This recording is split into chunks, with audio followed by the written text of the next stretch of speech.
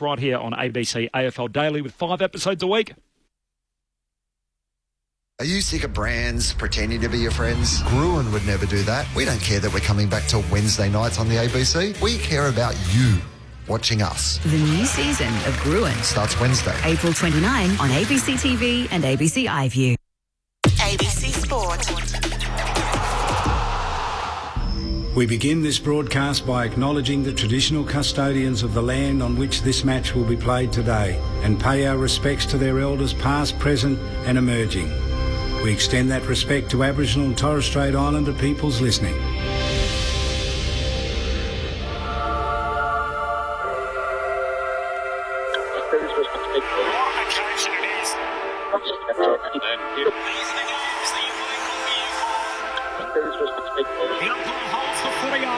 Boy, we're going to have some fun.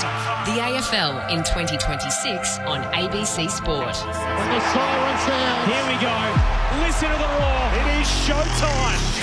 You take a seat because it don't get better than this. Right to the goal line. Big boy, Jamie Elliott, the man who gravity forgot. That's why we love AFL football. On ABC Sport, this is the AFL. Sit back, relax, witness the greatest. It don't get better than this. From 45 and rise it all the way home. An ambitious effort. Unbelievable. The left foot is a goal. Oh, yeah. Take a seat because it don't get better than this. Throws it, kicks on goal. The prancing pony. What a goal. He's off and running. The 45 to get the party started.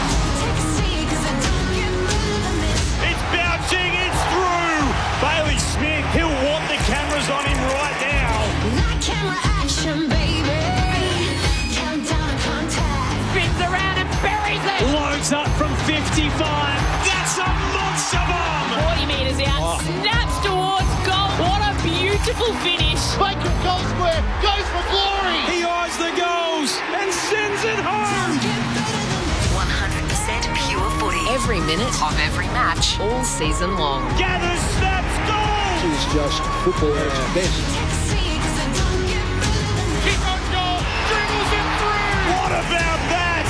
Took them all on and said, I'll have some of this. Bailey pinches his pocket and bang, bang, bang. That's the price you pay against the Premier. Watson snaps. Oh, Watson puts it through.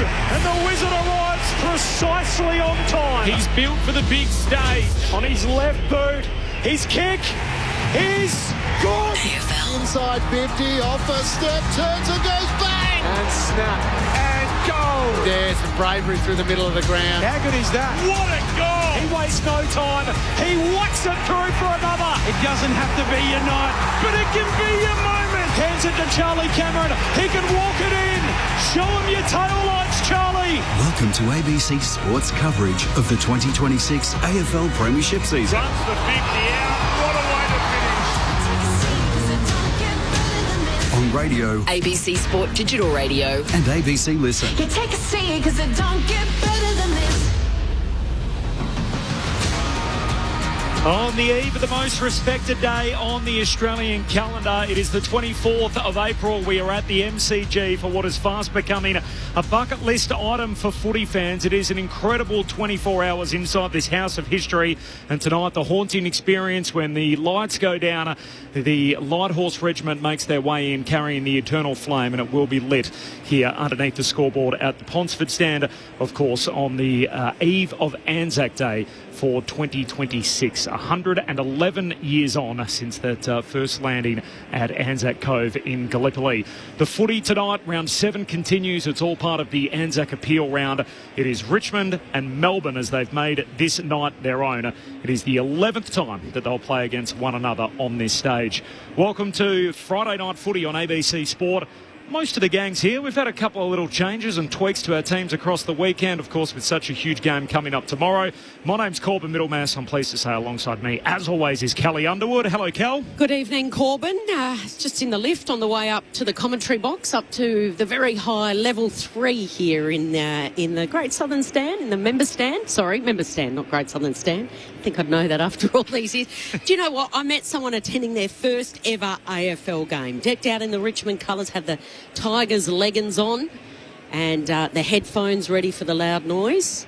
baby Atlas was about 2 weeks old and just met his parents. So going to the first ever game, a moment that he'll never remember, but his parents will. So it sort of took me back to the first AFL game I ever attended, which was at the MCG here as well. So it's always a special night for the fans. And what about this one, the build-up for these two teams? I was thinking the Inner Sanctum this week, it's very much like a grand final for these two sides, not because it's the massive Anzac Eve game, but because it's a rare Friday night for both of them. So Melbourne plays one Friday night game in the first 16 rounds of football, and Coach Stephen King spoke this week saying that he's never been involved in an Anzac Eve or an Anzac Day game. So a big moment for him, and it was a lovely touch from the Tigers, naming Jack Ross as captain as well, which we'll get to a little bit later. But yeah, it's a special night for a lot of people coming here this evening. Absolutely. 13 guys out there tonight playing in this game for the first time. 8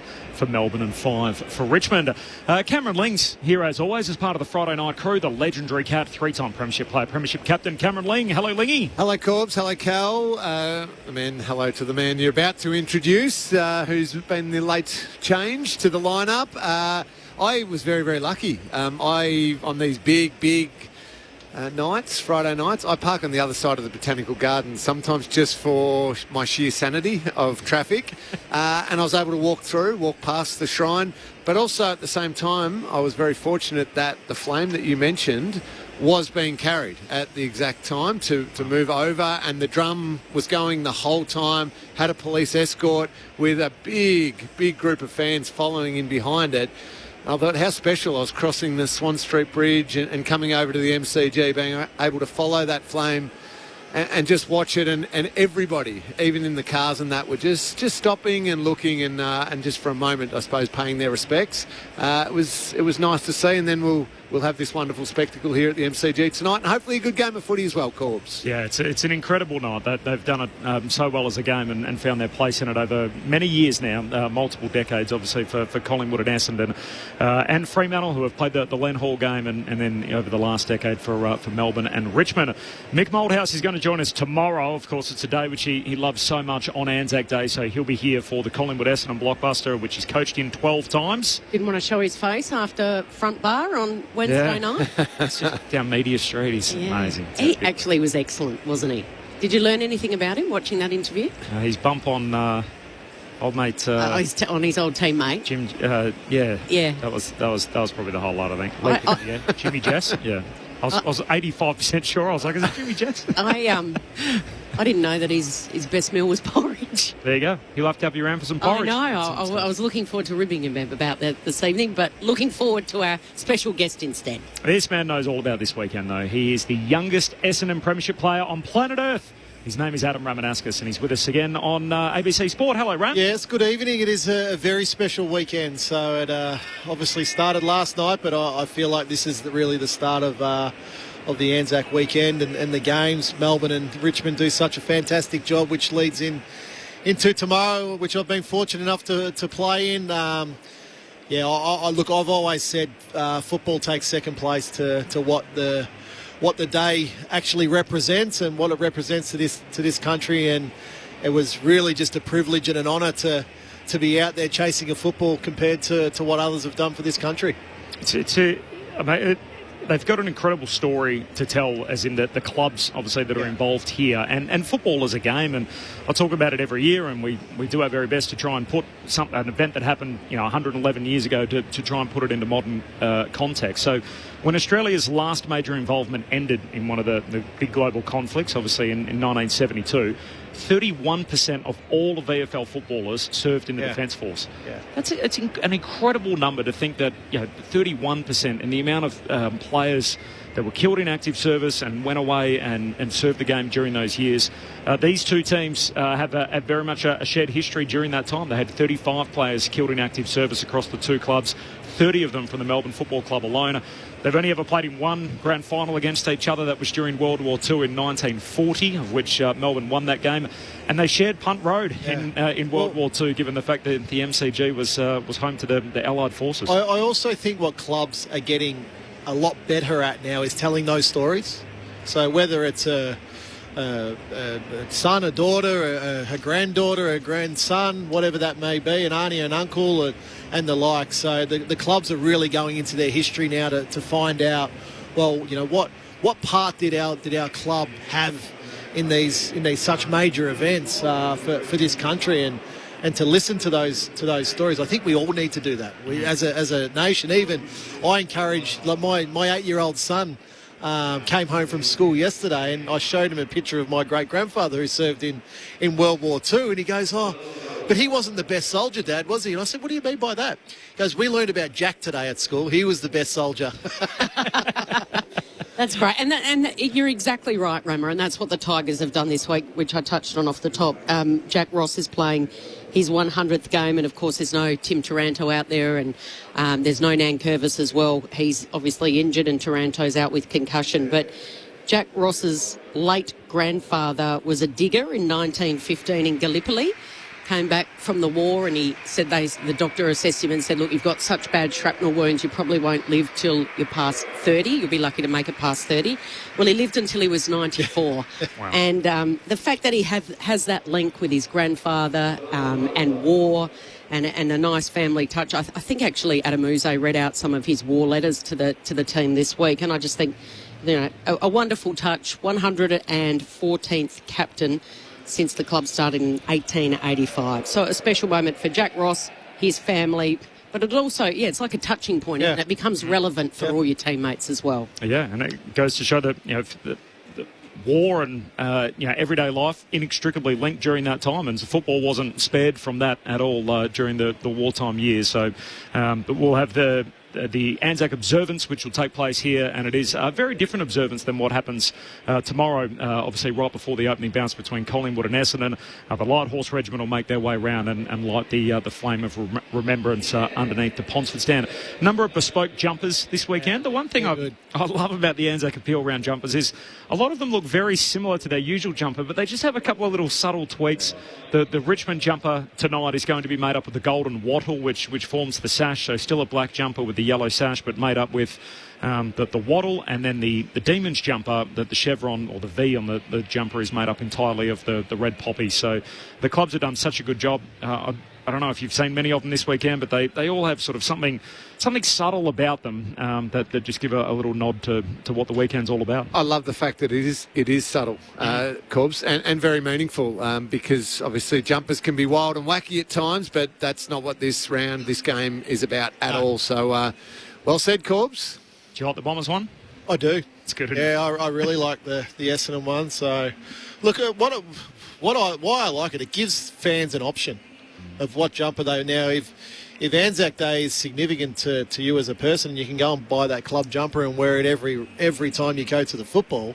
Fantastic. Yep. You know, if you don't want to choose that jumper, well, there's a few different options now for each club. So, and the money, rightly so, goes to the Anzac Day appeal. Heavy news day, so we'll get into all of that shortly, but we're going to go inside both the D's and the Tigers camp before then, and then the Anzac observance ceremony. You'll hear it all here tonight, right here on ABC Sport, as we edge a little closer to the bounce of the ball. Let's go down to Lauren Borden, who's inside the Richmond camp with the footy boss, Tim Livingston.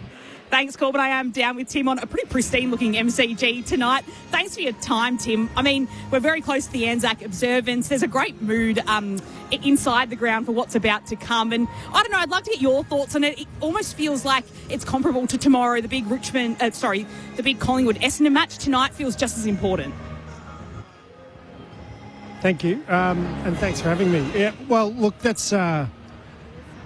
to compare them, they're sort of different events in a lot of ways, and I think Anzac Day sits on its own for how special it's been celebrated with Essendon and Collingwood over a long period of time. But what we've been able to carve out here is a really unique experience heading into the whole celebration of Anzac weekend, and this evening is, you know, the ceremony prior to the game is something really special, and it's not lost on our players the privilege we have of playing. You made your debut for Richmond against Melbourne 32 years ago. I'm guessing there wasn't this much fanfare when you debuted. I can't believe you brought that up. No, there wasn't much fanfare. I probably could hear my mum and dad in the crowd. But that didn't end too well either, by the way. You never played in a win, from what I was looking at, did you? Where are we going with this? It was 8 of the best games you would have seen without a victory. All right, we've gone in an odd direction here to start off the interview. But if we can bring it back to Jack Ross, captain, 100th game.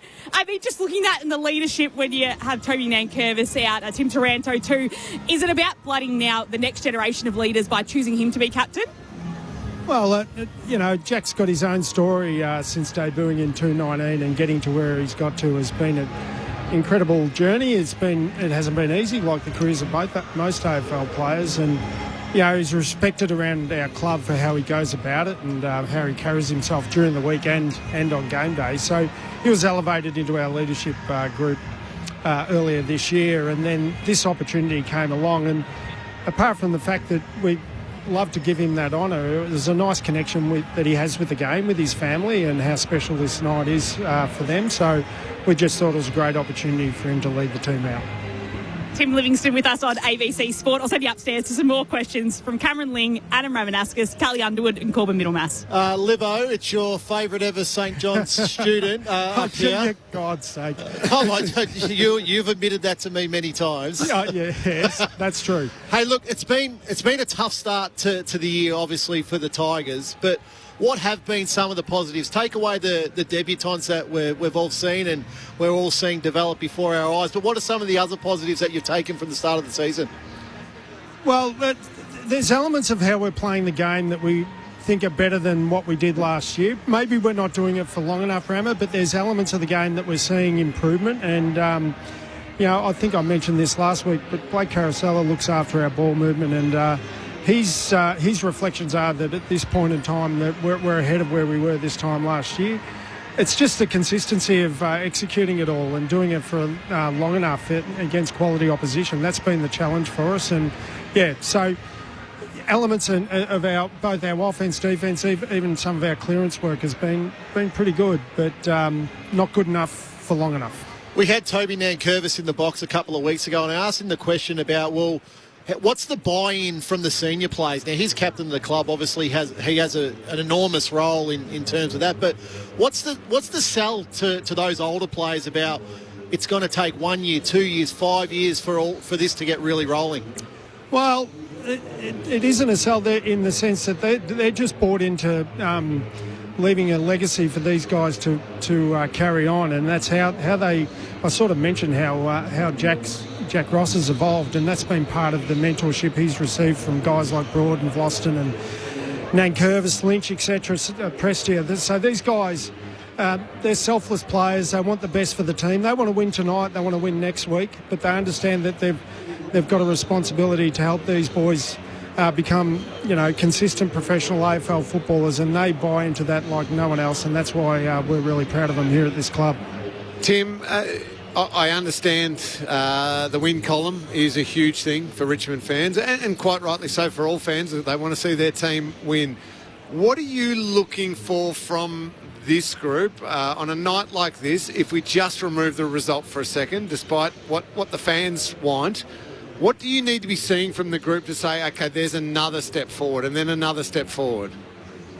Yeah, it's a good question. The reality is Melbourne's playing some really exciting football. They're actually playing some fast football, and some of the numbers suggest their ability to move the ball in and around opposition teams has been as good as any and pretty quick. So our ability to defend that and slow them down, defend their transition and create scoring opportunities for ourselves will be something that we'll really be watching. Our ability to sort of flick onto defence after a turnover will be something we're looking at really closely. We want to compete well. They've got Gorney and a wonderful centre bounce crew in there, and they pride themselves on that clearance. So again, how does our midfield group go competing against a quality opposition there? So there's those elements of the game that stand out. And to be fair, like our inside 50 count the last 2 weeks has been pretty good, compared to the opposition. So to get some reward on the scoreboard for that would be nice too. Tim Livingston, the footy boss with the Tigers, with us on ABC Sport. Tim, it's Corbin Middlemass here. Last 2 years plus, the first 6 rounds of this year, for the worst injury list in the league. I know you've changed your S&C coach during that time after the 2024 season, but have you been able to work out why? Like, why have you missed so many guys for so many games? Well, we didn't just change our high performance guy. We actually reviewed the whole process and how we go about it, how we assess, how we rehab, and how we even determine our loads, etc. And we know we've got a good plan in place there. Look, if I'd said half of them are due to some bad luck, how do you account for a concussion or a broken shoulder last week, or Jasper Elgar comes in for his first game and gets in an awkward contest, young Zane Piker who rolls his ankle. There's been a lot of that as well that has sort of that added to it, but our high performance guys are as experienced as any, and they're doing a great job, and they review every aspect of, and sometimes it's really comes down to the individual and how they're coping, and our group compared to a couple of years ago is a lot younger, so the injuries may be for different reasons. And Tim, it's Kelly Underwood. Finally, we always have Mick Moldhouse as part of our crew on a Friday night, but he called in sick a little earlier, so Rama had to get called up late. Someone said they spotted him in the Tigers' rooms a few moments ago. Is that right? Well, very, very privileged to have Mick down there to present the jumpers to our two debutants, and we just celebrated the fact that, look, he's a 121-game premiership player with the Tigers, but he has a wonderful sense of history and has been so involved in this occasion and helped creating the Anzac round to be what it is today. So for him to present those two jumpers was very, very special. And they were presented to Tommy Burton, who was the last player named on your spot this year, and to a top draft pick in Sam Cumming. Can you just give us a little insight into those two players, bit of personality, how are they different, just something for our listeners to look out for or listen out for this evening? I'll start with Tom. Tom, missed out on the draft. He's Western Jets leader and best and fairest and Coates League Team of the Year. He's a talented young footballer who we gave an opportunity to train on with us over summer, and he earned the last spot through hard work, determination. He's got the footy chip. I think Adam mentioned in his presser that whoever plays on him tonight, he's going to take him for a tour of the MCG because he can really run. So we're really excited for Tom. He's just, worked his butt off essentially to get himself a spot on our list. And Sammy, as our first pick, was country boy from Wentworth, just near Mildura, and played his footy in South Australia. He's a really talented ball winner. He's hard at the contest. But when he wins that ball, he wins it cleanly. But when he gets time to use the ball, he'll hit a target. He's a talent, and we're just thrilled to finally give him a chance on the big stage. Where's he playing tonight? Where do you sort of ease him in? You'll see a bit of midfield, and throw him maybe straight in there. Well, whether he starts centre bounce first up, but we'll be getting him in around the midfield. He might start high forward and move in, and Tommy will do a bit of the same. Not so much midfield for Tom, but we definitely need to get Sam in and around the midfield and get that exposure. That's how they learn. Well, your two Sams, pick 7 and pick 8 in Sam Grill. Very exciting for Tigers fans to see. They are. Yeah, we could do Sam Grill, Sam Lawler, and Sam coming in the midfield if you I'll like. tell you what, that'd be good. Roving to Samson Ryan. Just a quick one. The 4 Sams. Just a quick one, Tim. What's up with Jaden Short? Why is he out tonight? Can I say family reasons? I think they might know where Jaden's situation is, but for the right reasons. I hope so. Gotcha. Yeah. I'm picking up what you're putting down. So which is really good. Awesome. Thanks, Tim. Good luck tonight. Thanks very much. Jaden Short out. So all I can imagine maybe there's another edition on the way. So all the best to Jaden Short and his family who's laid out tonight. So James Tresice comes in. So that's the news from the Richmond front. Jake Lever's going to join us. We might save that and bring that to you after the latest from the ABC newsroom at 7 o'clock. That's the only late change, and that is Australian Eastern Standard Time. There'll be the Anzac Observance Ceremony, which will bring you here as well. This is Friday Night Footy on ABC Sport. Corbin Middlemass, Kelly Underwood, Cameron Ling, Adam Ramanauskas, and Lauren Borden. And as Cal alluded to there, so we didn't have Mick tonight, and all of a sudden social media starts popping up with some photos, and there's Mick Malthouse alongside the two debutants. Yeah, he took the opportunity. He's in the thick of it. Very smart, Mick. He's never too far away from everything that's going on. The news of the day in the footy world, there's a whole lot chopping up. First of all, the fallout from last night. So the good news here is around Aaron Norton. So he's been cleared of concussion and also cleared of structural damage after that gruesome fall last night where he landed high up on his neck and his shoulder. He's got muscle spasms in his neck, but he's yet to be ruled out of the round 8 game against Fremantle this time next week. That's great news. That looked, as everyone knows, that looked awful. I didn't know the body scary. can flex like that. That was just... I thought of Cam Smith and Alex... It's McKinnon. Straight away, landing on your neck. He's such a lucky boy. What I will say, the Bulldogs medical team did an amazing job. Yeah. Amazing job to, one, stabilise and do everything they had to, then get him onto the cart and get him out of there, because you could see the concern on his teammates' faces, and then to see him put the thumbs up on the way out was, you sort of said, oh, thank you. The other news, obviously, out of that game, Charlie Curnow kicking 7, the Swans with an 84-point swing. So they spoiled the Dogs' reunion last night.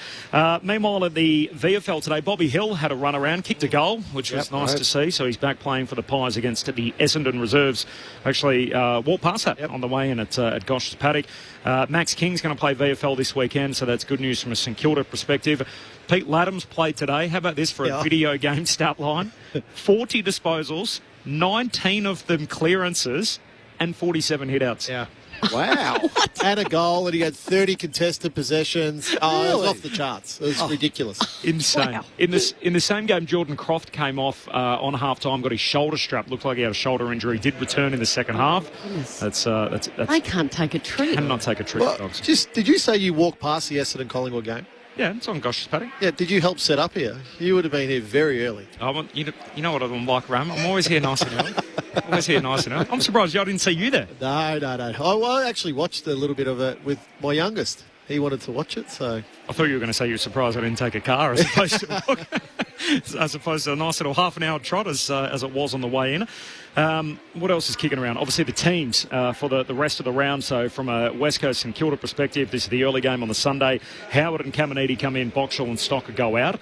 Meanwhile, for the Eagles, Champion, Marrick and Jack Williams come in. Cripps, Schonberg and Archer Reid are the outs there. There's heavy changes everywhere for the Sunday games. At Brisbane, Fort, McKenna and Tunstall all come in. Out goes Answorth Berry and Zach Ostelsky. Meanwhile, Jordan Dawson, lovely to see him back for the Adelaide Crows, and Toby Murray, Neil Bullen and Nankervis, the two outs. And then for the GWS and North Melbourne game, Daniels, Cadman, Hogan, Leake and Cornelio. The 5 inclusions for GWS. We knew Brown and Fonte were both out. Fonte suspended. 3 more guys omitted. Riccardi, so he's their leading goal kicker. He's lost his place in the team. McMullen and Ralston. Meanwhile, for North, some big ins. So Sherry and O'Sullivan come in. Coleman Jones. That's a good game on Sunday, that one. And Blamires go out. So I think that's... They hung on all right, didn't they, North, with in the games where Sherry was missing. Yep. The worry was they were going to drop every one of those, but they just scrambled. Yeah, the 2 later games on Sunday, I'm happy to watch both of those. Yeah.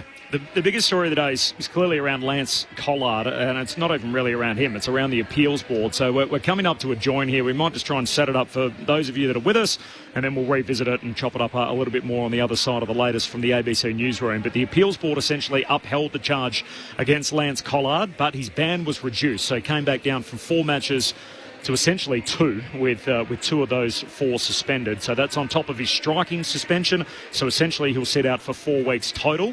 The AFL put a release out last night at 7:44 p.m, so right as really the game was starting between the Dogs and the Swans, saying the matter is otherwise closed. Then we heard the reasons, of which that included everything from it's a first offence, his first offence was worse, his age, the fact that he's young and he's Indigenous, his difficult background, that the player wasn't offended who he said it to, the fact he was mad at the time and that he gave away a free kick and that he'd been roughed up and had been verbally challenged. And all of these were the reasons that the appeals board provided as to why the sanction was reduced. The one that I noticed the most was his first offence was worse. Mm-hmm. But that doesn't matter. It was a disgraceful statement by the tribunal. And we'll come to all of that. Board, and then the AFL put a later release out later today saying that on further reflection, that they see it a little bit more along those lines too. The AFL's view that stronger action was not only required but it was necessary, and that the AFL specifically rejects the statement that it is commonplace for players to use racist, sexist or homophobic language. More on this coming up. We're about to take the latest from the ABC newsroom. We'll get the thoughts of Kelly, Lingy and Rama as we work our way through. It's Friday Night Footy on ABC Sports. Shorts out, Tresicey in, the only change ahead of the Tigers and the D's.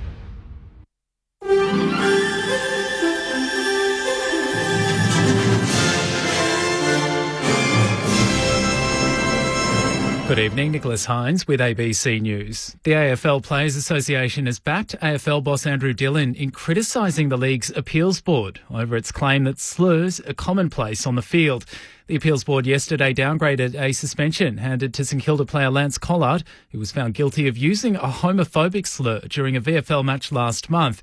In its reasons, the board said footy is competitive and so racist, sexist and homophobic language is commonplace. AFL head Andrew Dillon criticised this reasoning, strongly rejecting the assertion and saying Collard's original suspension reflected the seriousness of the slur. The Players Association has echoed this, saying in a statement, no matter how competitive the game, homophobic language is hurtful to people beyond the individual it's directed at. US President Donald Trump says an extension of the Israel-Lebanon ceasefire could pave the way for talks between the leaders of both countries soon. Here's Chelsea Hetherington. Donald Trump hosted ambassadors from both countries at the White House earlier today for a second round of peace talks. They agreed to extend their ceasefire, which was due to expire on the weekend, for another 3 weeks. Mr. Trump says Lebanon's President Joseph Aoun and Israel's Prime Minister Benjamin Netanyahu may visit the White House in the coming weeks, as the US seeks to broker a longer-lasting peace deal. However, Mr. Trump says he is under no pressure to end the conflict with Iran. I don't want to put that kind of a timetable on it, but it'll go pretty quickly. Earlier, he ordered the US Navy to shoot at any vessel laying mines in the Strait of Hormuz. Representatives from about 60 countries, including Australia, are gathering in the Colombian city of Santa Marta to plan a complete move away from fossil fuels. Here's the BBC's Matt McGrath. Last year's COP30 meeting in Brazil ended in frustration for many countries when efforts to speed up the move away from fossil energy were strongly opposed by producer countries, including many Arab states. This Santa Marta conference aims to build on that frustration. The organisers say the global energy crisis sparked by conflict in the Middle East has also increased the urgency of moving away from fuels such as oil, coal and gas. Major producers attending include Nigeria, Norway and Australia, but China, the US and India are not going. The Kyle Sandilands and Jackie Henderson stoush was back in the federal court today as the former radio star duo sue ARN Media over termination of their $100 million contracts, and the network launches counterclaims. A key question today was whether the cases should be heard together, as Pablo Vinales explains. Sandilands' barrister Scott Robinson argued that he wanted the case to be dealt with expeditiously, and also pushed for Jackie Henderson's case and Kyle Sandilands' case to be dealt with together because of some overlap that will obviously happen as a result. Her barrister, Vanja Bullitt, also said that her client would prefer not to be in the same room as Kyle Sandilands, so that perhaps gives us a glimpse of just how this relationship has fallen apart, and they made the case for the cases to be heard separately. A firefighter has delivered a scathing critique of Victoria's firefighting resources, telling a parliamentary inquiry the state is underprepared for the next bushfire season. Fire Rescue Victoria employee Rob Park has told a committee reviewing January's devastating fires his organisation's fleet is falling apart, portable radios often don't work, and crews use the Melway books to navigate.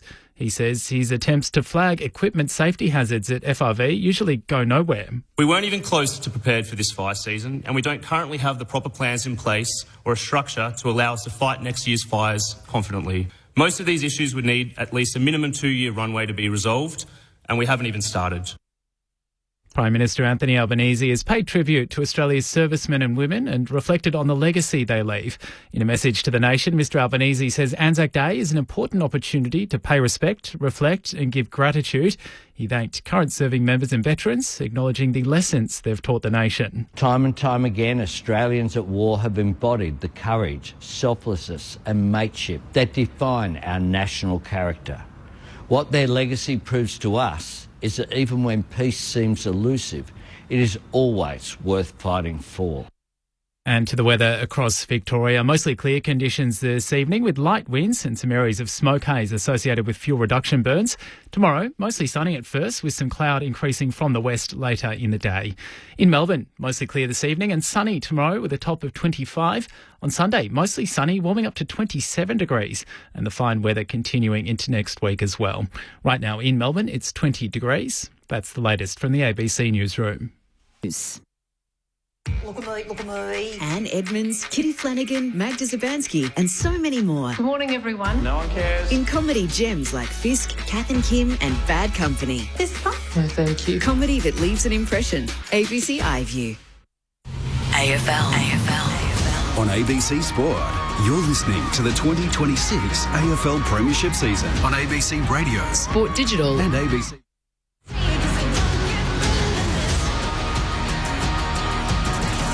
Anzac Day Eve, we're at the mighty MCG, this house of history, and what has become a bucket list item, really, this 24 hours at the MCG. They're filling up right at the back of the Southern Stand, the recently renamed Shane Warne Stand for Friday night footy, Richmond and Melbourne. It's all here on ABC Sport. Corbin Middlemass, Kelly Underwood, Adam Ramanauskas, Cameron Ling and Lauren Borden on the boundary. There is a late change.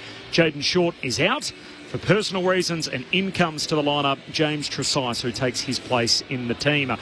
More on all of the lead up in just a moment. The lights are going to go out in about 5 minutes from now, and then the Light Horse Regiment will make their way in and carry the flame of remembrance all the way around to the cauldron underneath the Ponsford Stand. Lance Collard, of course, who last night at the Appeals Board had his charge upheld and yet had his sanction essentially reduced all the way down to 2 matches, which he'll serve. He got a 4-match ban, 2 of which are suspended.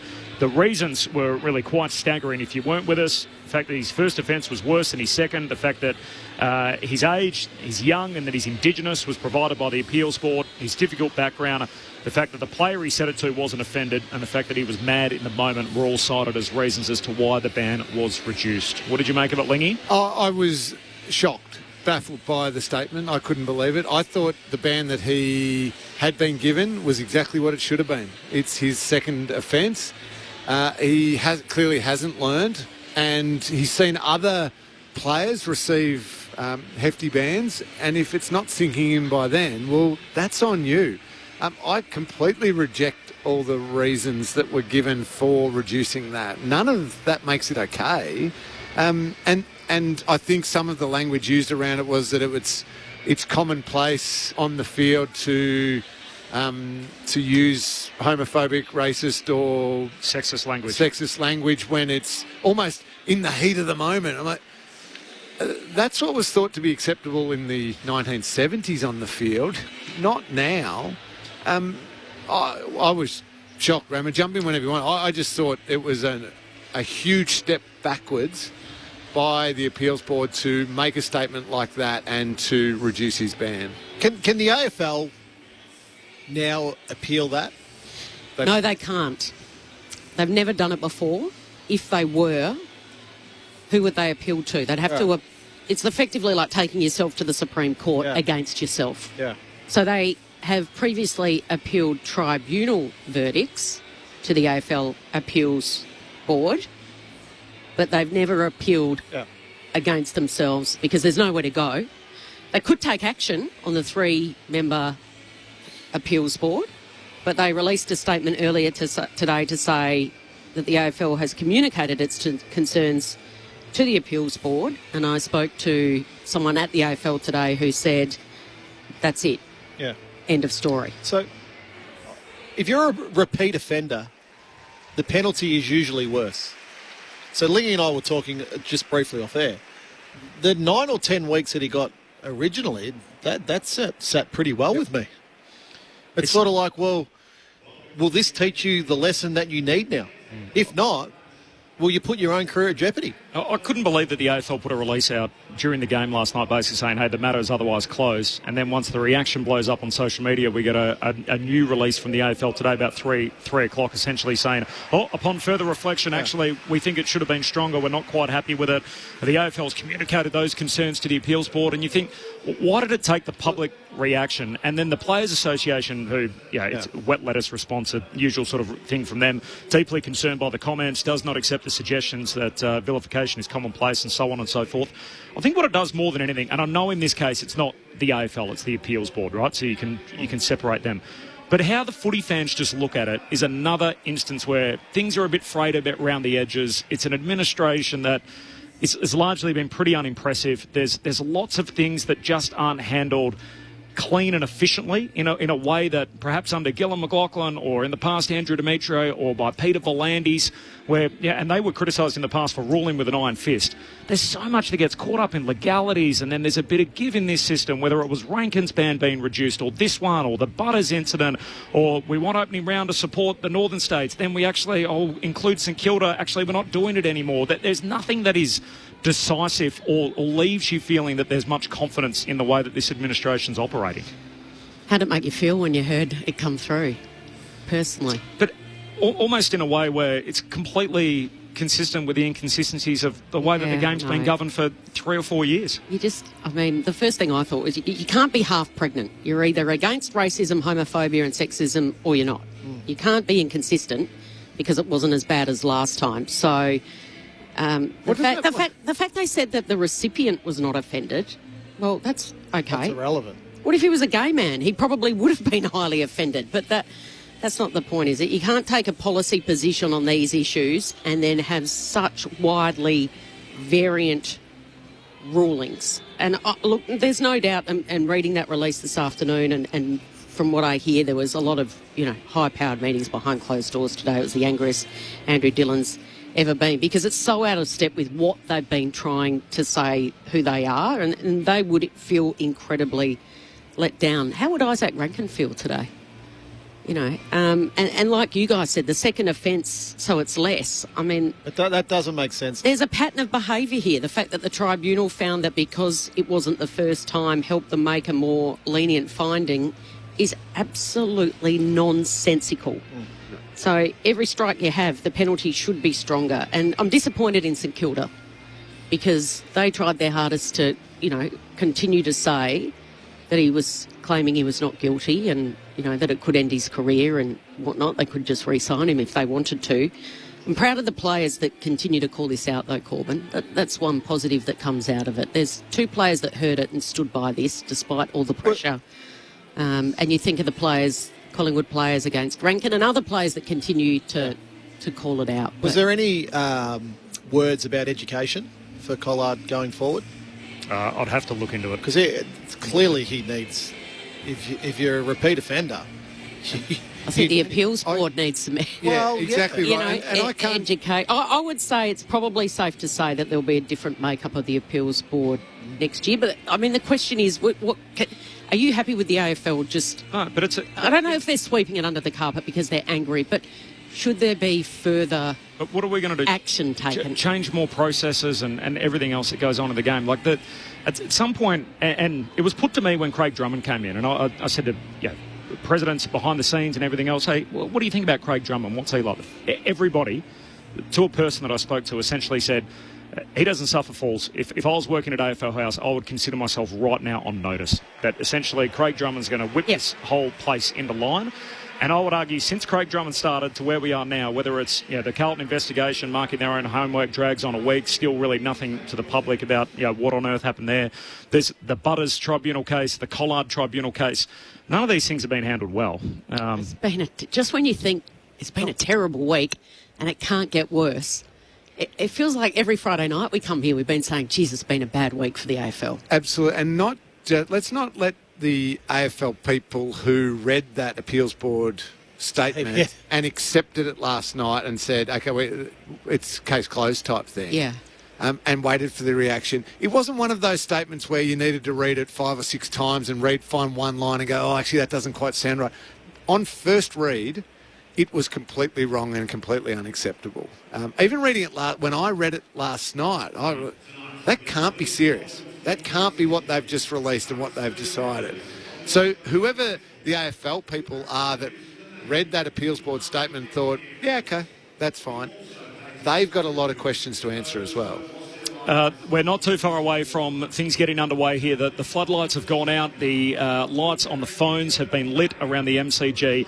And the Light Horse Regiment carrying the Eternal Flame are about to make their way into the MCG. It is very much a visual presentation. We're going to pick it up for the Anzac Observance in about 5 minutes' time. But in the interim, Lauren Borden had the opportunity to catch up with Demons defender Jake Lever a short time ago.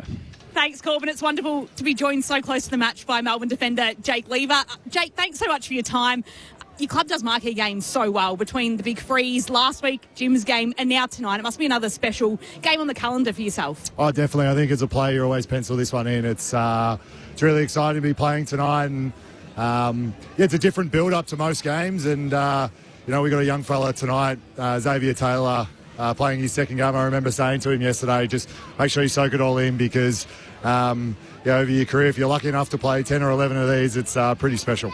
Does it feel like it's been a short week for you? So you defeat the reigning premiers on Sunday Arvo here at the G, and then you're right back here on a Friday night. Yeah, absolutely. It has been. It's been 5 days, so we're pretty excited about getting back out here and hopefully backing up the performance that we had on Sunday. But as a player, sometimes a short week is a good one. Less training, you're almost back out here at the MCG 5 days later, and you're ready to go. So our performance staff have done a power of work this week to make sure that all the boys are getting up and about for this game, so it's great. A little quirk is also that it's the only night game you've played, or that you will play in the first 15 rounds. There's been a couple of twilights, but what do you prefer? Do you prefer having the whole day, or do you like to just get out there and get it done with early?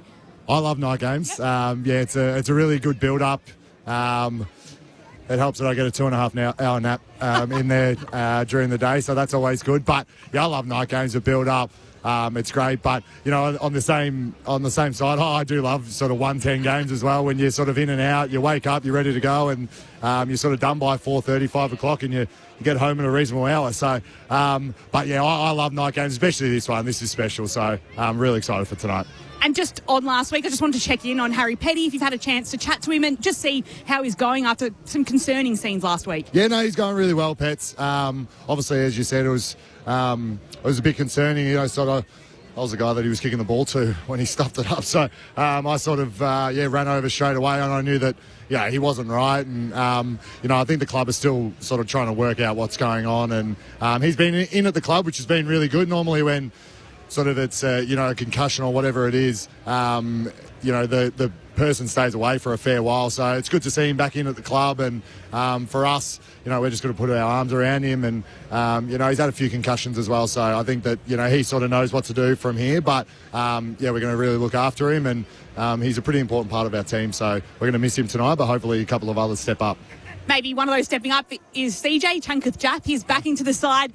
It's obviously good news given he's had a lot of soft tissue injuries, so at least he hasn't been kept out for too long by this one. Back into the side. How's he been settling in with you down at his new club and down in defence? Yeah, we love CJ. I think we just love the uniqueness that he brings to our game style. I still remember the first session in pre-season. I handballed him the ball and he ran about 150 metres and took about 8 bounces to kick the goal, and I thought, geez, I'd love to see him do that on the MCG, and I think we've seen glimpses of it.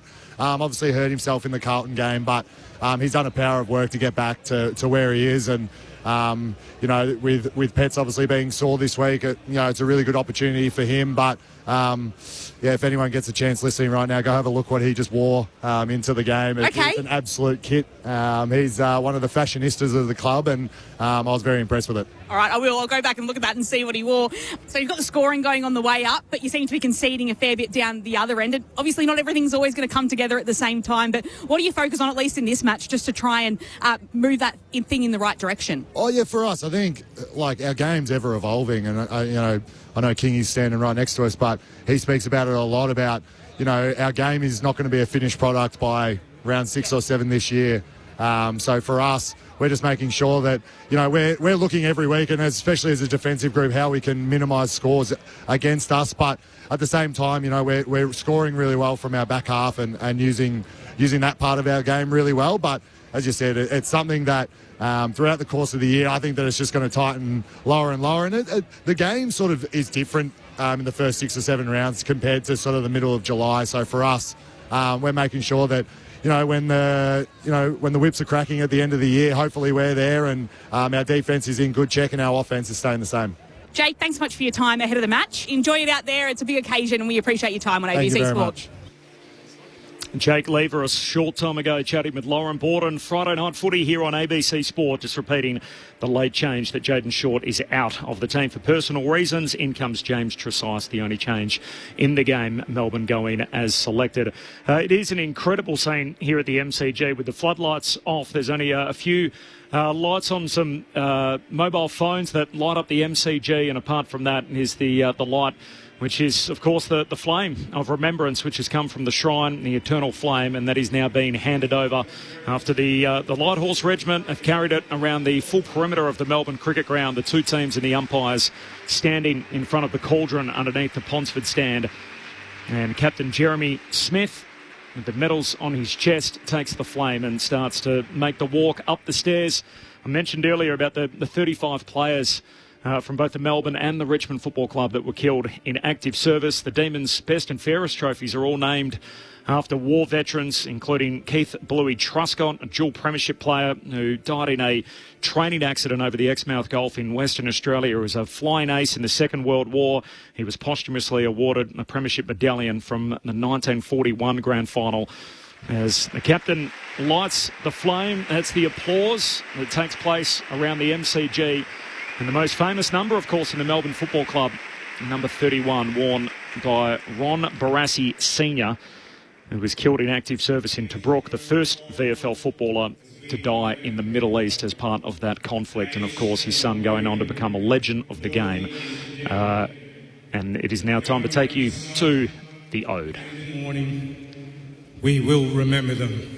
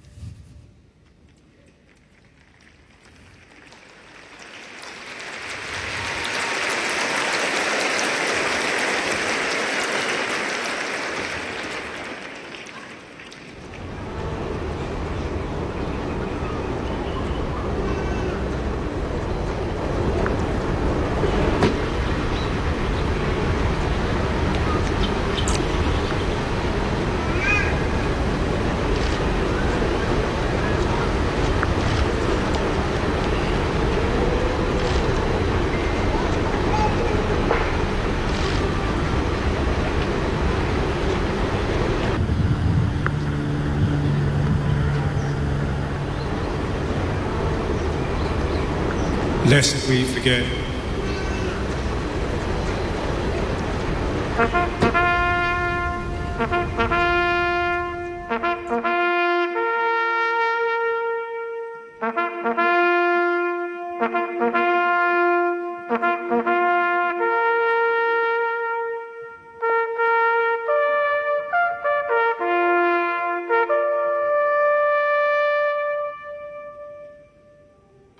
Please remain standing for the National Anthem of New Zealand, performed by Lance Corporal Bridie Williams from the New Zealand Army Band.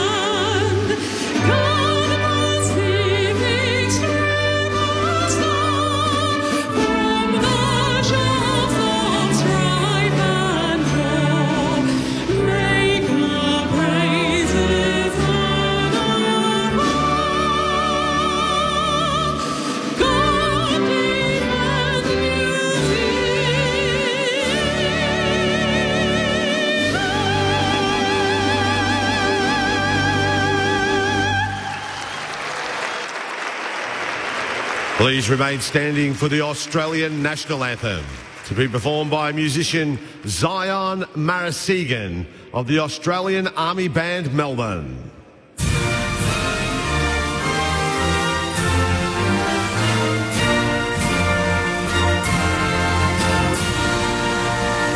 Australians, all let us rejoice, for we are one and free.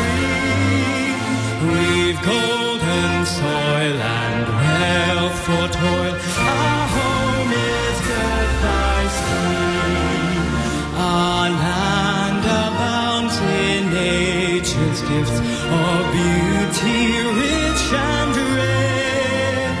In history's page, let every state advance Australia fair. Enjoy most reigns, then let us sing. Advance Australia fair.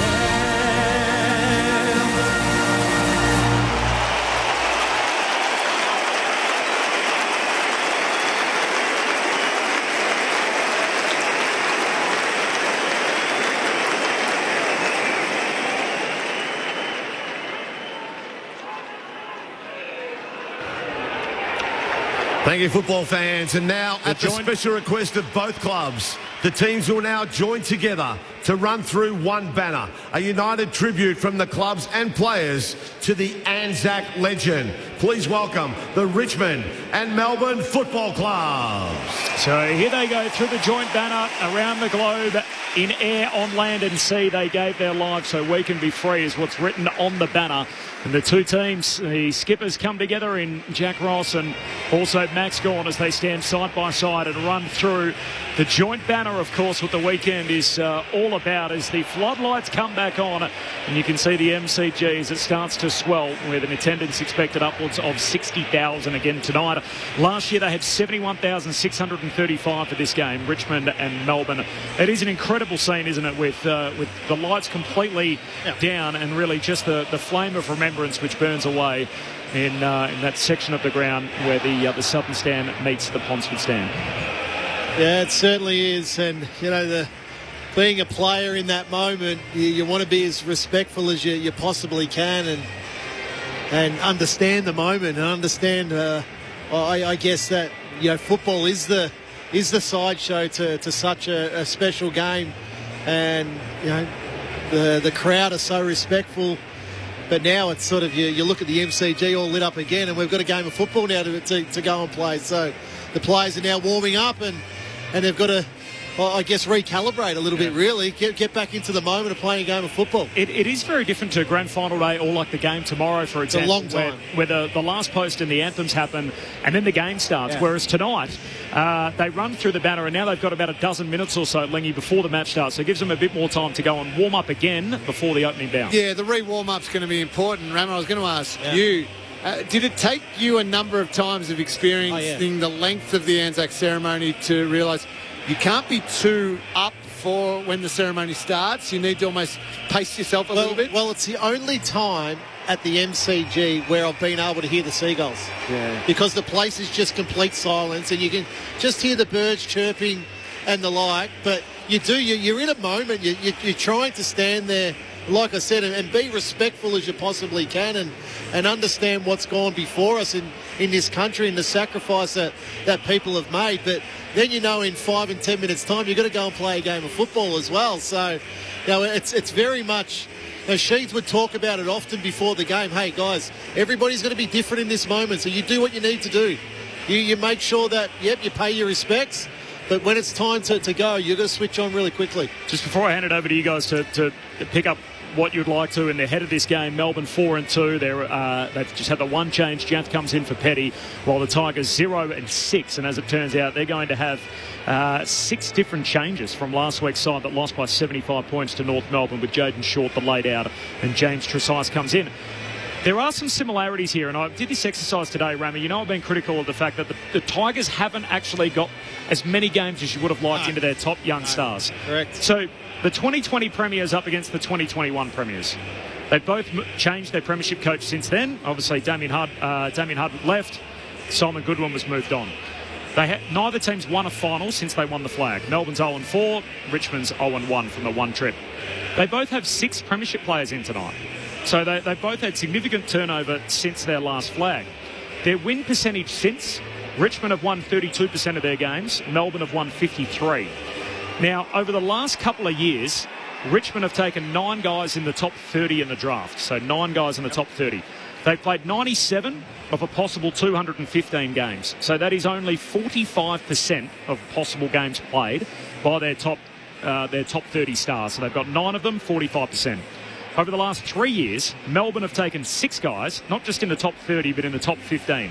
They have played 71% of available games. So they have got a huge amount of games into these top stars in their program during that same period of time. So they've stayed up, they've won more games, they've both got the same amount of premiership players, which means they've got the same amount of turnover, and yet the top stars for Melbourne have had more games put into them than the top stars for Richmond, and that's by percentage, so it's comparative for a 2 and 3 year sample size, but it's an interesting comp. Number one thing to focus on, Rama, was how little Corbs had to do today. Other things, because he's been very, very busy.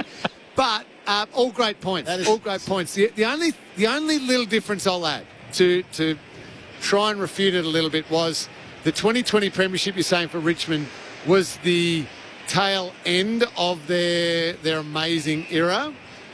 The 2021 premiership of Melbourne was supposed to be the start of their glorious era. And if you remember the following year, I think at round 10, they were unbackable favourites. That next year in 2022, they were so dominant.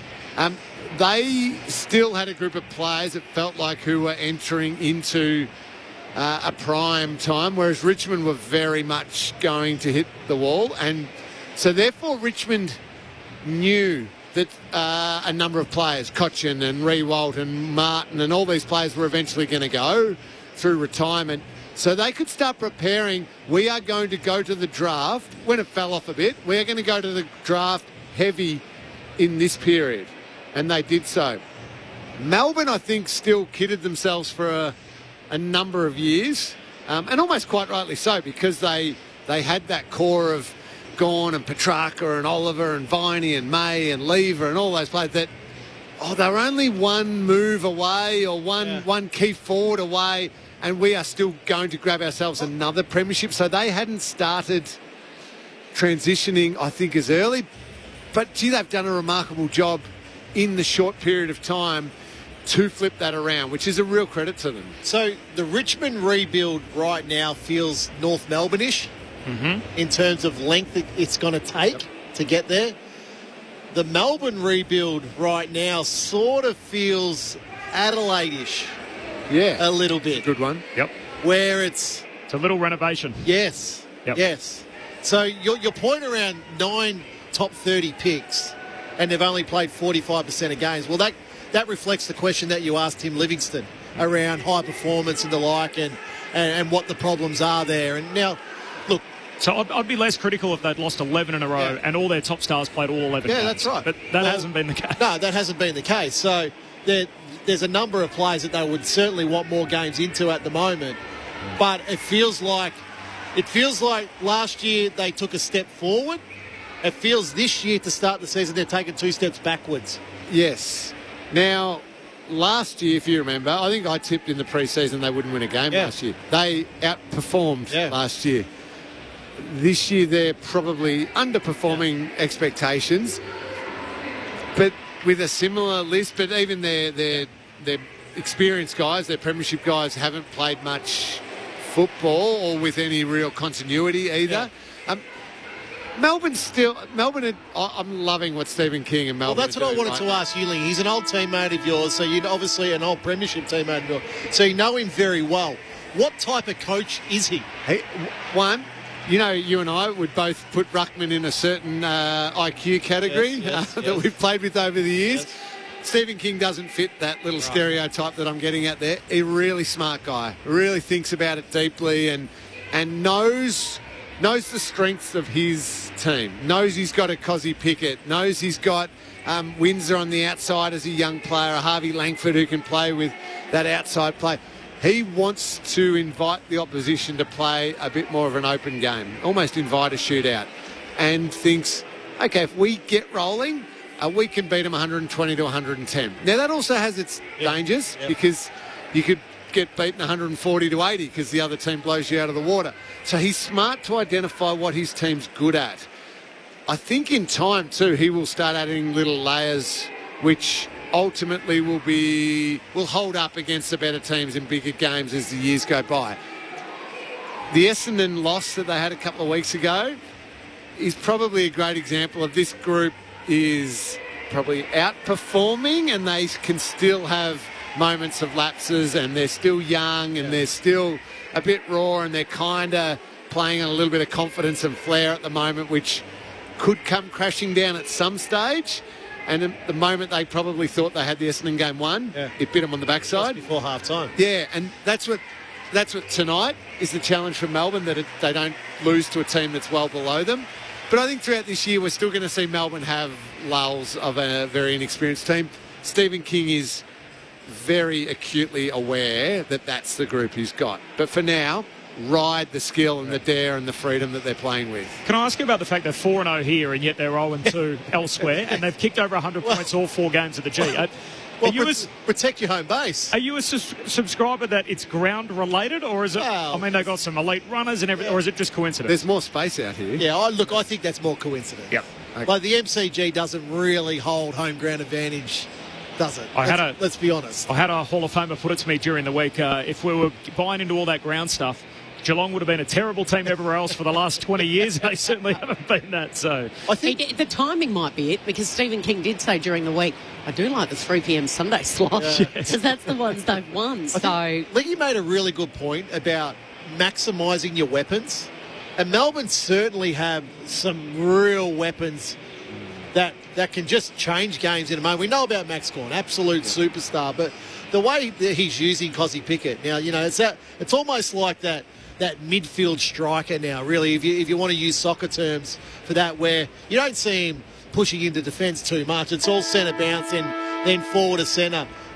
Even the way he's using Harvey Langford on a wing, he knows he's got a play there. Well, Harvey Langford's kicked multiple goals in many games to start this year. What he's doing with Pickett at the Latrell Pickett at the moment. And he can trust that Gawn, Sparrow, Steele, these guys are just going to go consistent performance. Get in tight, hard, and I'll have those other guys bursting through. Well, Jack Steele, I think every other club in the AFL were crazy not to go after him. Yeah. Now, Tim Lamb, a terrific list manager, and I thought Corbin sold you need to give that speech to Tim Lamb. He can present that to the board. Yeah. I thought you explained that better than most list managers could explain. You could see that as a PowerPoint? Oh, yeah. I could certainly see that as a PowerPoint. But just how confident you were in the execution of it is what I love. But I think that we talk about the weapons, but then they've got these young players coming in. Like Blake Howes is still very early in his career, looks good. Xavier Taylor, first-round draft pick, looks good. Jai Cully looks like he's going to be some sort of player.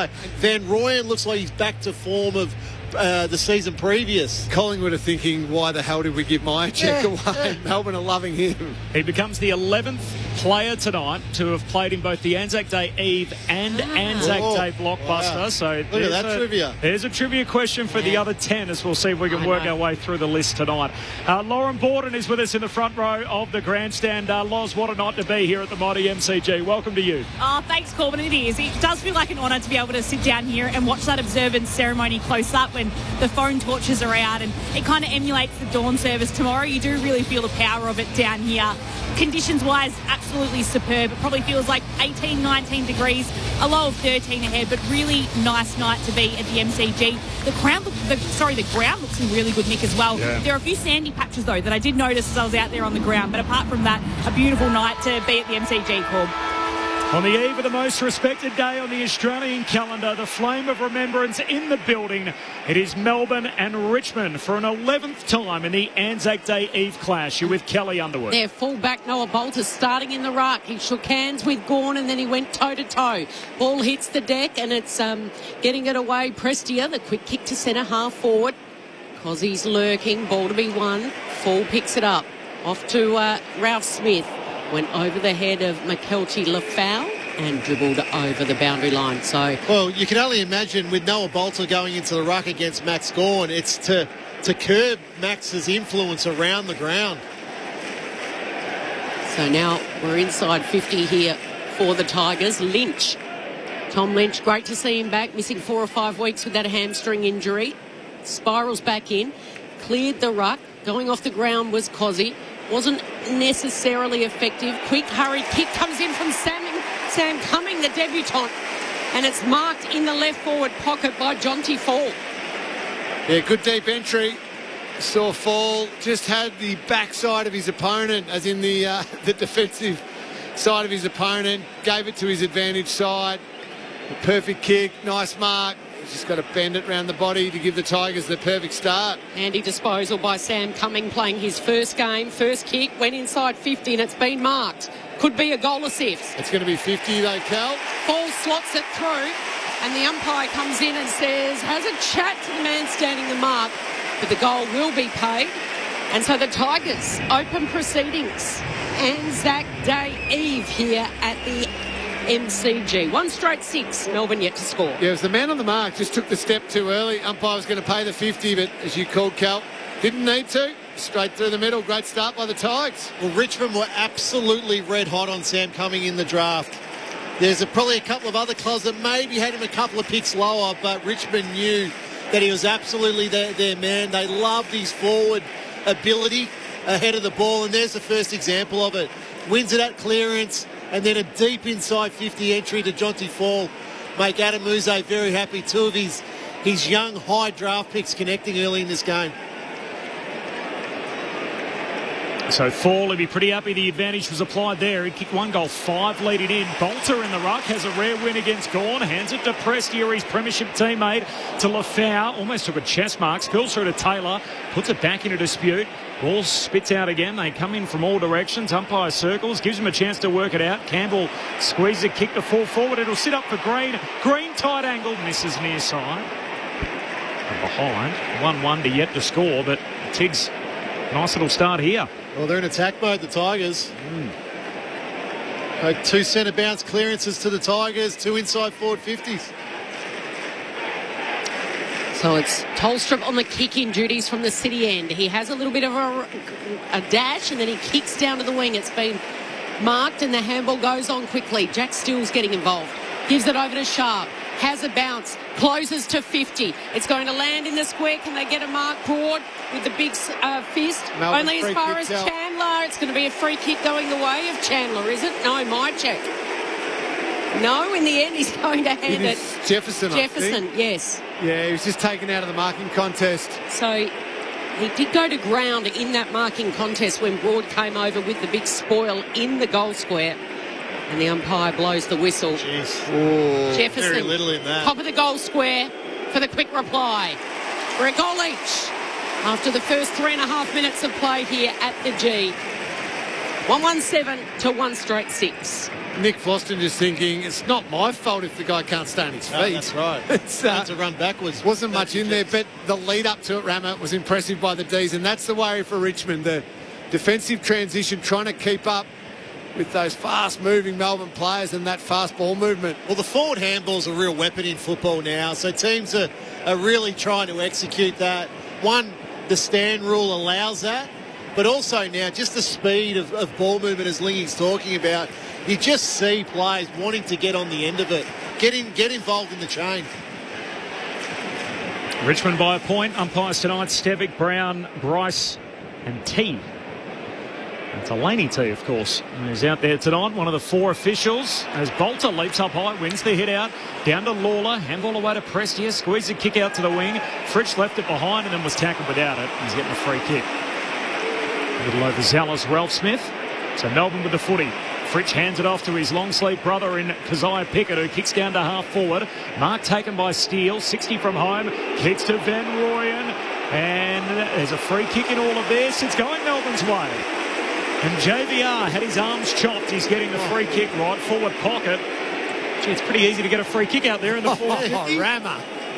What is going on? That is not a free kick. I'm coming back and playing as a forward. Well, it might be actually. I think it's the Lawler. Yeah, it is. Yeah. Sorry. We thought it was chopping the arms. And look, even that's a soft free kick against Sam Lawler on Jack Steele. Not much in that at all.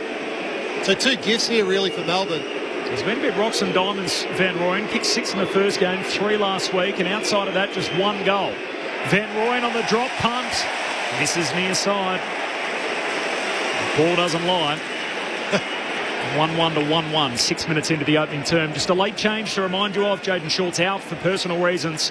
In comes James Tresice to the Richmond team. Floston rockets it straight down the corridor. Leaping was Lynch. At the ground level was Cozzy. Couldn't control it. Windsor. Tackle. Grubbers the kick inside 50. It'll spill the way of Prestia. Loops it up to Ross, the acting captain tonight. He goes back to Rechko. And now Vloston wide and able to hit up Bolter. Takes off on Max Scorn right in front of the interchange gates. Gets the handball over to Campbell. Campbell goes back indoors to Lawler and then goes long and strong, looking for and finding Lynch. Wonderful passage of play. Handballs over the top and Green's on the end of it. End to end for the Tigers, and something for their fans early to really cheer about here at the G. It was a lovely passage of play. Tom Lynch marked in front of 2D's defenders right at the top of the goal square, and Steely Green just snuck into that goal square and accepted it right a metre out from the goal line to put it through. 2-1-13 Melbourne, 1-1-7 Friday night footy on ABC with Cameron Ling and Adam Ramanaskis. Well, Liggy, if this is how the game is going to go tonight in terms of ball movement, I'm up for it. Yeah, we're going to get an absolute shootout, but you know, Melbourne on occasion go from one end to the ground to the other. This occasion, Richmond go from one end of the ground to the other. Terrific play. When did Noah Bolter become Simon Madden? Well, look, I think we're going to see the best version of Noah Bolter tonight. He's up and leaping and outpointing Gawn again with the head out. An amazing bit of work in the ruck to start this game. Prestia gives it to McAuliffe. Handball away to Sammy Grill. Kicks inside 50. Punched away from Lynch. Centre half forward for the Tigers. Prestia scoops it up. Latrell Pickett knocks it out of his hands. Grill had it, lost it. Back into dispute. Here's McAuliffe taken high. Free kick. Gawn got him over the shoulder. He's got his work cut out for him, Big Max, tonight with Noah Bolter leaping and running in the ruck. Obviously, no man Curvis still out injured. And that hamstring, another 3 to 4 away. So McAuliffe, the only lefty out there for the Tigers, kicks into the forward pocket. Lynch the target, punched away at the back, close to the boundary line. And Ralph Smith's handball eventually goes out, seen out by Tolster. Boundary throw in half forward for the Tigers. So Noah Bolter started incredibly well against Max Gawn. My only fear is Noah Bolter's not a known endurance athlete. No. So I'm hoping we get more than a quarter out of him tonight if I'm a Tigers fan. So boundary throw in. Just inside 50 for the Tigers. Lynch goes in it up against Gawn. Gawn wins it down, gets it to McAuliffe though, to Prestia, hooks the kick, top of the goal square. Clever by Lafau, he tapped it down, but only as far as Howes for the D's. And they're away. Langdon. And then Jack Steele driving it long, goes with the penetrating kick. It lands on the wing. Great Southern side. Another turnover. Well done by Brown getting involved. Handball over the top from Grill. He was brought down. Umpire doesn't blow the whistle. Prestia breaks a couple of would-be tackles. Then comes out to Hugo Ralph Smith. Back to Brown. Inside 50, the all-important kick to a one-on-one. And outmarking Tom Lynch for the D's was Turner. Gives it to Chandler. Kicks it wide to Howes. There's just no hesitations at the moment. Just both teams going. Kicks down the wing, finds Cully. Green lights everywhere. Handball out to the boundary line. Finds Keziah Pickett. Just dumps the kick back inboard looking for Chandler over his head. Young man on debut, Burton, knocks it away. The Tigers are going to work it out. String of handballs. Brown to Vloston to Broad. And he's going to retreat all the way back with the kick and marked in the back pocket by Grill. A number of fresh faces out there for the Tigers. They've got 4 teenagers in. A short kick to Prestia. He's not one of those. They've set this up well on the wing. If they'd gone then. Long kick to Brown. Left half back for Richmond. Yeah, they had a number of players on and he just didn't want to go. Richmond by 6 points, 10 minutes in. Short kick along the boundary line. Here's Miller. Which is strange because it seems like the message from Adam Uze is go every chance you get. Contest kick down the line. Arriving to And a little bit of a hand there and hands on it, but no mark for Samson Ryan. So out it goes on the southern wing. Lauren Borden on the boundary. Loz. Sam coming in his first game, he's got a little bit of a right thumb issue that he's come onto the bench for. And it was good to see Tom Burton there get his first touch as well on debut. The last player on the list, like you mentioned, a train-on player as well, and he finally gets his chance to run on to the MCG as the fifth debutant for Richmond this season. So boundary throw in, Samson Ryan into the ruck. He knocks it down. Ball in dispute. Pouncing on it is Langdon. He gets it over to Tolstrup. Kicks out wide. Should sit here, and it does. Pouncing on it for the D's was Howes. And then he gets it to Cully. Cully's got it at half forward. Left half forward. Couple of kicks out. Pokes that one into the pocket. Wasn't a great kick. Brown in a wrestle with Myercheck, and Brown takes the mark. So Tom Brown, last line of defence for the D's. Anxious little moment for Grill, and he gets it to Broad. They're still in the defensive 50. Broad flicks it out wide, where Rechko's found a little bit of space. Marks right in front of the Tigers bench. No man on the mark. Has a trot, delivers down the line for Gawn. Beautiful, rising up over the top of his direct opponent, Ryan. Yeah, that's not the kick. Not when Max Gawn's set down the line. You don't just set it up for him to intercept mark. Literally any other contest you can pick that to. Any other set of one-on-one. Short towards Howes. Handball away to Keziah Pickett, who's getting involved. To the middle of the ground. Van Rooyen drops a mark he should have taken. Tigers back on it. Hopper collects. Sparrow's got him. Hurried handball out. Press here on the outskirts of the stoppage. Got it to Rechko. The former Cat kicks out to half forward, looking for Lynch. Too far out in front. And that last disposal out of bounds. Free kick for the D's. Just repeating, Jaden Short on laid out. Personal reasons. So taken his place in the team taken by James Tresize. And a free kick taken hurriedly from one back flank to the other as Jaff scoops it up for the Demons. Handball away to Langdon. Pokes the kick down the wing to Sharp. What a start to the year he's had. The former Lion. Short kick finds Sparrow. Almost lost his strides in the process. Cuts back inboard, and here's Cozzy Pickett. Now the basketball shorts on. Goes short to Steele. Steele inside 50. Leaping up Chandler. No mark. Tackled, dispossessed. He was held without it. Free kick Chandler. And a little man is a long kick of the footy. He'll get the free here right on 50. Very little in that.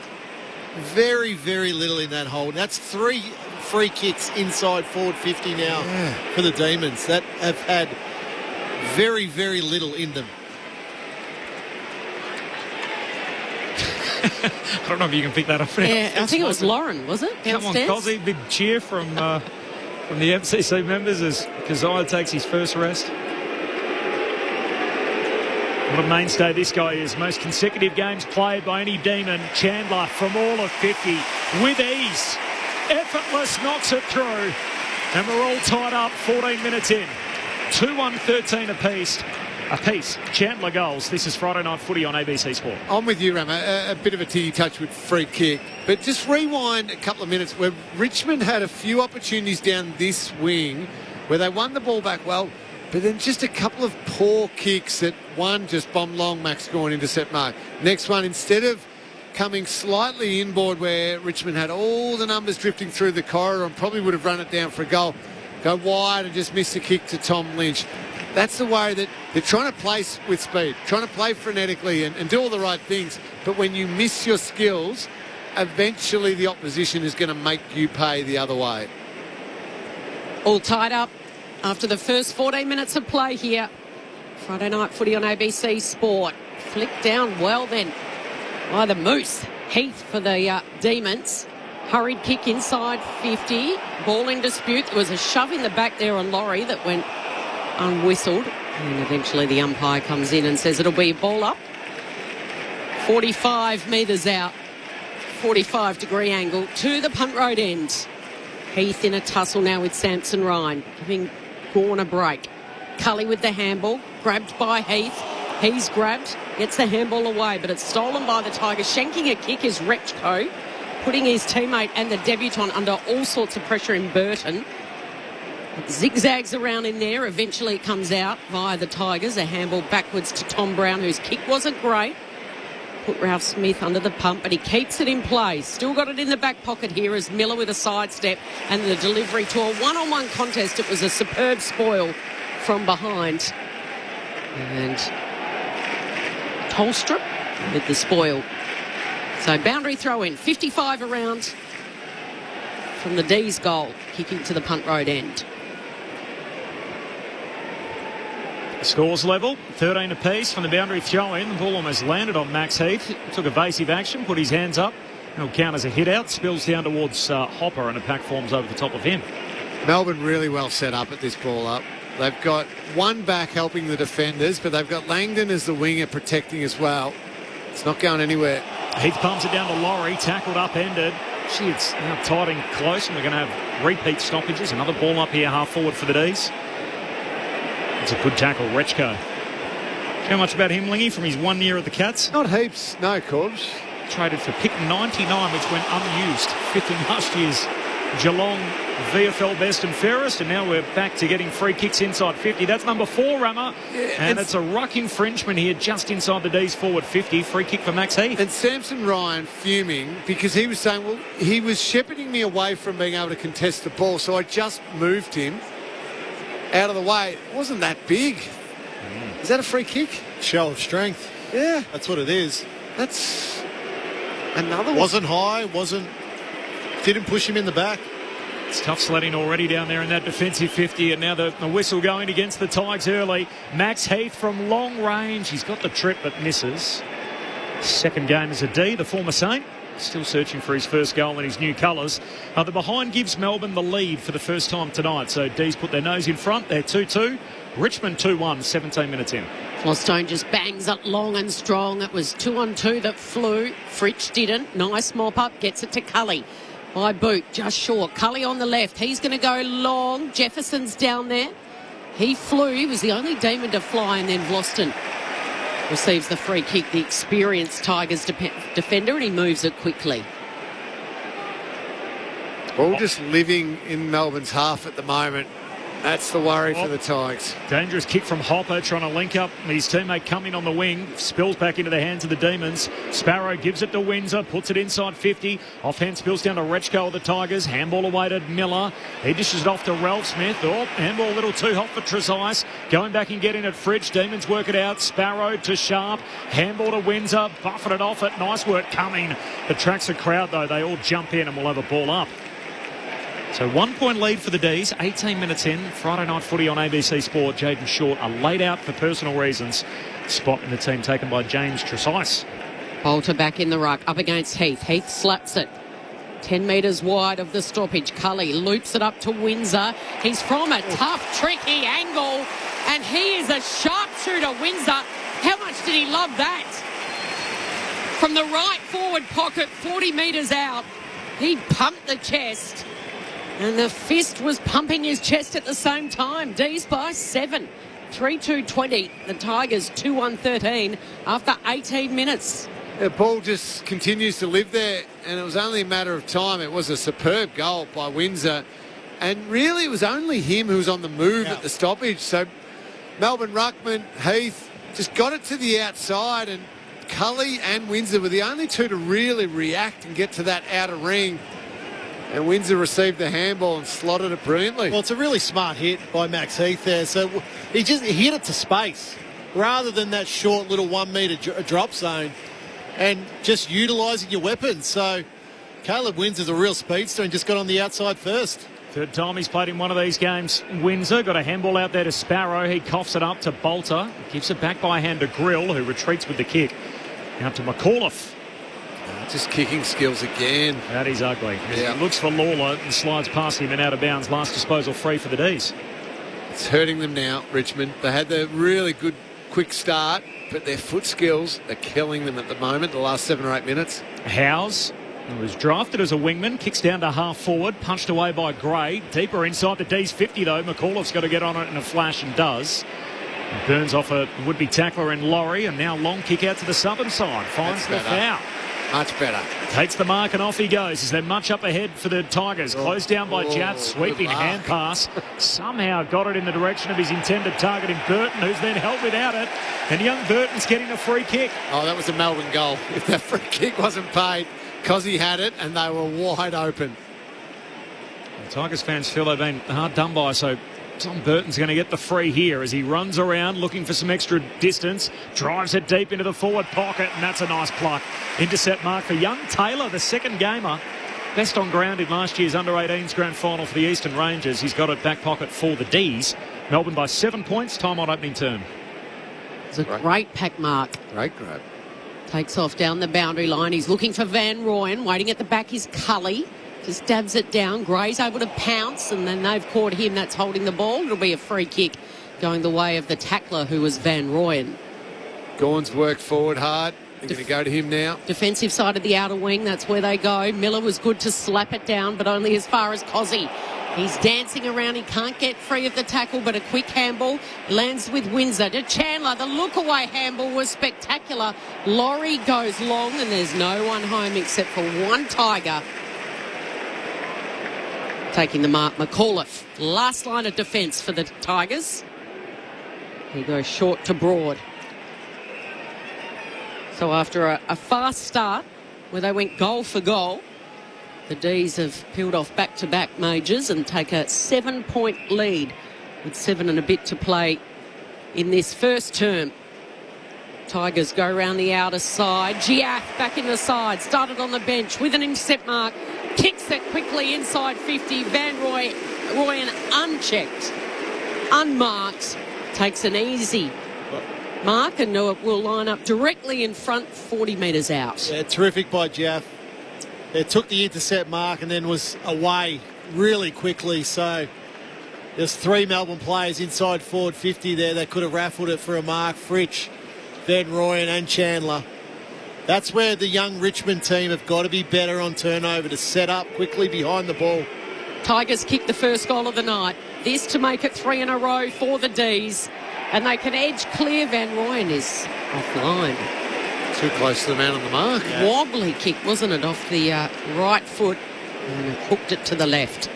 And let off there. D's by 8. Geez, hot and cold, isn't he? Yep. Van Rooyen. When he's on, he's on. We saw him 3 last week against the reigning premiers, kicked 6 against the Saints. In his other 4 games this year, now stretching into a 5th game, he's gone goalless. Off the back flank. A kick there from Green, just further afield, finds Ross in his 100th game. First as captain tonight, gives a handball to Grill, who takes on Cozzy, kicks down to half forward. Ralph Smith broke it up where Bolter was going to take an easy chest mark, his own teammate. Ralph Smith caught with it, didn't make an effort to dispose, and that's holding the ball. Hugo Ralph Smith's probably thinking, damn, I got dudded twice there. First trying to deflect the ball, and then secondly caught holding it. Free kick for Langdon, switches from one back flank to the other to Lever. Short kick to Jaff, right half back. First game for Chankworth back in the team since round 3, returning from a calf injury. And short to Lever. Record crowd for these games above 85,000. Fair to say we won't be breaking that tonight as the kick comes back inboard looking for Van Rooyen. No mark, spills down towards Sparrow, the D's. Little 1-2 here with Cully. Now up to half forward. Hand pass out wide, finds Howes. He turns, kicks it deep to full forward. Langford and Gawn up. Gawn just taps it down. Sharp gets back on his preferred boot, misses. Gee, the D's threatening to run away with this, and they're bad kicking, keeping the Tigers in it. 3-4 to 2-1, 24 gone opening term. Melbourne by 9. Does Harvey Langford get the look from Max Gawn there? Just like, hey, don't fly against me when I got my man beaten in the goal square. Oh, you would have swallowed that one, the skipper. Brown kicks it in. It goes about 60-odd metres. Turner flew in the air. At ground level, it's all the D's. Windsor zigging and zagging and getting around his opponent and kicking it to Gawn. Had to beat a couple, couldn't in the end. And Gawn wins a free. Oh, out of area umpire. Right. So the Tigers thought they were off there. Gawn's got it inside the centre square. It was an awkward kick, slews off the side of the boot. Fritsch had to spoil in the end. Handballs backwards, buys a little bit of time. Now he regathers, gets it, looks at the options, and spears it straight down the throat of Sparrow, who's marked uncontested again inside 50, but who needed to boot it from outside the arc. Well, 15 inside 50s to 8 now, Lingy. Yeah, and probably feels like the last 8 or 10 have been all Melbourne. All Melbourne. And what's worrying more for the Tigers, it's the amount of Melbourne players that are free inside forward 50. So the South Australian, 3 goals, 3 so far this year. His 7th shot on goal for the season. And he's ahead of the ledger. He bombs it from outside 50. And they rattle off 3 consecutive majors, the Demons, for the first real opening in this match. Melbourne by 15, 4-4-28. Richmond 2-1-13. And to back up your point, Rammer, about Melbourne players being free, so they're now feeling confident. Work hard and I'll get the ball. Richmond's very slow to... you said it before, on defensive transition. Now, if you think you can man up on an opponent once the ball's already turned over, you're kidding yourself, as you know. As soon as the ball is gone from the Richmond players' area, they need to be thinking, okay, if we lose this ball, where's it going to go? And need to be thinking defensively straight away so that when it does come back in, they're already in great position to create a contest. That's just not happening at the moment. There are Melbourne players free right across the front half of the ground. Danger signs for the Tigers. Still 19 degrees, balmy night in Melbourne. 15 points, the lead for the D's. Free kick again for the Tigers. Centre bounce going Ryan's way. It's against Gawn for the ruck infringement. Short kick to Hopper. Turns, plays on immediately. Straight down the pipe, Lafau. Leading from the goal square, takes the mark. 30 metres out, just right of centre. A little bit of frustration there from the Melbourne defenders. Well, found the leading lane there, Lafau. Yeah, Taylor just trailed up his opponent, Lafau, but I think he was then asking for a little bit of help. Maybe Tolstrup could have just jumped in the hole a bit, but he was worried about Steely Green, and you're right, just got a nice little lane, and they used it well. McKelty Lafau moves in, drop punt is left, but he squeezes it through. One the Tigers needed, and one back the other way to stop the run of 3 consecutive Melbourne goals. So 3-1-19, Melbourne 4-4-28. The D's by 9, 27 minutes gone in the opening term. Adam Ramanaskas and Cameron Ling, Friday Night Footy on ABC Sport. Well, it's a good lesson for Xavier Taylor there. He was just simply on the wrong side of Lafau. So the fat side of the inside 50 for Richmond was covered. Melbourne had pushed back nicely in their defence, but there was only one lane, and Taylor needed to be on the other side of Lafau there to push him to where the traffic was. So you learn lessons always, whether your first or second game or your 300th game. Then you can see the reaction of Xavier Taylor there. He knows he made the mistake inside defensive 50. Lauren Borden on the boundary. Just watching Adam Uze talk to Noah Bolter on the bench, just giving him a lot of advice in his new role in the ruck. Still on the bench at the moment with Samson Ryan in the middle. Gawn with a bit of a fumble. He's still going Big Max. He goes to ground. Windsor comes in and helps out a little bit. Windsor goes again. It's Fumble City in the centre circle at the moment. Now Pickett. He's a man that doesn't fumble so clean. Twists around and then dabs the kick to Windsor. He has to pirouette and do a turn and come back inboard. And the kick's gone to Lever. He peels around behind Lever, does Windsor, and accepts the handball, drives it down long. It's skittled straight past Van Rooyen. McAuliffe's in a bit of strife. The Tiger gathers it back to Miller, running backwards with a Pickett bearing down. Got the high kick away right on the arc. Here's another picketing Cozzy. He just flicked that behind him through his legs. But the Tigers with numbers. Rechko involved, and Grill and Ryan and Grill. Green with the kicks, gone straight to Tolstrup. Now they pounce. Laurie, and he's kicked it straight to the opposition in Tom Brown, and the Tigers are away on the turnover. They're on in the corridor. Pressia receives the kick, lays it off by hand to Burton, kicks inside 50. 2-on-1 scenario. Lynch trailing to the footy. Turner beat him there, but Turner slips over, lost it. 4 wins it for Richmond. Handball away to Lynch. Heavy tackle, Lever. Ball comes out. Lynch gets up and tackles Turner.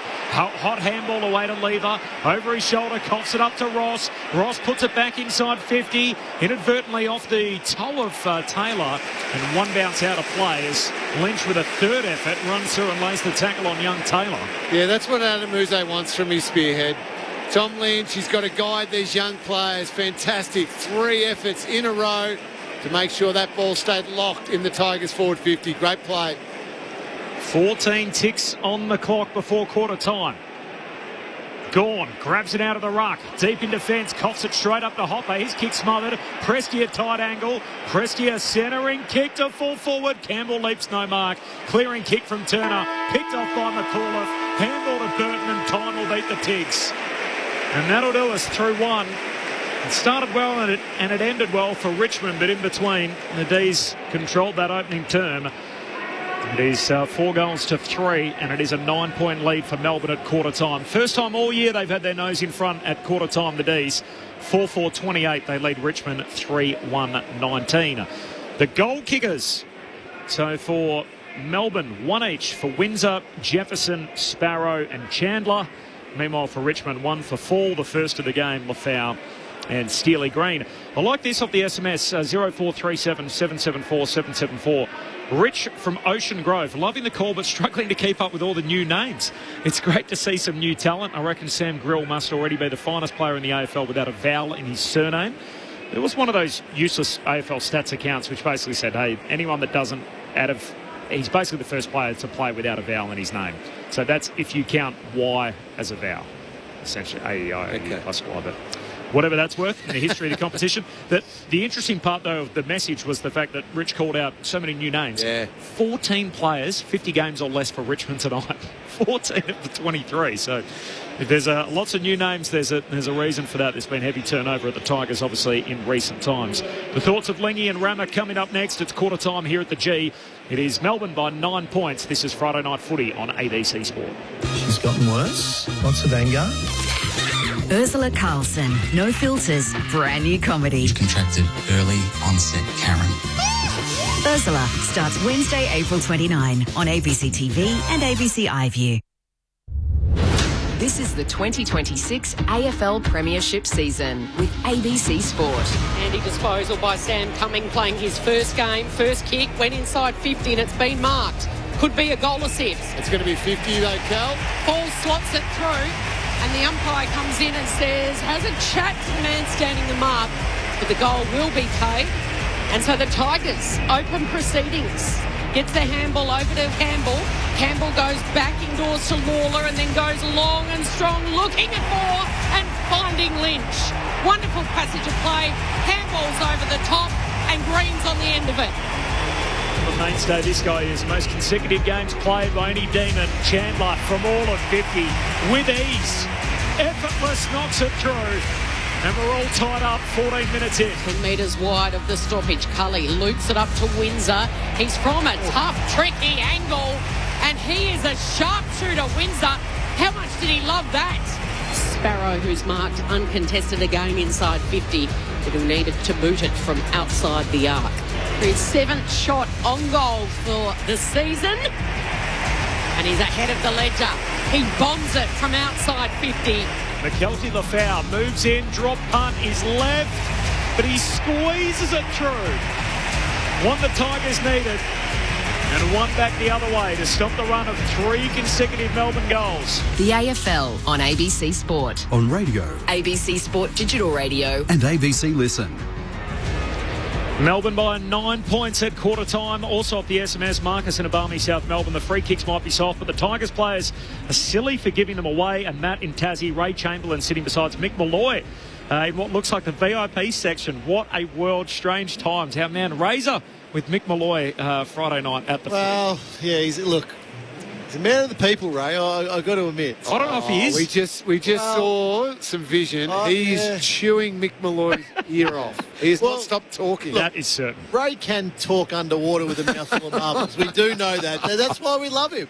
When there's a quiet moment, Ray will talk.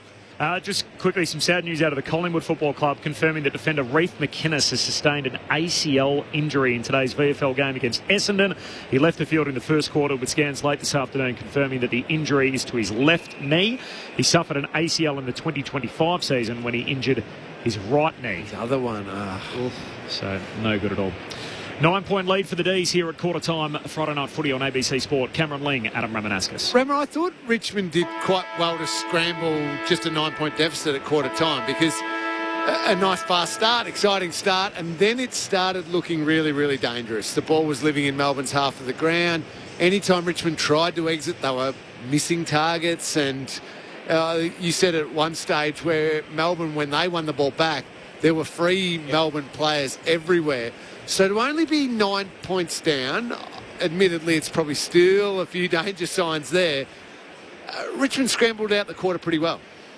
It really feels like a ball movement game, and I mentioned that sort of halfway through the quarter. So both teams, effectively, it's who can defend the ground better on turnover, because we know both teams want to go quick on turnover. Now, I believe that at Geelong, when you guys were going unbelievably well, when you used to attack, that was your signal to defend the ground, to set up behind the ball. And you mentioned that through the quarter there. It's what we see now a lot in modern day football is when the ball turns over, there's too many players that want to attack.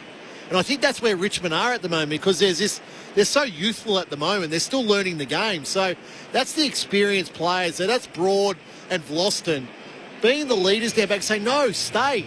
Let's reset the ground behind the ball, because if the ball does turn over, we're then in defensive position to provide support. And we constantly talk, Rammer, about the midfield group. You want one or two midfielders, absolutely, going forward with the flow of the play, attacking, get on the end, create a positive outnumber in your forward line. Great. But the other mids, together with those defenders you're talking about, have to create some safety mechanisms behind the ball should it turn over. So it's not just a certain goal the other way to the opposition. At least make the opposition have to fight through a few layers before they potentially end up scoring. So that must be the evolution of Richmond moving forward over the remainder of this season. Yep. It's a pretty good breakdown from Cameron Ling and Adam Ramanauskas. Premiership pair in the second row tonight here on ABC Sport. Friday night footy, Anzac Day Eve, and it's Melbourne by 9 points as we start quarter number 2. The ruck share it out the middle, spills down to Ross, the acting captain for the Tigers, kicks to half forward, bounces off the chest of Jath into the path of the Tigers, and now a high bomb inside 50 from Young Cumming. Hits the deck, spills out of bounds, throw in forward pocket for Richmond. You'll love this, Rammer. I'm one of those people that before the draft, instead of following all the under-18s all year, I'll just watch the little 3-minute clips from each player, and then I look at where my club's got a draft pick, and I go, that's the guy. That's the guy that I think we should have. And this year, you'll be pleased to know, the guy I was looking at was Sam Cumming. I was hoping he was still on the board when the Bombers had their first pick, but not to be. Here he is tonight, debuting for the Tigers from the boundary throw-in. The Brown, there he is. Superb, and right on cue, Sam Cumming takes a good contested grab at centre half forward, and there's my talent scouting eyes. Beautifully set up, Corbs. Well, look, strong mark inside forward 50. So that's what Richmond saw. That was probably different to other teams. That he won. We saw the kick to Jonty Fall in the first couple of minutes of the game, but this is the other part where he's going, where he's strong overhead and can take a contested mark inside forward 50. Sam Cumming, pick 7 in last year's national draft out of South Australia. True centre half forward after the contested grab. He goes. Sam Cumming. Sam's here. He arrives on the AFL stage and draws the Tigers within a straight kick. Melbourne 4-4-28, Richmond 4-1-25, 2 minutes into the second term. Friday night footy on ABC Sport. And clearly a good head on his shoulders too for the moment. A big night tonight, just calmly with beautiful technique, went back and slotted it. On the replay, terrific grab by Sam Cumming. I reckon Kyle Chandler probably wants his moment again where he's tried to mark from behind rather than spoiling. Kyle Chandler at 175 centimetres, maybe just got to realise there, you punch that footy. Don't try and take a hanger in your defence. Nice finish though, great moment for the youngster in his debut. From Wentworth in New South Wales, just over the other side of the Murray from Mildura as the Tigers go forward again. I think the half of Wentworth might be here tonight. Drop mark for the Tigers, would have given them a couple in a row as the D's drive it out of defence, but that's a lovely mark taken by Brown for Richmond. Took it on the wing and then he's going to concede and go all the way back to Campbell Gray. How did he end up playing for South Australia under 18s when he's from? I know he's from Wentworth. Well, he's boarded at one of their private schools. Right. So yeah. He doesn't play for the Allies. He should have. I agree. Yeah.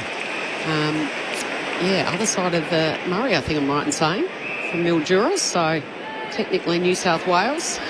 Leave a little cheeky, tried the fake handball, wanted a 50. He's got it at half-back. Instead, he flares the kick wide to Langdon, who goes short to Sharp. Socks down, fluorescent orange boots. Easily runs around the man on the mark, who was Bolter. He's confused. Sharp takes off, kicks to a big pack inside 50.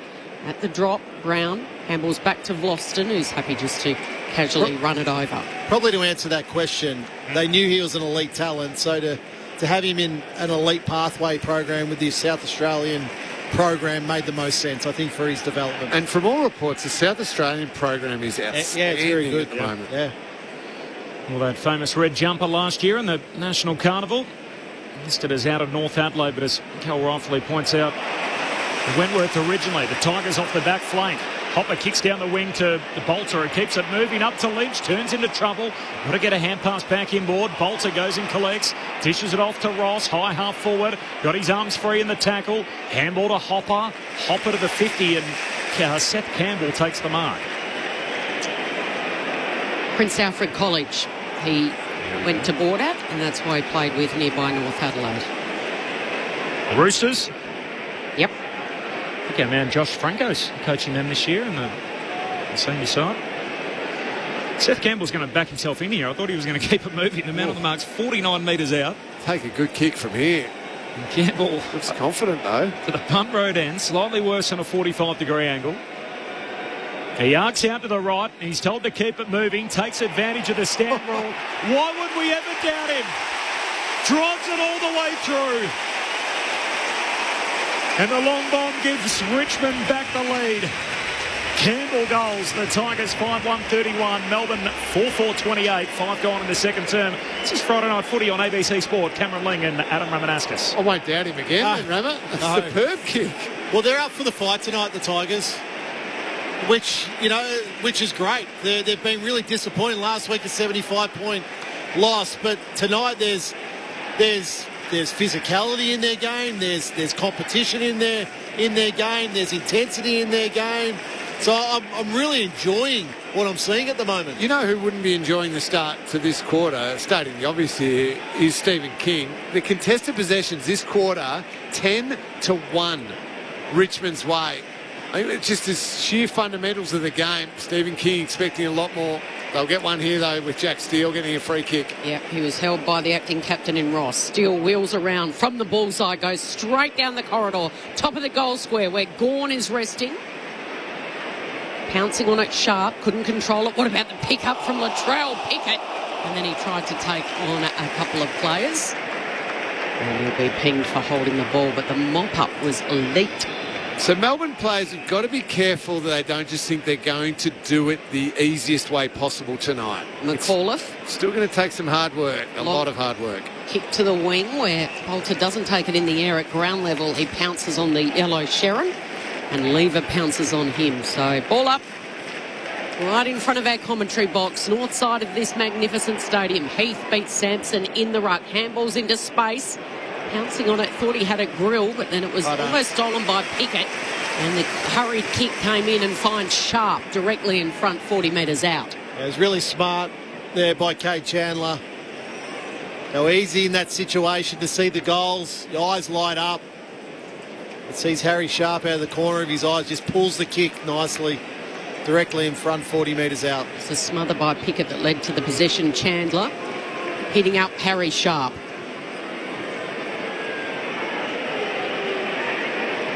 Directly in front, he's going to the city end, and the D's cheer squad goes up. The red and blue flags fluttering in the night sky under the bright lights at the MCG. And the D's hit back, and they're back in front, and they lead it by 3. 5-4-34, Richmond 5-1-31, early stages of this second term. You're right about Chandler, Rama, because he could have just gone long to the top of the goal square again. But it feels like that's what Melbourne have been doing pretty much every time, thinking Van Rooyen or Max Gawn if he's down there, Brodie Myercheck, go on, take a big contested pack mark. Well, I think it's a previous regime that they would do that. Yes. Now with Stephen King, use your skills. Yep. Let's, if you see a target, I'm going to back you in to hit that target. And just find a mark, 35, 40, 45 out from goal. Get a set shot. Kicked a goal in every game this year. Harry Sharp having a nice season. Out on the wing for the D's. Back in the middle. They share it down. Comes to Hopper though. The Tigers handball away to Lawler. Big fend off to Steele. Lawler drives it deep to Lynch. Trying to reel in a one-hander. Not to be. Falls to Jaff. Lynch has come here and wraps him up. Ball spits out. Ump says keep going. No free kick for holding the ball. Whistle stays away. Steele gives it to Sparrow, who kicks out on the full. Richmond get it back, but Tom Lynch denied a free kick at full forward just outside the goal square. He's setting the tone with some big tackles as well, Rama. His physicality is terrific. I think what might have saved Jeff there, he didn't truly take possession of the ball. Broad kicks to Miller. Miller kicks looking for Brown. Good D defence. Hustling in front was Sparrow. Now Giat's got it again. He's tackled, so he handballs it into space. Big ball to be won here. Brown handballs behind himself to the first gamer, who took it in Burton, and then they keep going. Got it right on the arc. Still the Tigers go. Now Ross. Handballs back to Brown. Right up against the boundary line. Standing start. Big high ball.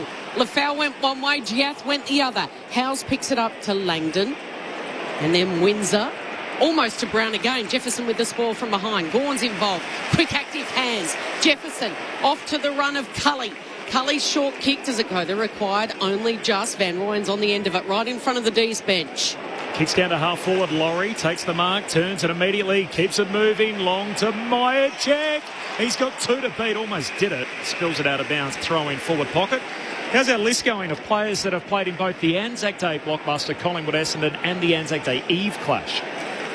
Any nominations you want to throw? Brodie Grundy springs to mind. Brodie Grundy's one. We've started our list. There's 10 of them. Come on, boys behind us. Brodie Myercheck becomes the 11th tonight. For the boundary throw-in, Gawn grabs it out of the ruck, tries to kick goalward, one bounce out of play. We'll do it all again. Forward pocket for the D's. So we're in the 11th edition of this game, so it's really only the last decade guys that have had the chance to play in both blockbusters here at the G. Fun game of footy unfolding in front of us. On the boundary throw-in, Gawn hooks it down behind to a dangerous spot. Deep forward for the D's. Steele to Laurie. Slick hands to Cully. Kick smothered. Sharp trying to grab it out of the ruck. Spills down towards Lawler. Richmond back the other way. Handball to Ralph Smith. Handball away to Campbell. Defensive side of the wing. Long to Lafau. Needs a mark with a couple to beat. Lafau. Superb grab. Juggled effort, hands on it, took it diving out the back, then sells the candy to Turner on the mark, kicks to Lynch, hands on it at full forward, no mark, the follow-up, trickles a kick goalward. I was about to say it misses, doesn't even go through. D's keep it alive, Taylor the 1-2 with Sparrow, and Taylor out of defence for the D's. And it's an awkward kick right at the bootlaces of Gawn. He couldn't bend down and get it. Right up against the boundary line, they hustle and bustle, and Sharp's one of the D's that sees it over down there. Boundary throw-in in front of the Tigers bench. Ross comes off for a spell, the acting captain. So too does Hopper. The only one I've got, Jake Melksham. Melky's on there. So Jeremy Howe. That's all I could come up with. Jeremy Howe. Well done, Rammer. Okay. Very good. We got three. One each. Grundy, Melksham and Howe. Twirling ball back into play right in front of the D's bench. Gawn got it down to Laurie. Quick hands they go. Here goes Windsor. He's having a great game. Takes off, gets around a couple of Tigers, spears the kick. It was a beautifully well-weighted kick. It was Myercheck that dropped it in the end. Steele's there. He handballs to Van Rooyen. Right in the angle is Windsor. He's going to centre it. Fridge got rid of his opponent. Was it legal? Pay on, says the umpire. And then it was Langford that picked it up and he was brought to ground. What is going on tonight, Cal? How is that not a free kick against Bailey Fridge? Incredible. That was so obvious. He charged him with a hip and shoulder. I know it doesn't matter because they got the holding the ball anyway, but they can't miss that one. Which was against Langford, and now the D's with possession. Cumming thought he took the mark overhead. The umpire says no, it's not paid, and then he's tackled, taken the ground after the Vlosten kick. Had a fair bit of that, Sam Cumming. Oh. Now not paid. We've got a ball up here in front of the flame of remembrance as Lawler away from the stoppage. Handball's a turnover. Langdon to Langford. Hand pass against the boundary line. Howes kicks to full forward. Punched away by Broad. Lost track of the footy. Gray puts his fist through it too. Punched back the other way by Sparrow. And Vlosten scoops it up back pocket. Handball away to Ralph Smith. Get out of here kick. Dumps it down the wing. Turner leaves his man to come and collect for the D's. Hand pass to Ed Langdon. Great smother Campbell. Forces the turnover into the path of Lawler. Tigers out on the counter-attack. Kicks in the direction of Lynch. Bounces in front of him. He can't trap it and it spills out of bounds. Not a bad result for Richmond. Boundary throw in half forward for the Tigs. Can I have a go at two more? Yes. Michael Hibberd. Michael Hibberd's on there. Oh, nice. Basher Hawley. Basher Hawley's on there. Yeah. I was about to say there's 5 more premiership players we're missing, so there's still another 3 premiership players. Can't see you. You're sitting behind me. You haven't got your phone in your lap, have you? No. Good. Just checking. Half forward, boundary throw in. And that is half forward for the Tigers. They emerge with the footy. Grill with the kick. And he hits up Campbell. Too far out to score, just a step or two in from the boundary. Giath, the man on the mark. So he's just going to poke it into that forward pocket. Lafau emerges with the footy. Gives it back to Ralph Smith with the snap. Now they're claiming it was touched, the D's fans, the D's players rather, but the goal has been paid. And the Tigers celebrate it. It was a beautiful snap. Hugo Ralph Smith in that right forward pocket at the punt road end. The Tigers cheer squad, of course, went up. Straight away the claims that it was touched. I'm just having a look at the replay here. So Lafau loops it over. And Langford it was that says he got a left fingertip to it. That's going to be hard to check, early though. as well, Langford. Yeah, great this shepherd. Might be the angle here. Great shepherd by Fall on the goal line. Tigers by 3, 6-1-37, Richmond 5-4-34. They've clawed their way back from 15 points down to really make a contest of this, the young Tigers. Well, they check every goal. The umpire's about to throw the ball up, so it might be all clear. It is. Yeah. Away we go. Lead change number 4. Richmond by 3 points. Back in the middle. Kazai Pickett's going to dance away with it out of the middle with the pink boots on. Kicks inside 50. Dropping back in the hole. Nice work, Brown. Rode the contact. Couldn't complete the mark. Rechko coughs it up to Cully. Zigs, zags, shakes Miller. Miller follows up. Great follow-up. Oh, no. They've pinged him for too high. An advantage applied as Laurie turns around and bangs it through across the body. Gee, the rub of the green all with the D's. The lead goes back the other way. Lead change number 5. Bailey Laurie, the benefactor. And just when we thought Miller had laid a big-time follow-up tackle on Jai Cully, it's a high tackle. Yep. And the Demons 6-4-40 lead Richmond 6-1-37. The Tiger Army ain't happy. Should it have been a free kick to Brown at the first place on the Van Rooyen mark? But then, yeah, you're right. The Cully contact high is there. A superb snap goal by Laurie. It just feels right now like Richmond and Richmond fans are not getting a good run of it. Hard done by. I think that's free kick number 5 inside forward 50 now for the Demons. Halfway through the second quarter, and it's all 6 goals apiece. The D's by 3 points. Back underway in the centre. There's a ball to be won. Heath, the ruck, pounces on it. Windsor's involved. Gets it over to Laurie, the recent goal kicker inside 50. Van Rooyen leapt at it, couldn't take it. My check at ground level, flicks to the advantage of Langford. And he's set upon it, won't be coming out of there. My check hasn't done much goal scoring wise tonight, but he does a lot of work. A lot of grunt work. Oh, yeah. He's a workhorse, isn't he? Makes a lot of other players play better when he's out there. All up at centre half forward. Sparrow tried the underground handball to pick it. Doesn't come off, that's Cozzy. Sparrow goes again, this time grubbers the kick and it goes straight to Rechko for the Tigers. They share it around, Grill's involved, so too Prestia. The first game of Burton flares it back to Prestia. Prestia goes down the line. In the end, Campbell, well, whether he took the mark or not, it's play on. Over to Burton, who kept running. Lynch is by himself, 50 metres out. He steps inside 50. It won't go through for a goal. And Lafau set himself in the right forward pocket and it's punched over by Turner. Although it doesn't quite go over now, it does as the boundary umpire tracking backwards to avoid the Sharon slips over. Oh, he might have done himself a mischief and too. Falls over on his backside right in front of the Tigers cheer squad and he hasn't got up yet, Lingy. No, what's he done? He was going backwards at the rate of knots running backwards. He's holding his left arm. Yeah, I think he's fallen backwards. Yeah, he's on the wrist maybe. Yeah. I think. Yep. So the trainer's Trader's calling for assistance, so... Left wrist, left forearm. I think the AFL doctor comes out here, or... I'm sure. Yeah. That might be... And all the fans that had the obligatory chuckle are probably feeling bad about themselves. Bad for themselves at the moment. He's up on his feet, but he's hunched over, isn't he? Just clutching that. That's flopping in a way that might be broken. Oh no! So he was backpedaling, and the ball was kicked in his direction as he tried to evade the kick. He tripped over, and he's tried to brace his fall with his left hand or left wrist, and he's hurt himself now. So his left arm's a concern. He's going to come off. Lauren Borden's down on the boundary. What's happening down there, Loz? That's actually the Richmond club doctor that's come around to treat the umpire. So he's run all the way around the boundary to go and meet the umpire on that side of the ground. So that's where he's come from. David Roden's right in front of me on the bench for the umpires as well. He's standing up and looking around. But, yeah, a little pause at the moment. And a bit of a cheer, actually, when the doctor got to the umpire on the outer side of the ground. Might have to put the runners on David Roden and spin the ball back in over there. Right. We're down a boundary umpire. I hope the man's okay. So left wrist, forearm concern. I've never seen it. In my time covering footy, that's the first time I've seen that. Hope he's okay.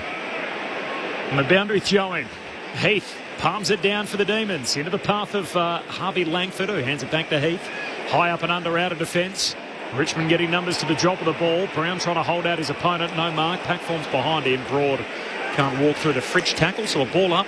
Fun game of footy, 5 lead changes, 4 of them in this quarter. Melbourne by 3 points at the moment. 19 minutes gone in the second term. Friday night footy on ABC Sport. Heath again at half forward it is for the Tigers. And handball was smothered, so Big Moose they call him. Max Heath goes in again. Another stoppage.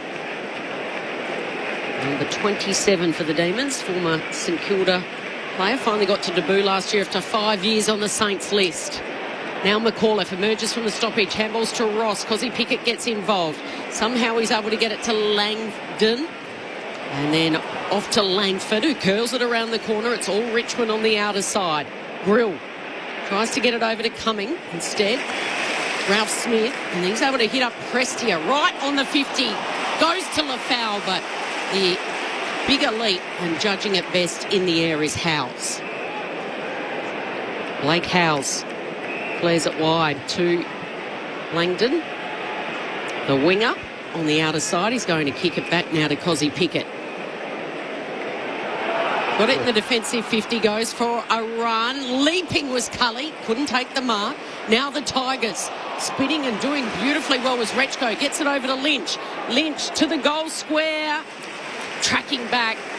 Screen, and it was fisted through for a minor score. So Melbourne by 2 points. That's the second one now with Tom Lynch. So he's not getting his hands on the ball a lot, but he's just going really for goal. As soon as he gets the ball, all his eyes are seeing is the goalposts. He had a couple of decent leads coming at him, didn't he? Oh, big lead from Bolter as Tolstrup exits defensive 50 up to the wing. Hopper knocks it out for the Tigers. Gives it to Vlosten. Big sweeping Polly Farmer hand pass close to the boundary line, and Taylor taps it out. Sort of, what's the Dennis Cometti line about the third of two options? Either keep running, get closer and have a look, or pass it. And yet both times he's trying to knock it through from 55 out on the run. 2 point lead for the Demons. Time on in this second term from the boundary throw-in. Heath palms it down. Oh, no. Jumping on top of it, Steele. Oh, hang on. What is that? Not good. Jai Cully clutching that knee. And we know the issues he's had on the injury front, so Cully, the trainers will get to him now. This is just adjacent to where that pack was unfolding. He's quickly up on his feet. He's grabbed it behind his left knee. Trainers and doctors are out there, and he's got arms around both of them as he makes his way to the bench. And this is no good at all. So right in front of you, Lauren Borden. What can you see? Yeah, so Jai Cully is limping off with an issue with his left knee, and at quarter time we're actually watching him have a little bit of work on that at the quarter time huddle. So he was having an issue with that before coming out for the second quarter, as he's just being helped by a doctor and a trainer to limp down into the rooms now. It was effectively a non-contact injury as well. The change of direction, that's really worrying. Did an ACL in 2023. Jai Cully. Left knee a concern as the D's come out of defence, and there's a nice mark for Majacek, who hits up and takes it in front of the Richmond bench. He's got it a long way away though from the goals. Wedges the kick over the top to Windsor. Had plenty of the Sherrin. Just a high ball. He's going to ask his teammate to run and jump. It was Jefferson, but he got knocked off it. Now Prestia at ground level. Precise. In fact, it's Precise who was Precise. Late inclusion for Jaden Short. And he goes again. Does Precise. And this time he wasn't Precise. Out of bounds on the full right in front of the D's bench. Nick Floston just telling a couple of security guards there, let the ball bounce down the steps. Down to the underneath of the interchange bench area. Buy some time. Oh, play on. So Jack Steele didn't realise as Vloston took off, still with the composure to kick to half forward. Again, it was Prestia who was met heavily by Sharp. Van Rooyen goes in tough and he's brought down by a couple of Tigers. One of them was Prestia. So Dion getting involved. Ball up, centre half forward here for the D's. Kicking to the city end. It's Melbourne by 2 points with 6 and a bit to play before the main break. Ryan won it down, coming, quick hands away towards Hopper. He gives it by hand on the back flank. And then out it comes towards Rechko. He's kicked down the wing. A turnover. It was Precise who had the touch and arrows missing. Gave it to Rechko.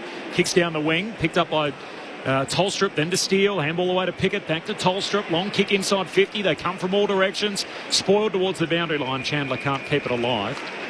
It's a little bit of to fill in the gaps on Jai Cully. So 2023 mid-year did his right ACL.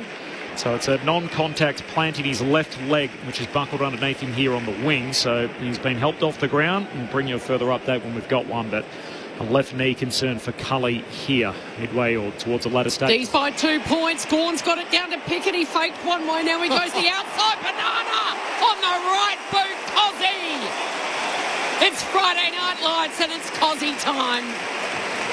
D's extend to 8 points. 7-4-46, Richmond 6-2-38, 5 to play before half-time.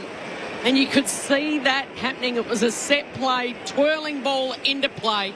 Gone to Cozzy and then he just let him dance his way with delight to the D's fans here at the G. Friday Night Footy on ABC, Cameron Ling and Adam Ramanauskas. Sometimes, Rama, when players make it look that easy, you forget just how difficult that is. He is running at speed, basically parallel to the goal line, and he's able to somehow get enough power and bend on that ball with a banana to kick it from that far out. That's incredible. Look, he's an amazing player, but I would say Dion Prestia is not the matchup for him at a forward 50 stoppage. Out the middle they go again. Steele to centre half forward, competing in the air. Jefferson spills down to Chandler. Handball to Myercheck. His handball picked off. Precise off the back flank. Darting away with it, the lefty. Long kick down the wing. Fall, competing with Lever. Ball hits the deck. Trying to knock it out. He's outnumbered and lost it. Gawn to Lever. Back to Gawn. Hand pass away to Howes. Pokes the kick down to half forward. Chandler a hand on it. Ball hits the deck and he darts away. Just burns off Trezise. Long kick towards full forward and there he is again. Harvey Langford. That classical winger running goalpost to goalpost and in the right spot again, marks it full forward. It's a fine line for Harvey Langford because he's effectively in front of Cade Chandler when he kicks it. Now, he's the fat side winger there, so usually you want your winger on the fat side to be in line with the ball or just behind the ball. So if that ball turns over, for example, it's a long run back for Harvey Langford. Right up there with the best wingers in the game. He's a goal-kicking winger. And he's on the board again tonight. D's out by 14. 8-4-52. Richmond 6-2-38. 27 gone in the second term. Friday Night Footy on ABC Sport. Rammer, it's a great point that you make, except that I would say, and I'm assuming here, certain wingers, and Langford, one of them, could be more the attacking side winger, and maybe it's Langdon, who is perhaps erring more on that a lateral or behind. And you see with Ollie Dempsey at Geelong, who's got that real licence to end up deep and goal side of his opponent, and it's a weapon. I'm just watching the replay there. So what happens is Harvey Langford gets ahead of the ball, but GF then comes from behind as that halfback flanker and protects his wing if the ball turns over. So terrific, unselfish play by GF to do that. And good coaching by Stephen King to use his strengths of his players. He's by 14. Samson Ryan with an enormous athletic leap. He basically put his leg right up onto the shoulder of Gawn. His tap down wasn't to advantage. So they go again. This time it's a wrestle. Gawn down to Sparrow, to Cozzy Pickett, who just volleyball slaps at about 20 metres to the advantage of Laurie. Puts it on his boot. Bouncing ball inside 50. Van Rooyen slides in. Chandler. He leaves it for a teammate to pick up. Now it comes back to Sparrow. He gives it to Tolstrup. Standing start blazes away. Does Tolstrup, and he misses to the right. But they're peppering the D's. Melbourne by 15 points. Both these quarters very similar. Tigers fast start, but they're conceding red time goals. Well, speaking of red, Cal, there's red lights going off everywhere in Adam Uze's coach's box in this last 6 or 7 minutes. Or something's happened off the ball here. Gawn's on his backside, so... Grabbing at his lower back. No, just pushed in the back from behind, and it gave him a little whiplash. So that's why he's hurt, but clear free kick. Steely Green's got the hands out saying, what was that, me? So I imagine he was the offending party. Yeah, it was very obvious. It was clearly you. Jaffet between wing and half forward, kicks into the pocket. That's a nice grab. And it's Langford again who pops in front and takes the mark. So he's got the endurance and the speed to get goalpost to goalpost, but he's big too and can hold smaller opponents out. He's 6'2", Harvey Langford, so got the size to take a strong contested mark. But he certainly has a licence to get inside forward 50 as that winger. Beats Rechko there.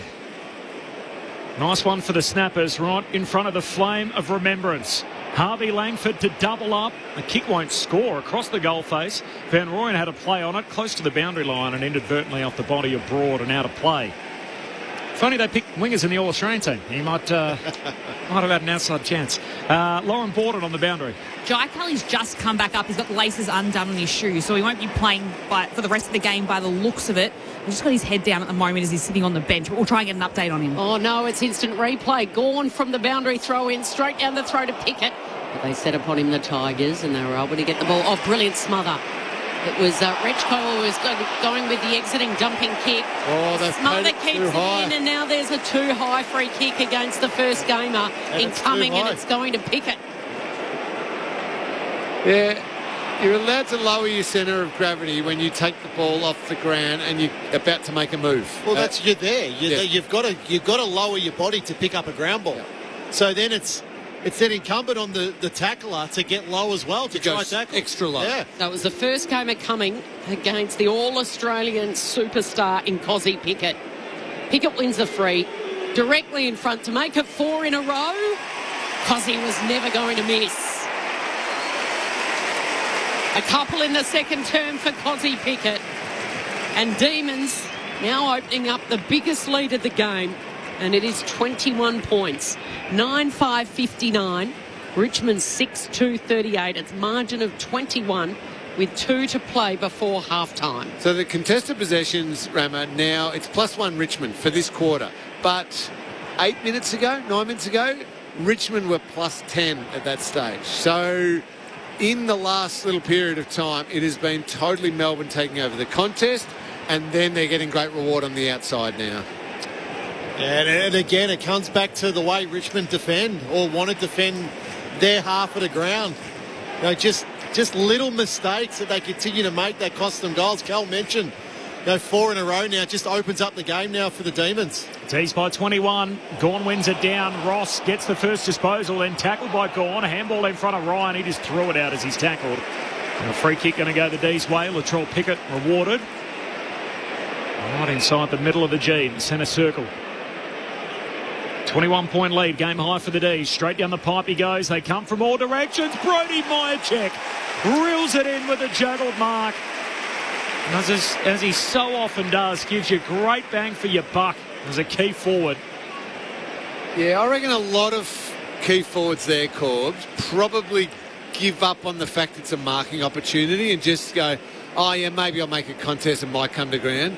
But Myercheck just never stops battling and fighting to try and take that mark for his team. What a career he's put together. The premiership winner, Brody Myercheck, knocks it through. The D's red hot at the moment. 11-5 to 6-2. 32 and a half minutes gone. In fact, 10-5, to 6-2. Scoreboard's too quick for me. 27 points is the lead for the Demons. 33 minutes gone in the second term. And he tonight becomes the 11th player to play in both the Anzac Day blockbuster and the Anzac Day Eve clash. So far we know Basher Hawley did it, Brodie Grundy did it, Jake Melksham, Jeremy Howe and Michael Hibbert. Oleg Markov did it. Yeah, That's good. a good guess. 2 from Clint Wilden, who's listening over in Perth. Chris Dawes. Oh, yeah. Yes. Yep. And Haridia Lumumba. Yes. So the only Collingwood two to Melbourne. The only two as a collective we didn't get. Sam Wiedemann Oh, for Essendon and Melbourne. Yep. And Lyndon Dunn for Collingwood and Melbourne. Yeah. So that's the 10. Plus Brodie Mychek tonight played in both games. D's by 27 points. A minute to go before half-time. Very similar quarters. Tigers starting them really quickly. And then Melbourne in the first quarter rattled off the last 3. And in this second quarter, they've kicked 5 in a row. But the Tigers have got possession, looking to go forward. Precise. Long, inside 50. Lynch was caught behind Turner. And loose ball, they jump on it. Tangle of arms and legs. Ball up, 40 metres out from the Tigers' goal.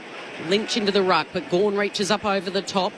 Latrell Pickett, and he goes the tackle. He's taken the Tigers player high, and it'll be a free kick for Kane McAuliffe, who was on all fours, had his head over the footy, and Latrell Pickett came in and was a little too eager and took him high. So McAuliffe, set shot, will need to kick it right on 50, slidey shangle to the punt road end to get it back to a 21-point margin. Hasn't kicked one yet. Oh, and he's going to kick one after the siren. Yes. From Central Augusta, the 21-year-old. Kicked 4 behinds from his 5 games last year. And here he is, the blue boots, right on 50. The left footer is absolutely lovely. And they come and celebrate. It's wild scenes. It's like he's kicked a goal after the siren to win the game at the G. Brilliant scenes. Problem is it's just half-time and Melbourne lead by 21 points, but it's certainly a spirit lifter ahead of the main break. The D's 10-5-65, Richmond 7-2-42, 44 rather, and Kane McAuliffe has just booted his first goal in AFL footy. All smiles all the way around here as the Tigers, with a bit of pep in their step, donning the yellow sash tonight as they make their way together from the ground as a pack heading down into the room. So 10-5-65, Richmond 7-2-44. After the margin was 9 points at quarter time, it stands at 21 at the half. The goal kickers for the D's, 2 for Cozzy Pickett, both in that second term. Singles to Mychek, Laurie, Sharp, Sparrow, Windsor, Chandler and Jefferson. And for the Tigers, all single goal kickers to Jonty Fall, Green, Lafau, Cumming, the debutant, Campbell and Ralph Smith. Good on him, Kane McAuliffe. In his first Anzac Day Eve clash, I mentioned earlier, is the only lefty in the lineup. Obviously, there was a late change, so James Trezise comes in to make it 2. But well done to Kane McAuliffe, his first goal in AFL footy. 21-point game. It's much better than at halftime last week for the Tigs, where they were 2 goals 12 at halftime against North Melbourne. They've been in the fight for large periods, but Melbourne kicking 5 of the last 6 in the game to open up a little buffer. Adam Ramanaskas, the youngest Essendon Premiership player on planet Earth, and the legendary cat Cameron Ling, the 3-time Premiership player, Premiership captain, with their take to half-time, the D's by 21. Well, Rama, Melbourne there just for a fair period of that second quarter were able to get a little bit of control of the game, and their outside run and ball use was starting to open up. The worrying signs, if you just look purely at disposals right now in the Melbourne camp, is the worrying signs for Richmond, that is it's their outside runners, their ball users, the exact players that Melbourne would love the ball in the hands of, who are getting plenty of it. Caleb Windsor's had 15 disposals, pumping the ball inside forward 54 times. Ed Langdon's had it 13 times. Cozzy Pickett's had it 12 times and kicked the 2 goals himself. So they were able to even up the contested ball a little bit through that quarter. But gee, they're getting some good bang for buck on the outside with their run and their dare, and it's just exposing the Tigers' late and slow defensive transition a little bit. Well, I think what it looks like, and we mentioned ball movement earlier in this game, it's simply Melbourne's ball movement is more efficient than Richmond's at the moment, particularly going inside forward 50. If you look at stats, they're relatively similar. Melbourne have had 6 more inside forward 50s. Clearances is Richmond a +1.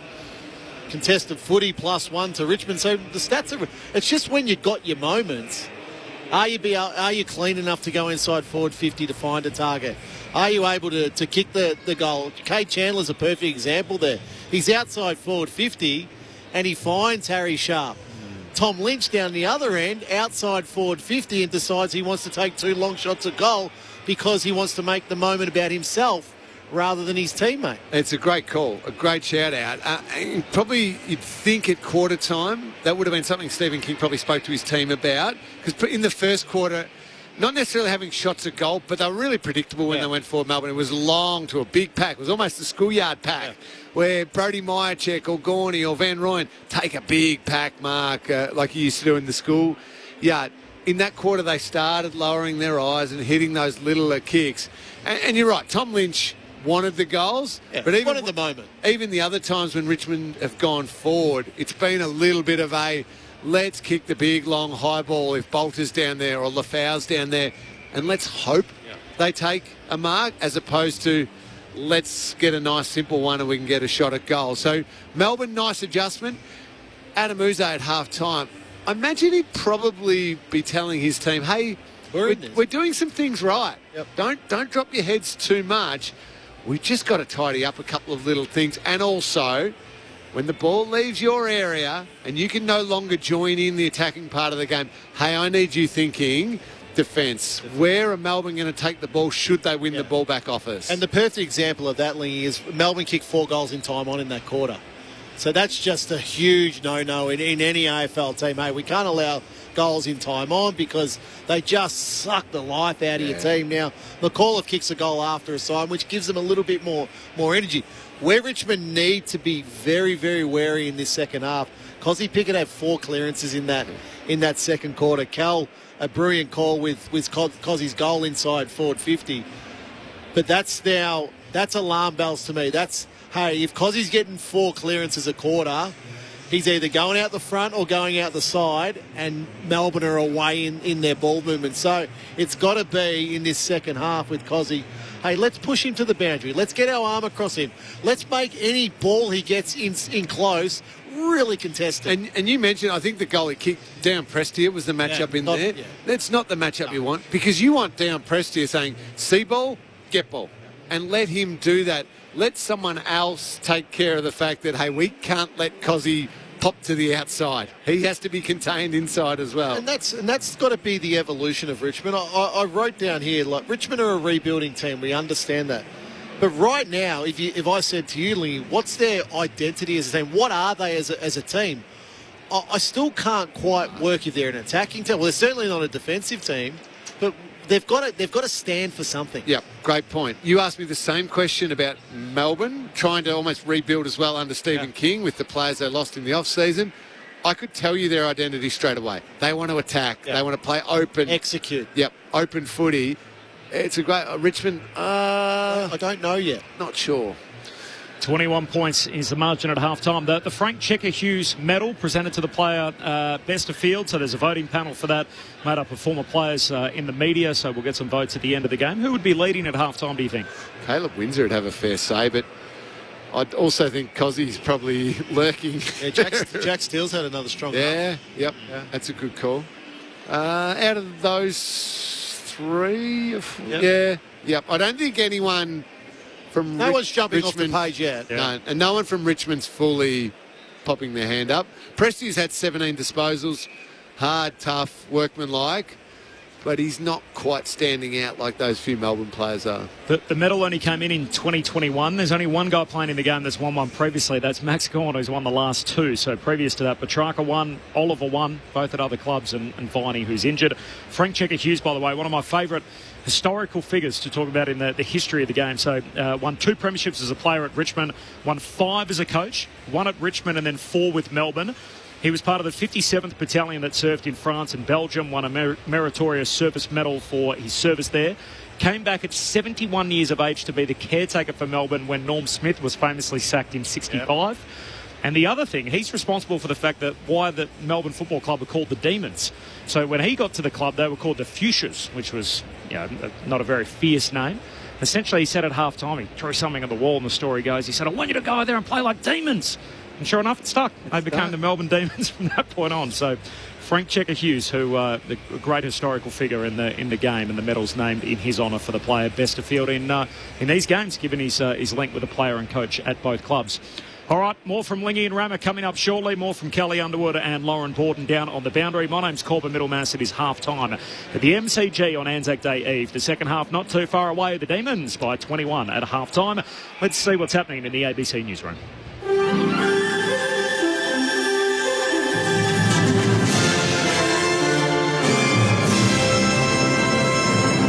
ABC News, good evening. I'm Noni Edwards. Lebanon says it wants to start deploying its army to the south now the ceasefire with Israel has been extended by 3 weeks. The country's information minister says the main condition for that remains an Israeli withdrawal. Paul Morkos says it's in Lebanon's national interest to regain control of the south. We are willing to restart those substantial steps forward in order to deploy again the Lebanese army till the borders.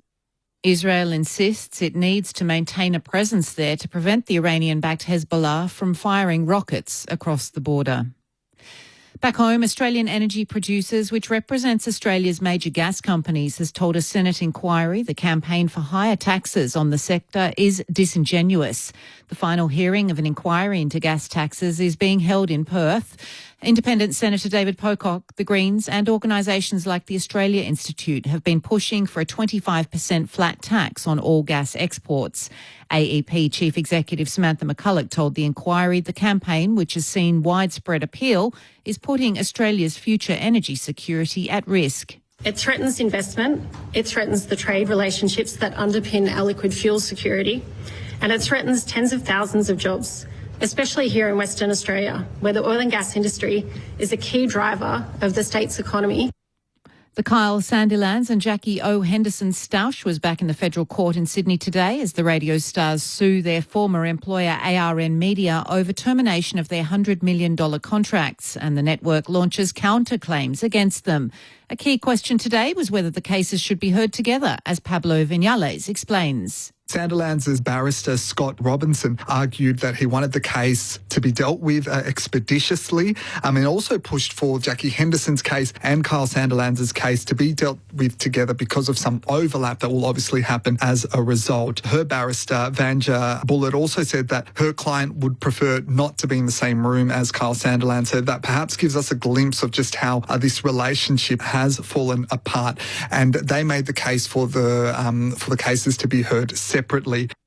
Oyster farms on South Australia's York Peninsula have closed for the second time in 12 months after the detection of toxic plankton. The state government forced harvesting to stop in May last year due to detection of the toxic algal bloom that lasted for 8 months.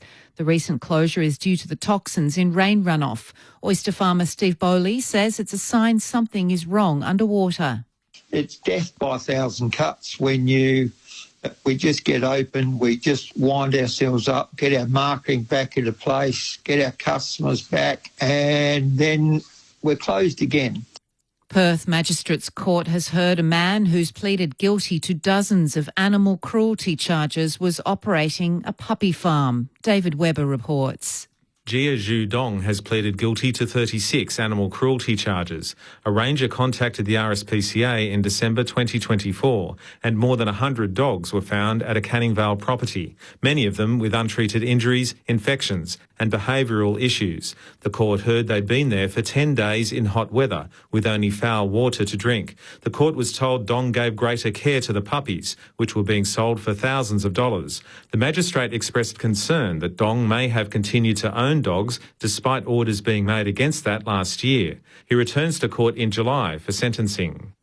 Heading overseas, representatives at a UN Security Council meeting say measurable yet fragile progress has been made in Haiti's fight against gang violence. A new multinational gang suppression force will be deployed in Haiti in the coming months, as the BBC's Mimi Swabi reports. The new force is heavily anticipated to help Haitian authorities regain control and create conditions for longer-term stability and elections this year. Haiti's acting Prime Minister, Alix Didier Fils-Aimé, addressed the meeting, saying it was time to come together for the state to retake its rightful place and that Haiti would not perish. Since gang warfare erupted in 2021, nearly 1.5 million people have been displaced by the violence. To sport now, and Port Adelaide coach Josh Carr says he's backing his players in after naming an unchanged lineup for tomorrow's Anzac Day clash against Geelong at the Adelaide Oval. The side went down to Hawthorn by 6 points at the MCG last week. You're up to date with the very latest from ABC News. You meet the most interesting people on Sunday morning. I tell you what, I'd kill for some clean air and a good coffee over here. And there's no generic latte over here. Come home straight away, please. Join the rest of Australia right here on Sunday morning. Australia All Over on ABC Radio. This is the 2026 AFL Premiership season with ABC Sport. The guy I was looking at was Sam Cumming. I was hoping he was still on the board when the Bombers had their first pick, but not to be. Here he is tonight, debuting for the Tigers from the boundary throwing. The Brown there he is, superb and right on cue. Sam Cumming takes a good contested grab at centre half forward. And there's my talent scouting eyes. Sam Cumming, pick 7 in last year's national draft out of South Australia. True centre half forward after the contested grab. He goes. Brown rode the contact, couldn't complete the mark. Rechko coughs it up to Cully. Zigs, zags, shakes Miller. Miller follows up. Great follow-up. Oh, no, they've been picking for too high. An advantage applied as Laurie turns around and bangs it through across the body. Gee, the rub of the green all with the D's. D's by 2 points. Gawn's got it down to Pickett. He faked one way. Now he goes the outside. Banana on the right boot. Cozzy. Yeah, so Jai Cully is limping off with an issue with his left knee, and at quarter time we're actually watching him have a little bit of work on that at the quarter time huddle. So he was having an issue with that before coming out for the second quarter, as he's just being helped by a doctor and a trainer to limp down into the rooms now. Pickett wins the free directly in front to make it 4 in a row. Cozzy was never going to miss. A couple in the second term for Cozzy Pickett, and Demons now opening up the biggest lead of the game. The AFL on ABC Sport. On radio. ABC Sport Digital Radio. And ABC Listen.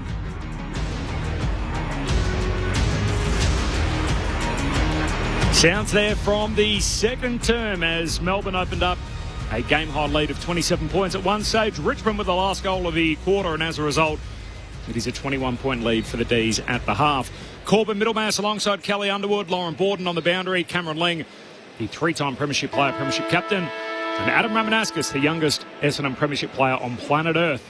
4 down on that. We'll see how the Bombers go as their resurgence continues. Of course, a huge game here at the MCG tomorrow up against Collingwood. You can hear it all on ABC Sport. Enough of that cynicism from you, Lingy. I'm busy laughing while I'm eating an Anzac biscuit as well. So, Cobbs, I won't be too mean to you because I can't talk much. Fair enough. I'm going to keep eating. Fair enough, too. 5 lead changes in that first half of footy. The young Tigers giving a pretty good account of themselves, but Melbourne really 5 of the last 6 to end the quarter, and as a result, that's why the margin is 21 at the half. All right, the other news in the footy world today, Reef McInnes unfortunately suffering a torn ACL. The club suspects in the VFL. He'll obviously have subsequent scans, but that's the early indication. It is the other knee that he's just coming back from. And it's just eerily similar as what's unfolded here tonight. So Jai Cully, who's got a right ACL tear back in 2023, had that surgically repaired, playing for the West Coast Eagles, fell off the list after rehabbing it at the end of 2024, comes to the Demons, trains the house down in the summer, gets a spot on the list. Ultimately, he's in their best team under Stephen King in his second year as a D. And tonight, changing direction on the wing, left leg buckled underneath him, and as a result, that is his night done. So a left knee injury for Jai Cully. He was very emotional as he made his way off at half-time. Both teams back out on the park. Your thoughts throughout the night. Marcus in South Melbourne. Corby, Adelaide is much closer to Mildura than Melbourne, so everybody goes there for school and for footy, shopping, etc., as opposed to coming to Melbourne. So it makes sense, given the Sam Cummings situation, how he ended up in South Australia. To Fran, thank you for the call. That is mateship, the Tigers gathering around their goal kickers, especially being the underdog. Thanks, Fran. And from Grant in Hobart, enjoying the call while writing my next book. What's the crowd like there tonight? Go the Blues. All the best with writing that. I'm not sure that is us as a backdrop's going to help you too much with any great kind of literature, Grant, but good luck to you. Listen more to you, Corbs, if you want to learn some new words. And give me a crowd estimate, Lingy. 60? Yeah. 65? Oh, I was about to say late 50s. Okay. But maybe early 60s. Yep. I think you might be right. It's a big stadium. The Shane Warne stand's a bit emptier than I'm used to seeing. Had 71,000 here last year for the game, but it feels like it's on the lower end of that tonight. Huge day tomorrow, of course, on air from 12 noon Australian Eastern Standard Time. Whole day from the box. So first at the footy, last to leave. We'll be here on ABC Sport. Dyson Heppel is going to join me as a little guest appearance for AFL Saturday with Daniel Harford. Then Ben Cameron steps in between the 1 and 2 o'clock hour. He'll have Heppel with him for that, so you can fire through some questions to Dyson Heppel, the former Essendon captain. And then at 2 o'clock, our game coverage begins right here at the MCG. Luke Ball and Mick Moldhouse along for the ride. So all of that tomorrow here on ABC Sport. Of course, you can find any game through ABC Listen. All streaming there, including the early start tomorrow between the Hawks and the Suns. I think we're just about ready to go. We're just waiting for the last of the seconds to peel off the clock. We're all in position nice and early. The players are out there way too early. The umpires are standing there. He's got to get ad break, official nod, yes. But the players have got out there very, very early. They're eager. They're keen, Cal. So D's by 21. The biggest lead was 27 late in that second term. Richmond's biggest lead was 7 early in the first quarter. Gives me a chance to give the NRL 2, Cal. So earlier tonight, the Cowboys 46 beat the Sharks 34. And at halftime, the Broncos all over the Bulldogs, 20 points to nothing, so 20 to zip. If you want to listen to that, you can find it through ABC Listen. Look out for the green ABC Sport button. Prestia has had it 17 times, the most on the ground. Rechko 16, Tom Brown 15 and Grill 14. Windsor 15, Jack Steele 14. Here we go.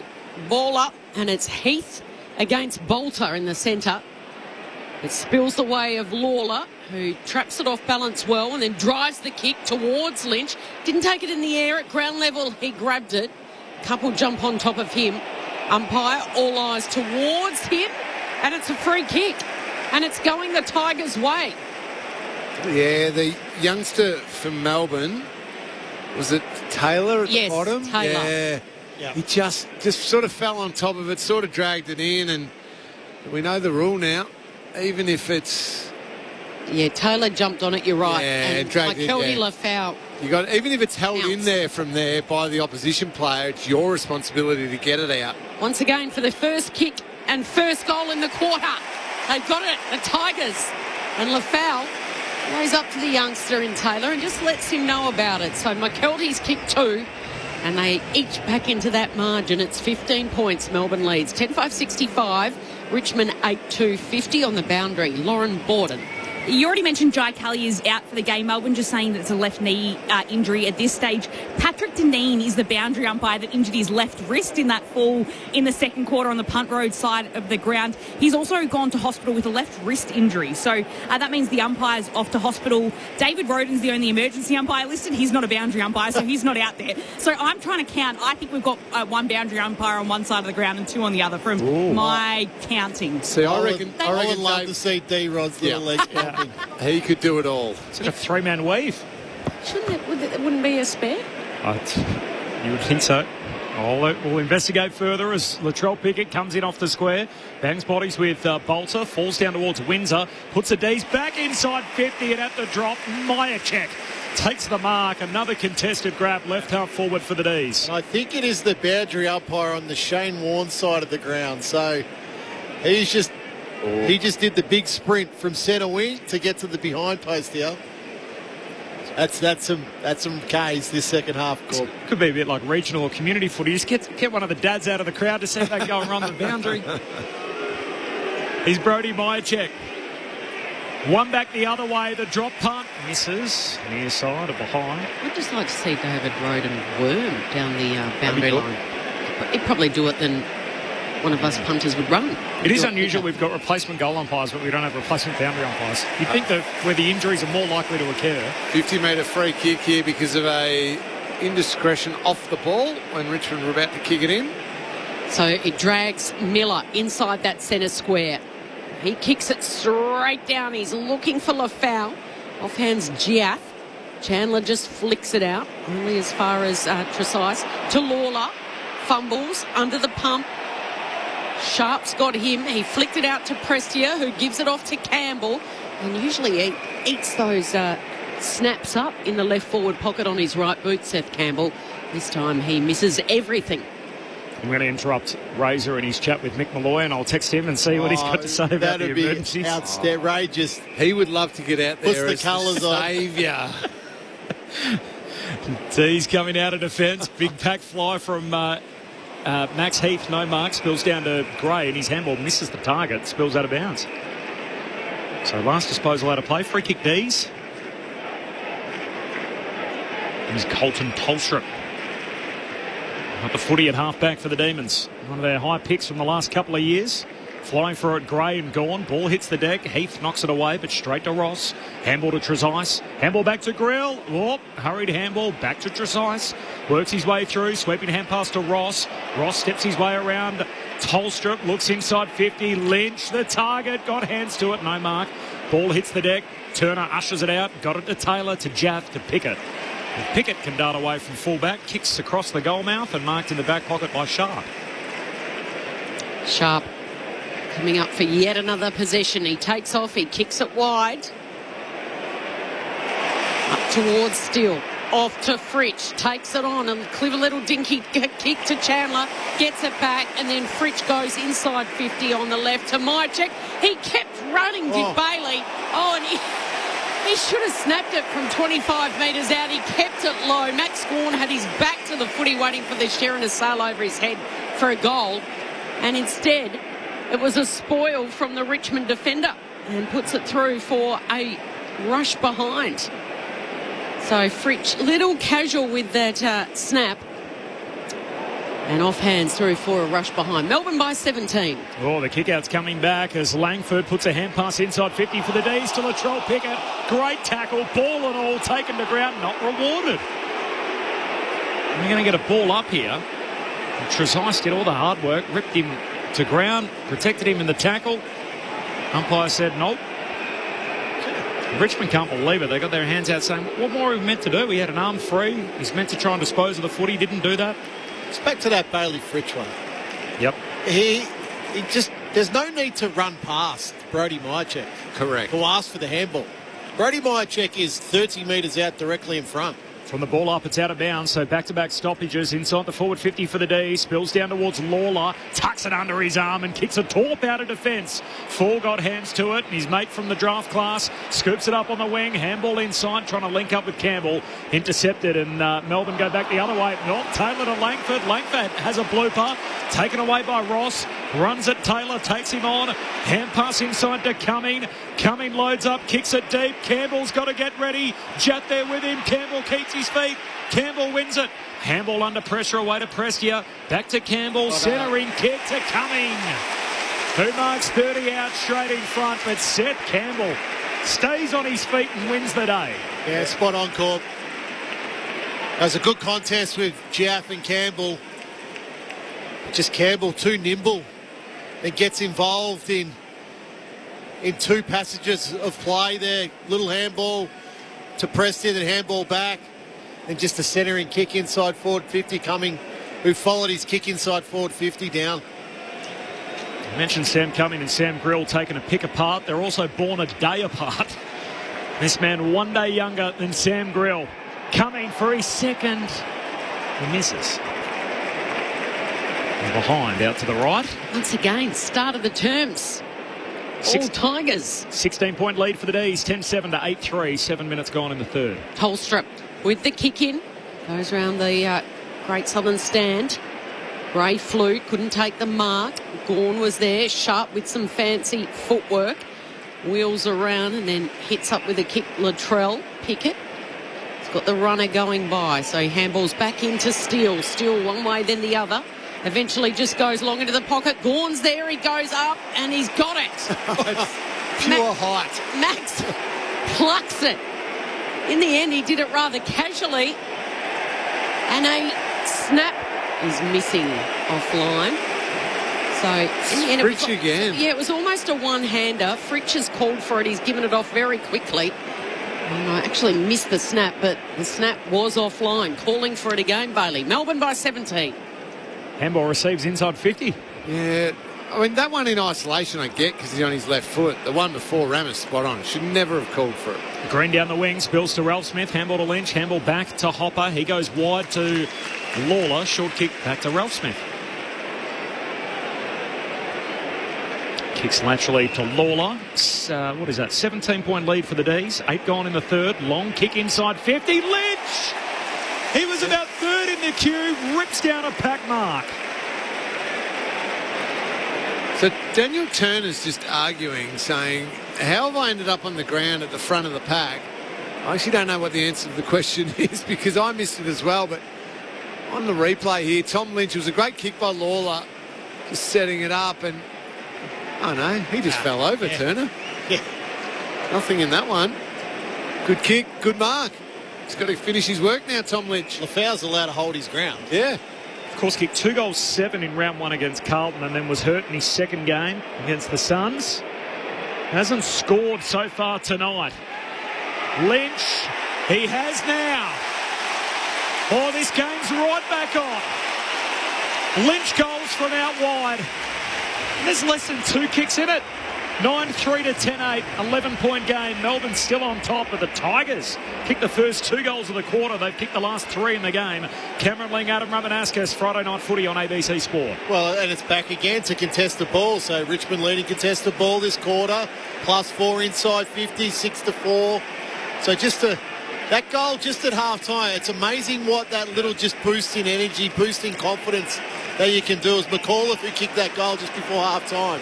And Richmond have continued that little bit of momentum now going into that second half.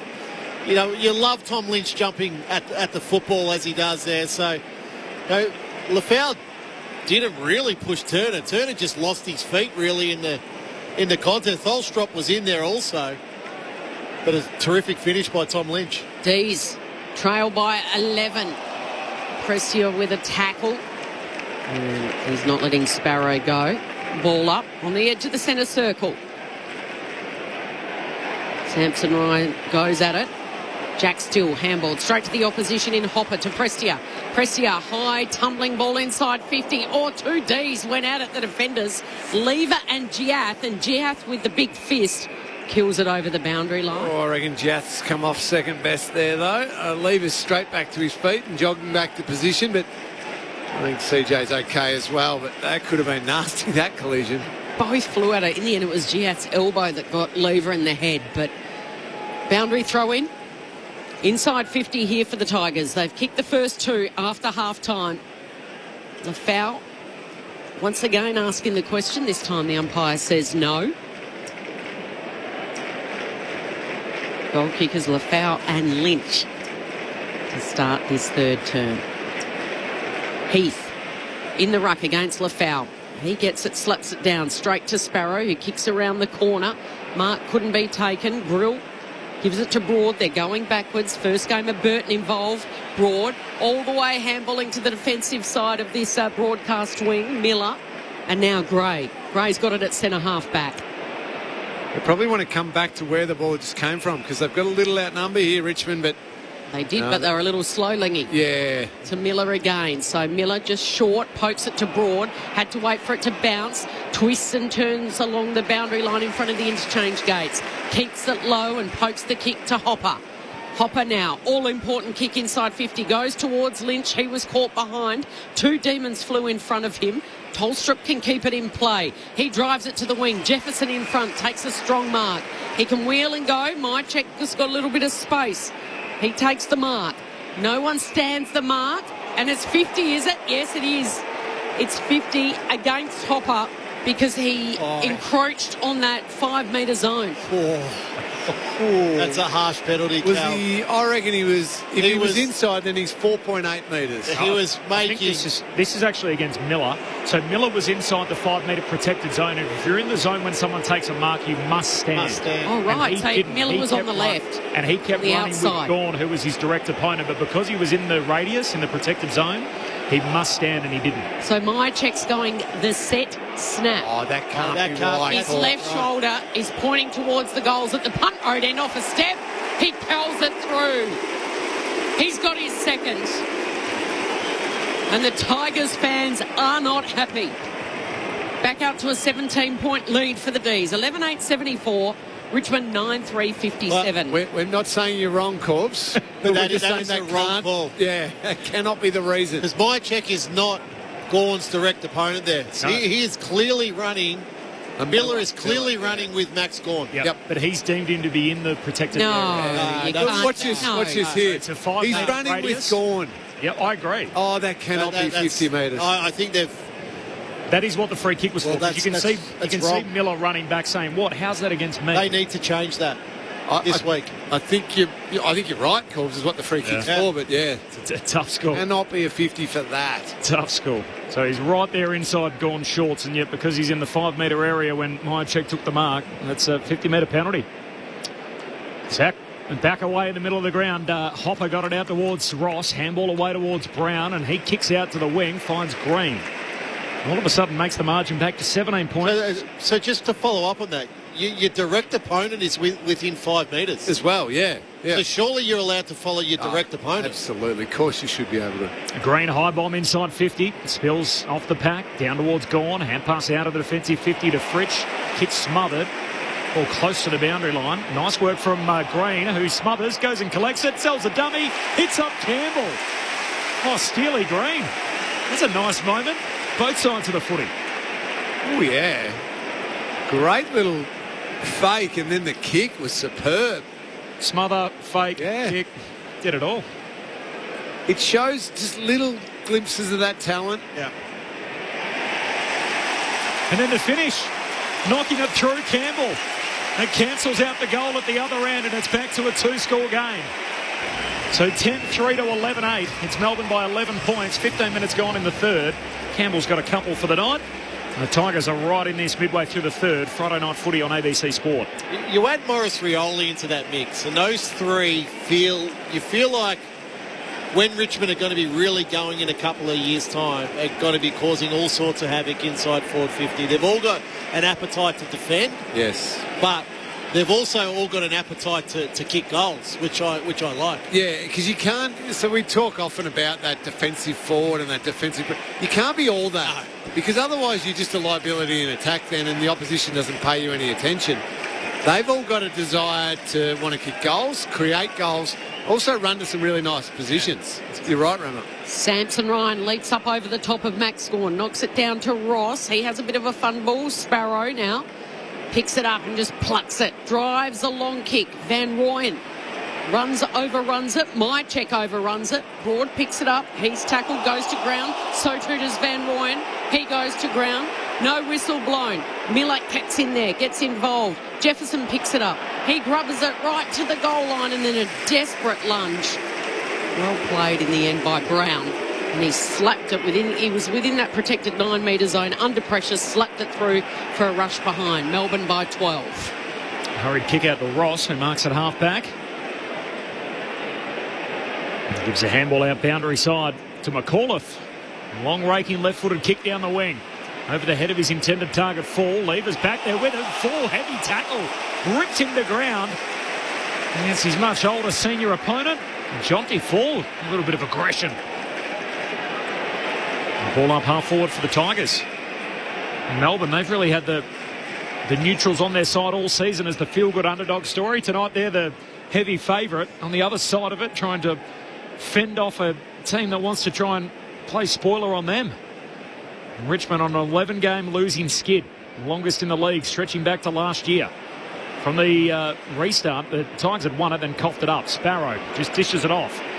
Little kick goes up over halfway. Van Rooyen in a tangle with Broad. Knocked on by Burton. Picked up though by Sparrow with the Demons. Hand pass to Langdon. Handball to Van Rooyen. Kicks inside 50. That's a neat mark. Jefferson at full forward, 15 out straight in front. So he's had some nice moments. He's just starting to show some signs now that he's maturing into a key forward that Melbourne really hope when they draft him. He's taken his time. He's certainly taken his time. He's served a long apprenticeship now in the VFL, but you can just see the athleticism, the good head, like the really strong hands. So some key forwards can burst onto the scene. Some just need time to really develop their game. Just to keep the Tigers at bay, Jefferson on the drop punt knocks it through. Moving on up.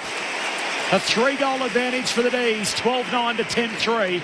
18 gone in the third. This is Friday Night Footy on ABC Sport. Yeah, you're right, Rama. So 22 years of age, and we so often just expect young draftees to... And he was a first-round draft pick. Yeah, you think straight away, you should be a great player. You should be Nick Dacos from day one. The reality is there are so many different rates of development, and whether it's physical, to be a key forward, the ability to hold your position in a contest, maybe it's endurance-wise, or sometimes it's just learning the game and understanding where you got to run and how much work you've got to do off the ball for that one moment where you might be able to win the ball. Yeah. So that margin continues to hover around 18 points. The D's keeping the Tigers at arm's distance. Leap from Bolter, but well judged by Gawn. Whistle is blown. Confusion. Free kick to the D's. Was off the ball. It's going to Sparrow. Oh, so Bolter's caught on the mark here. Gawn's gone forward. You get it straight to Gawn. One-on-one, undersized opponent. Sparrow opens up, drives it long, goes towards Gawn. Jefferson with the leap right up over the top. McAuliffe picks it up. Handballs to Tresice. His handball puts Grill under the pump. Able to pick it up, control it and deliver nicely down the line. It was a good swipe in the end by Howes. Knocked it away. Comes the way of Cozzy Pickett. Little fumble in there from Sparrow, but he goes back to Pickett. And Pickett's kick has been intercepted. Taken by Tresice. Late inclusion for Jayden Short. He finds the player all by himself and he goes in that direction to Cumming. Cumming wide, right on the 50. Lynch wins a free.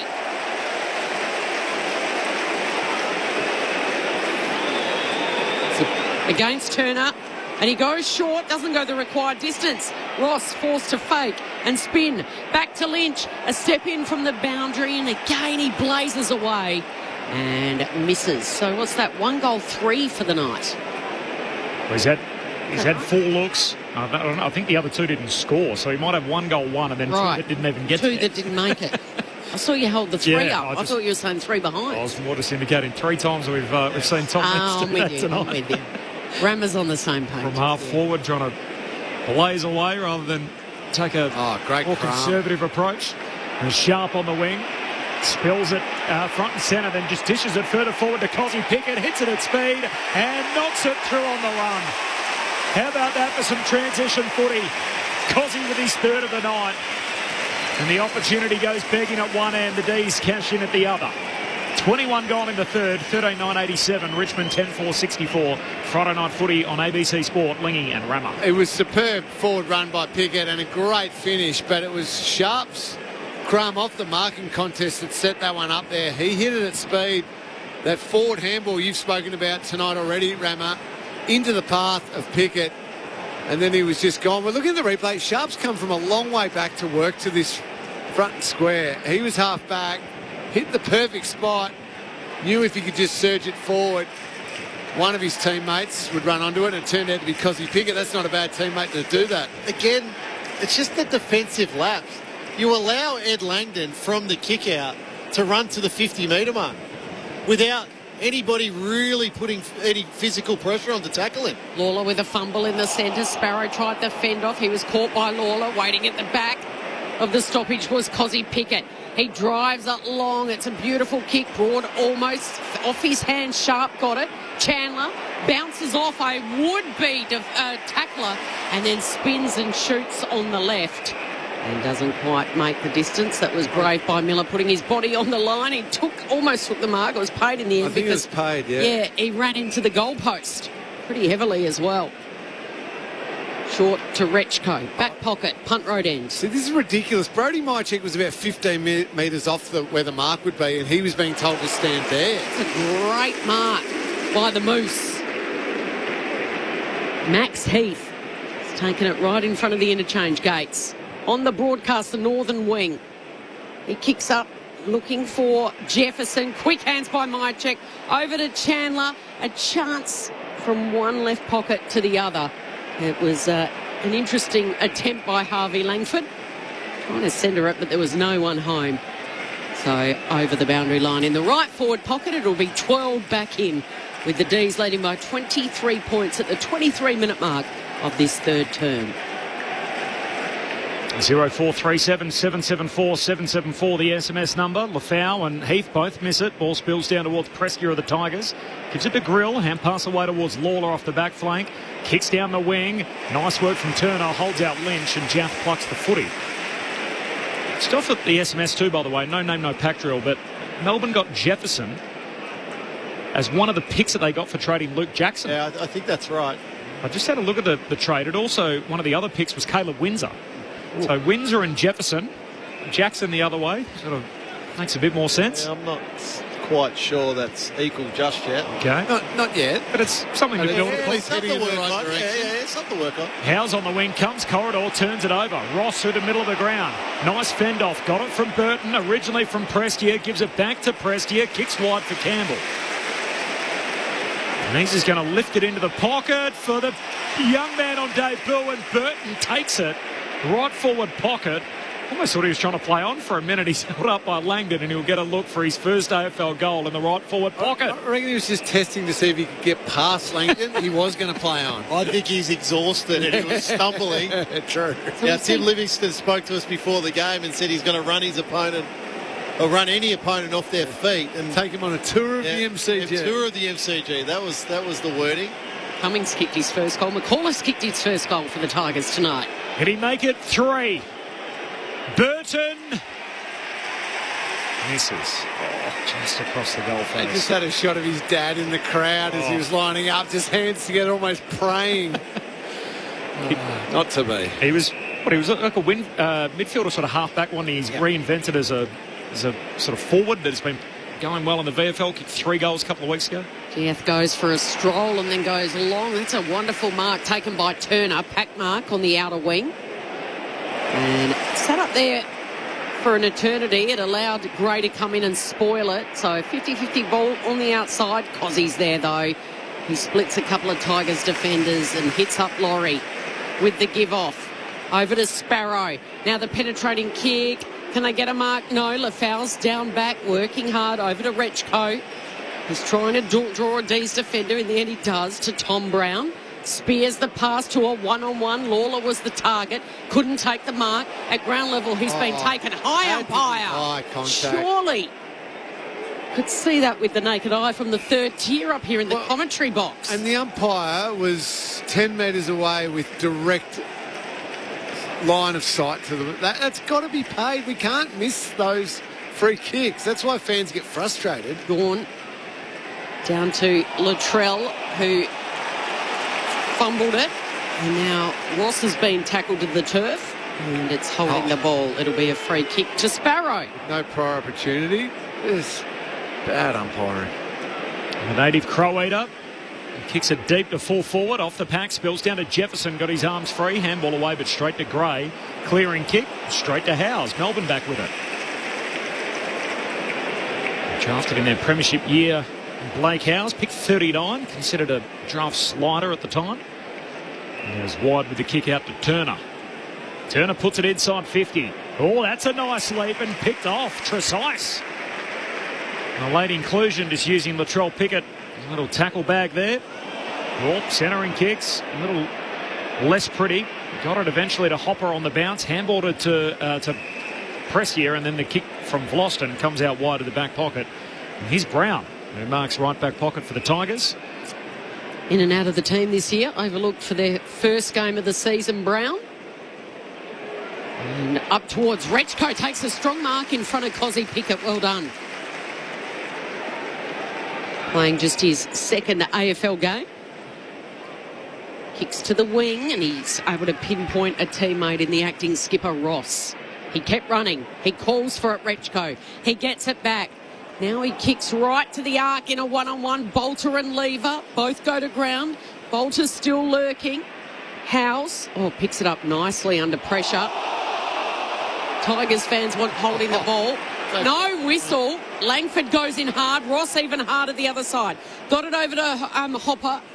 McKeldy Lafau. He tries to barge his way through. And the Sherrans held to him in a two-man tackle. Ball up 40 metres out from Richmond's goal. It is Melbourne by 22 points. I know it's a challenging rule, but it's been imperfectly applied tonight. I think it's fair to say the holding the ball rule as it comes down towards Langford. It kicks down the wing and Gray does well to knock it away from Myercheck on the wing, out of play. I think if you're a Richmond fan, Corbs, I think every rule's been imperfectly. Yeah. Well, Damien Hardwick, if he's watching with his beer, as he said, he didn't want to get too angry. He's still got a bit of black and yellow that runs through him. His black and yellow blood would be boiling right now because he called it Chook Lotto. As the Rucks wrestle on the wing, Bolter had it, lost it. Picked up by Green, gets it out to Ross, handles wide to Hopper, off to Rechko, has to spear around a couple and then he's kicked it out of bounds on the full. So 3-2 in the Demons' favour in this third term. They held on to that 22-point lead. Closest player to that ball is Cozzy Pickett. He's pounced, he's kicked a game high 3 goals. Contest kick to the wing.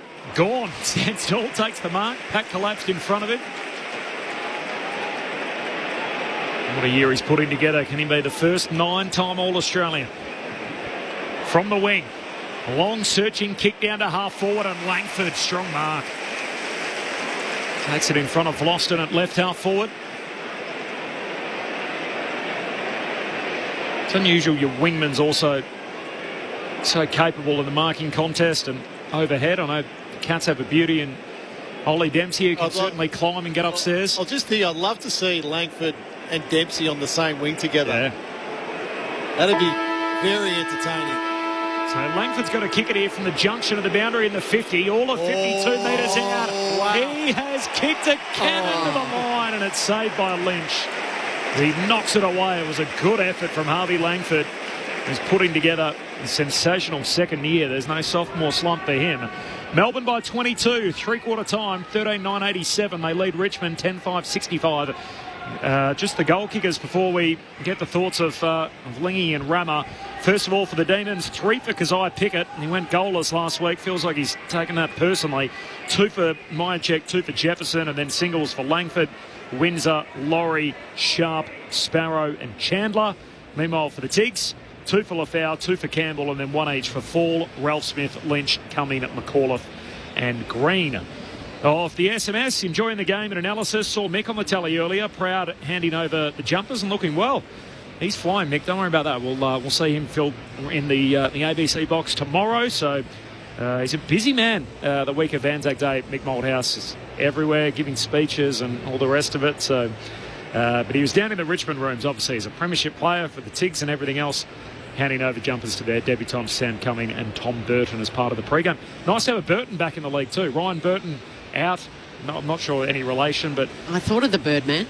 When I was a kid, Brett Burton and Matthew Burton, Spider. Yep, Spider. Shout out to all the great Burtons that have played our wonderful game. So the thoughts of Rammer and Lingy coming up next. It's Friday Night Footy on ABC Sport. Are you sick of brands pretending to be your friends? Gruen would never do that. We don't care that we're coming back to Wednesday nights on the ABC. We care about you watching us. The new season of Gruen starts Wednesday, April 29 on ABC TV and ABC iView. This is the 2026 AFL Premiership season with ABC Sport. 17-point lead for the D's. 8 gone in the third. Long kick inside 50. Lynch! He was about third in the queue. Rips down a pack mark. Of course, kicked 2 goals 7 in round 1 against Carlton and then was hurt in his second game against the Suns. Hasn't scored so far tonight. Lynch, he has now. Oh, this game's right back on. So Myercheck's going the set snap. Oh, that can't be right. His left shoulder is pointing towards the goals at the punt road end off a step. He curls it through. He's got his second. Ball close to the boundary line. Nice work from Green, who smothers, goes and collects it, sells a dummy, hits up Campbell. And then the finish, knocking it through Campbell. It cancels out the goal at the other end, and it's back to a 2-score game. Just to keep the Tigers at bay. Jefferson on the drop punt, knocks it through. Moving on up. A 3-goal advantage for the D's. Spills it front and centre, then just dishes it further forward to Cosy Pickett, hits it at speed, and knocks it through on the run. How about that for some transition footy? Cosy with his third of the night. The AFL on ABC Sport. On radio. ABC Sport Digital Radio. And ABC Listen. The thoughts there are the sounds there of the third term. This is Friday Night Footy on ABC Sport. Melbourne by 22 points. Adam Ramanaskas, Cameron Ling with their thoughts. Corbin Middlemass and Kelly Underwood, Lauren Borden on the boundary. Ram, let's take our off-air conversation on air. So the flashpoint in that quarter was a 50-metre penalty against Brody Myercheck. So basically, if you're in a 5-metre... Against Ben Miller, sorry. So Myercheck takes the mark. Miller's running with Gawn. They pass through. Myercheck's all alone. So they're not technically in the marking contest, but they're in the 5-metre radius. And given the fact that if you're in the 5-metre radius as the opposing team, you need to have one person stand. So if it's a marking contest, there's 10 people in there, one person has to stand.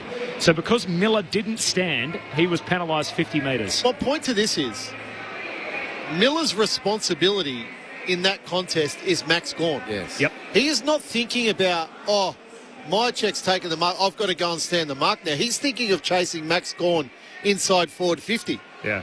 Not to stop, no one's around, I better take the mark. And it's a bit of a loophole in the rules. And to clear one thing up, it's not like Miller momentarily paused, turned, and then kept thinking, I better go with Gawn. It was all in a really fluid motion. He left immediately with Gawn, and Gawn himself was in that 5-metre area. Yeah. If that's in a final... Yep. The opposing team will rip the grandstand down. When they drew up the rule, they never thought that kind of scenario would be. Yeah. So then the next example is Max Gawn takes a mark right on centre wing in front of us here. Yep. Now, the opposite to that is there was somebody on the mark. Cosy Pickett's flown by and Paddy Rechko is behind him. Yep. They're well within the 5-metre zone. Yep. But because there's somebody on the mark already, that's okay. You can run with your direct opponent. Yes. So he didn't get done for running with his direct opponent. He got done for not standing. So what I'm saying here in the Miller and Gawn and Myercheck instance, if nobody's inside forward 50 and Miller's meant to stop and stand the mark and allow his opponent then to run inside forward 50 for Myercheck, then to kick it over the top, that's not in the spirit of the game. Yeah. No, and also it is adding another thing, which is not lowering the temperature of our frustration. Correct. It is only turning it up to 11 out of 10. Correct. The Tigers, any chance in this last quarter? Yeah, well, I think they are. So they've had 14 inside 50s that quarter for 3 goals, 3. Now, I think one thing they need to clean up this quarter to give themselves a chance is their kick-to-handball ratio. So 47 kicks, 43 handballs that quarter. They have more of the ball, 12 more possessions than Melbourne that quarter, but they've got to use their legs more this quarter, I think. Try, a bit of youthful enthusiasm in this last quarter to really attack Melbourne with speed. I love it because Rammer is glass half full. I'm a little bit more glass half empty.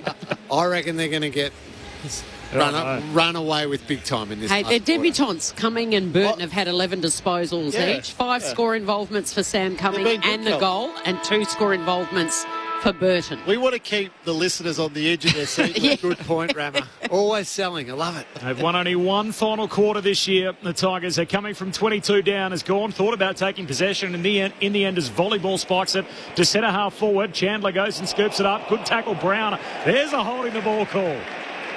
Free kick for Brown at centre half back.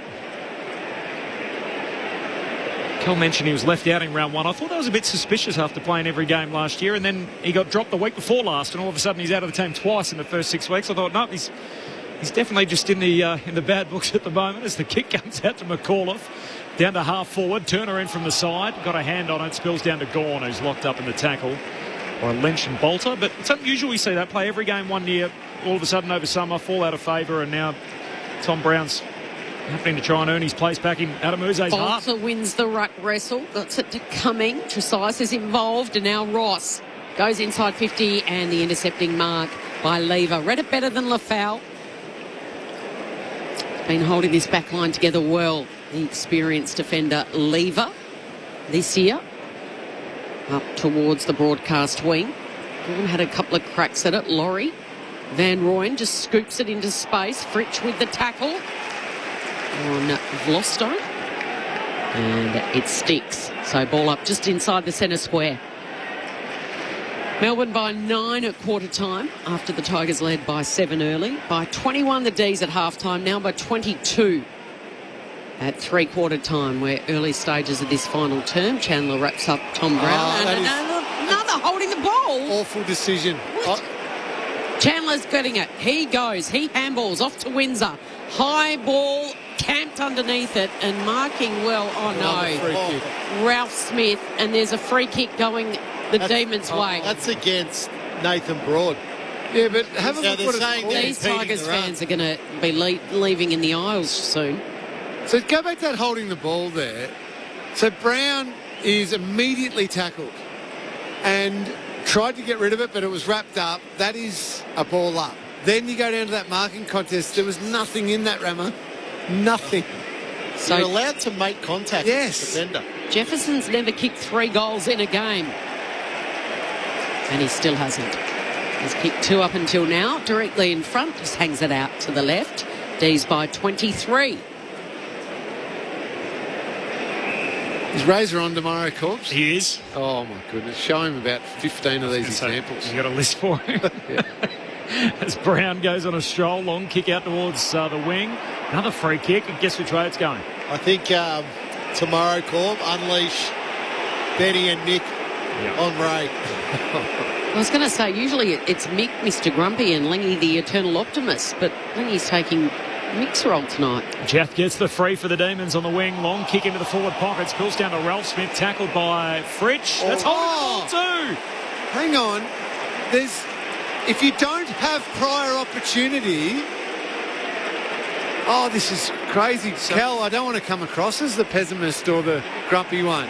This is not even how it's been officiated tonight through 3 quarters, what we've seen in the start of the last. And that's a free kick for Bailey. Well, I think they're saying that the little swipe by Ralph Smith is the prior opportunity. Okay, then pay that every single time. Yeah. We've hardly had one all night, and we've had 3 in the first 3 minutes of the final term. Holding the balls back in vogue, and Bailey Fritsch slots it from out wide. In front of a cauldron. And the Demons cash it in here. It's out to 29 points. The D's 14-10-94, Richmond 10-5-65. 4 minutes gone in the final term. Free kick count 19-11 Melbourne's way. Yeah, and that's 4 of the last 5 now for the Demons. So again, they just put that little bit of space on Melbourne there. Look, it's so marginal, that holding the ball decision. And the umpires have to ask themselves... The umpire's right there, Cal. Yeah, and he's got to ask himself 4 things. Has the player had prior opportunity? Yeah. Is the tackle legal? Is the ball pinned? Is the player able to make a genuine attempt to dispose? So if Ralph Smith then just lets that ball fall as the tackle's being made, there was no prior opportunity in my eyes. Therefore, what, it's play on? So we're encouraging him just to let the ball go. Out by 29 points, D's are going to win it through Gawn, who handballs to Windsor. He's had a strong game. Windsor to half forward, well-weighted pass, and Sparrow launched himself at the footy and took the mark. Had a terrific third quarter, Sparrow. 8 possessions, 5 of those were clearances. Little lead. He ignores that. He goes over the head of Jack Steele, who had the lead. The big boys fly right at the top of the goal square. Laurie gets it off to Windsor, and he has capped his brilliant night with a goal. That's his second. And they're running away with it now, the D's at the G. Melbourne by 35, 15-10-100. Richmond 10-5-65. Friday night footy on ABC Sport. Cameron Ling and Adam Ramanauskas. And again, Lee, it's a defensive lapse by Richmond. So Windsor wins the ball out of the centre square. So he gets the ball to Sparrow with a nice kick. But nobody's tracking him. There's no Richmond player anywhere near Caleb Windsor. So terrific play by Windsor. Just poor defensively by the Tigers. You're absolutely right. We just saw the replay from behind the goals. He just drifts inside forward 50. Dangerous spot with no one near him at all. Back in the middle, Gawn trying to wrestle it free. He's tackled, taken down. Ball comes out, no whistle. Socked away by Sparrow, down to half forward for the Demons. Vlosten puts his head over it. Fritsch lands on top of him. No whistle. Coming in, Keziah Pickett couldn't collect, and then ricochets out off the shins of McAuliffe, but it's inside the forward 50 for the D's, so that's a throw-in. Biggest lead of the night. Look at the Tigers fans just down to our left here, all slumped in their seats. They're not moving just yet. Got within 11 points midway through that third quarter. From that point on, the D's have kicked the last 4. Gawn grabs it out of the ruck. Half forward. Hand pass away towards Langdon. Couldn't trap it. Spills down towards Tresice. Hand pass for McAuliffe. Left foot against the boundary line. Long kick to a contest. Lever in the box seat. Lynch makes contact. Ball spills down. Turner wrestles free of the grasp of Lynch. Short kick. Very short. 2 metres to Langford. And pass to the boundary line for Jaff. In front of the benches. Kicks down to half forward. They come from all directions. Miller punches it away. High up in the air. Swatted down in front of McAuliffe. Copped an unkind bounce. Steele goes and wins it. Now got to deal with McAuliffe. He's caught holding the ball. And a free kick from McAuliffe for the Tigers at half back. And there's the Bronxies from the Richmond fans. And the lead's 35 points for the Demons. A game high, 7 gone final term. McAuliffe kicked his first goal in AFL footy earlier tonight. Flying at it was Bolter. He couldn't take it. Jaff nearly landed in his lap. And he sees it over the line right in front of Lauren Borden sitting behind the benches. Loz. We've got Adam Uze in front of me as well. He's calmed down a little bit now, but it's probably the most animated that I've ever seen him on the bench throughout his time coaching Richmond. Just a lot of times throwing the headset off and getting frustrated, and a lot of that has been umpiring decisions, but he seems to have settled a little bit now. Swirling ball back into play. Tigers through Ryan. McAuliffe's involved. His handball to the standing debutant who's been hammered into the turf by House. And by that debutant, I mean Burton. Flicked up. Gawn again. This time straight down to Hopper. Throws it on the left boot, and it's to the advantage of House. The defender. Shorts the kick to Latrell Pickett. Haven't seen him too much tonight. His cousin Cozzy has had a brilliant night, kicked the 3 goals. Gorney bounced off his chest. He's disgusted with that, so he comes to the bench for a rest. Ball in dispute. Right here, bodies on the line. They've been going in hard, and the Tigers player Hopper is hurt. Meanwhile, the D's emerge with the footy. Long kick backing back with it was Broad, and he takes a strong mark. Another free kick. A holding call. Free kick, Van Rooyen. He goes short and sharp to Jack Steele, who's only got 1 boot on. Luckily, it's the right. And the right boot is still working. He hits up Fritsch in that right forward pocket. Wouldn't mind seeing a replay of that Cozzy bump, Lingy. Ooh, okay. I missed that one, Rama. Right here, sharp on the wing. Jacob Hopper. Hopper was sore, but he's up and he's okay. Oh, yeah. Left the ground. Off the ground. Got him high, yeah. Oh, dear. Like Chopper Pickett. He's starred tonight because he's kicked 3. Meanwhile, Fritsch lining up for his second. And that's not given a chance. It's going to land in. Jefferson's claiming it. Umpire says play on, so Jefferson does. Hang on, it's coming back. It's going to be a boundary. Umpire said it was over the boundary line. He didn't take the mark. So it'll be a boundary throw in. Left forward pocket. City end. D's by 35. Oh, he makes contact with his head, left the ground. Get him, yeah, but well, we talk all the time about, we want the action, we don't want the outcome. For the boundary throw in, falls down towards Van Latrell Pickett, free kick here. Okay.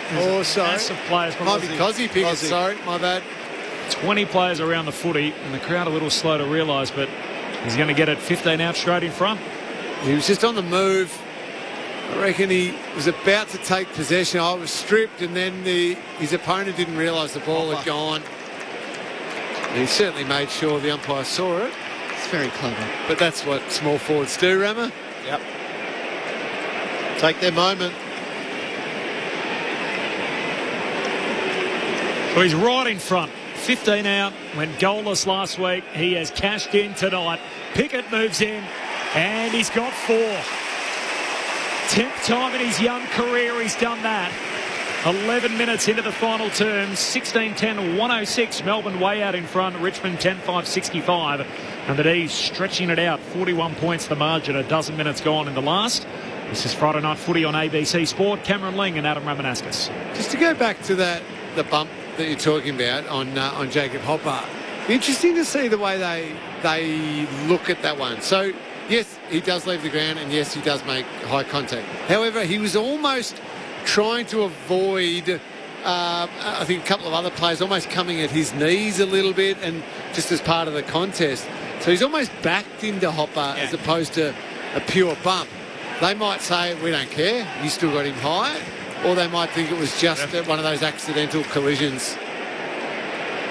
Melbourne by 41. Out of the centre. Lawler gives it to Cumming. Long ball. Falau with the launch. Couldn't get his hand. He got his hands to it, but couldn't take the mark. And now the D's defenders. Turner. It's been good tonight. Off to Pickett, who's covering every blade of grass out there at the moment. Cozzy. And his kick was at the ankles of Chandler, who couldn't control it. So it'll be the Lasso free kick. No, yes.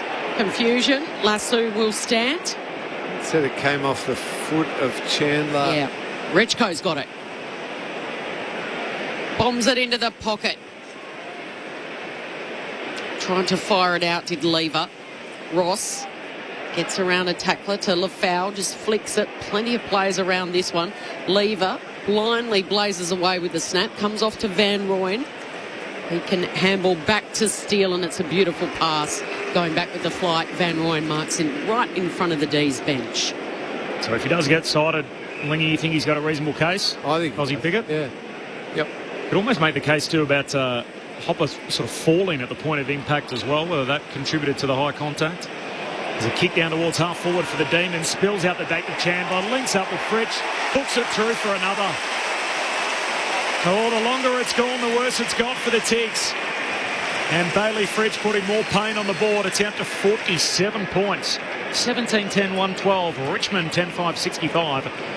13 minutes gone in this final term, and Fritsch has kicked his second of the night. His second of this final term.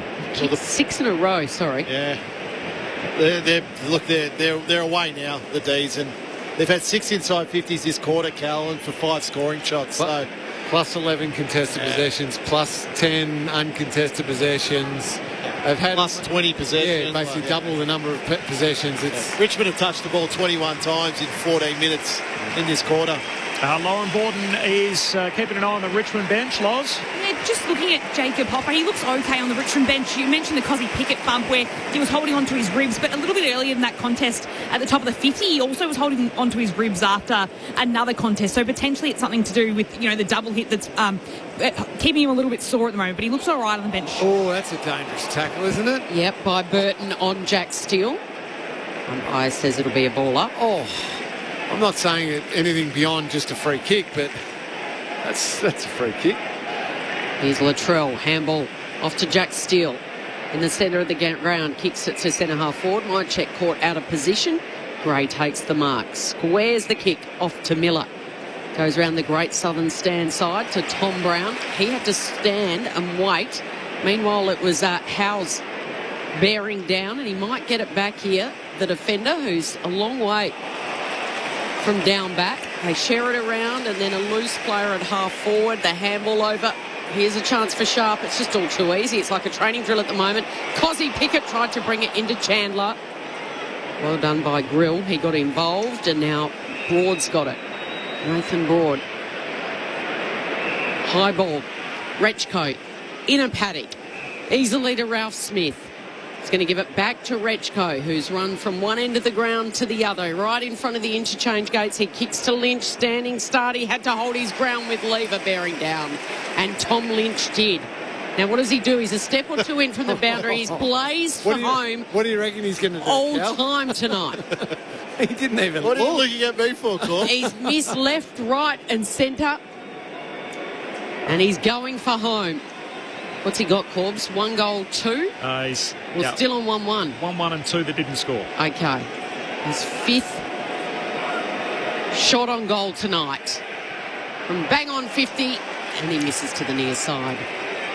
So he's 1 goal, 1 and 3 complete misses for Tom Lynch. Hang on, they've called it touch, perhaps off the boot. Well, it has to be off the boot. It went through. So boundary well throw-in cleared. players all caught out. 10 minutes to go. D's by 47. So Richmond hasn't scored since the 14-minute mark of the third term. And we're at the 17-minute mark of the fourth term. Forward 50 stoppage here. Heath palms it down for the Demons into the path of Steele. He wrestles it out. Got it away to Windsor. Hooks the kick wide. Leaping up Myercheck. No mark. Spills down towards Rechko. His hand pass. Oh, tried to get it away towards his teammate there in Ross, who slips over. Lost the footy. Chandler wins it. Kicks wide. Put 2 wide. Out on the full at half-back for the Demons. Free kick for Vloston. Lauren Borden. Patrick Deneen, the umpire that was injured, he's likely to have a surgery on his fractured wrist tonight. He's in good care. A shout out to the Richmond doctor as well, Jim Brennan. He was the one that assisted in taking care of that umpire. So the umpires were his family at the game tonight who are helping, but a big shout out to the Richmond doctor for helping out. Thanks very much for that, Loz. After the episode with the boundary umpire earlier, the D's are on here through the middle of the ground. Laurie gives it to Cozzy Pickett. Unguarded goal square. Needs the kind roll. Won't get it. And Miller's just going to pick it up as the ball stops in the goal square. In front of the Ponsford stand. We weren't in the junk time before, we're in it now. It's 17 and a half gone final term. 17-10 to 10-5. Short kick to Brown, who's got not a lot up ahead. In front of the flame of remembrance. Back pocket. Long kick down the wing, southern side. Taylor knocks it away for the Demons. Into the path of Chankwath Jaff. Feeds it over by hand to Sharp.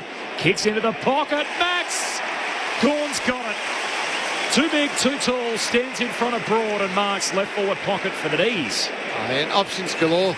Cozzy Pickett was on a hard lead. Could have actually been used. Had a break on his opponent. Instead, second choice, just go a little bit longer. So your skipper, Max Gawn, who had great position, height advantage, size advantage on Nathan Broad. And it's going to go around the body, the snap.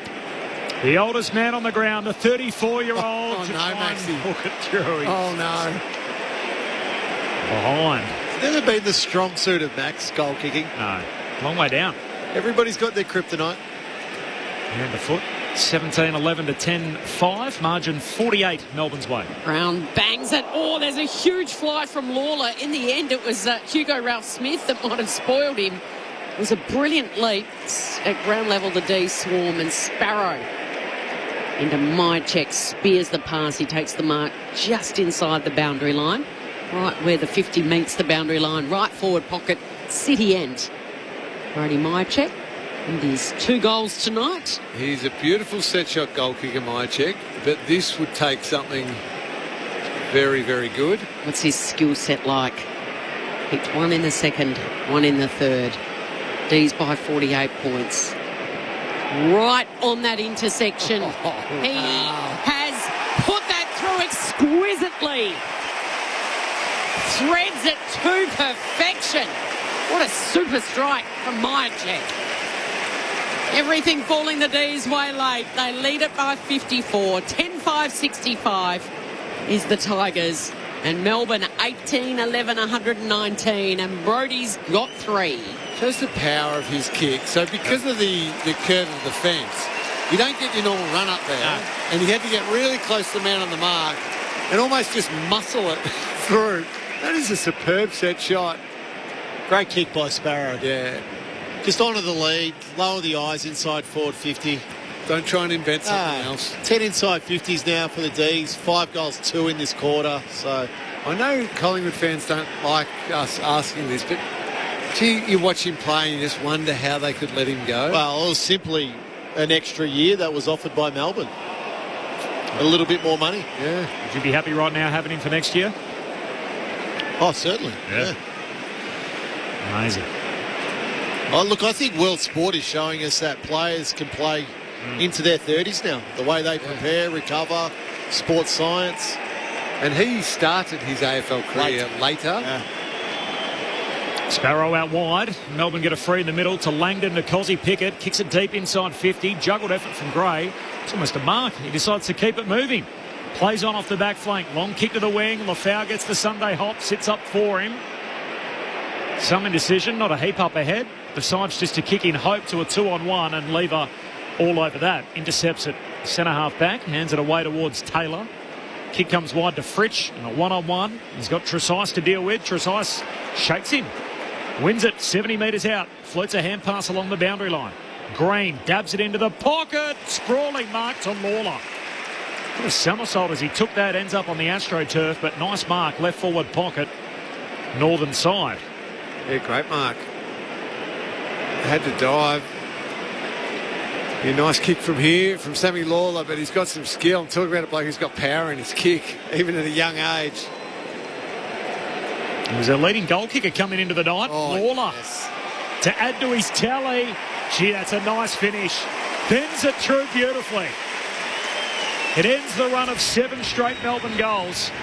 And something late for the Tiger Army to get up and about 4. 11-5-71. Melbourne 18-11-119. 8-goal lead for the D's. 22 gone final term. Friday night footy on ABC Sport. I know it's too obvious to do this because he is wearing the number 4, but you see him kick a ball like that and you can't help but compare to the great Dusty Martin. Just the crispness and power of the snap. I wonder they wanted him so badly at number 1. Looks like an incredible talent going forward. So they've got one pick out there. They've got pick 7 incoming. And they've got pick 8 in grill. It's a whole heap of top picks out there. All right, go on, gloat, Corbs. 67,364. Doesn't look like there was more than 60 here tonight. If that's the number, I'm taking the unders. Heath takes it out of the ruck himself. He handballs to Latrell at centre half forward. It comes back the way of Langford. There you go. It clears the pack. Waiting at the back is Van Rooyen. Overruns it in the end. Then he gets the handball up to Sharp. He's spun around in a tackle. Play on, says the umpire. Fritsch handballs backwards to Sparrow. Bouncing ball in the goal square. Max is there. And he's missed.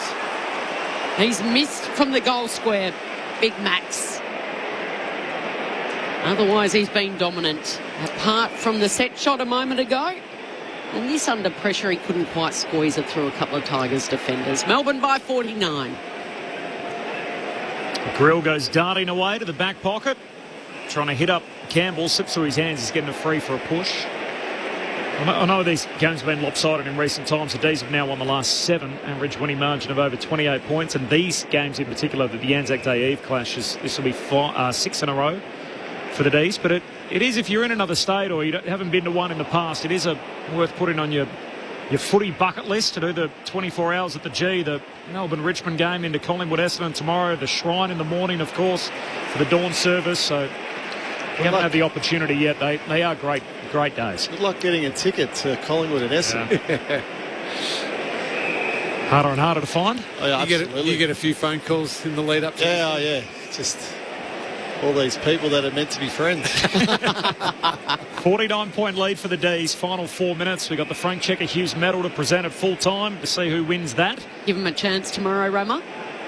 Yeah, look, I think if they bring the same effort as they had probably for the last 2.5 games from the second half of the Western Bulldogs game, Essendon's football's been pretty good, pretty encouraging, I think. Howes down the wing, through the hands of Turner, into the path of Heath. He hands it back to Turner on the logo southern wing, kicks inside the forward 50. Max. Third time lucky. He's more likely to kick a torpedo and kick a goal than Max, I think. So he's got a behind and a poster. He's getting closer. And he's going back for the drop punt. No more around the body. He's that little bit further out. It's amazing how when he does take a mark, the number of smalls who fly past screaming for the ball, thinking he's going to give it off. But no, he just gives the look. I've got this. Set shot across the body that missed wildly. Just snuck in for a behind. Then a hurried kick from the goal square hit the post.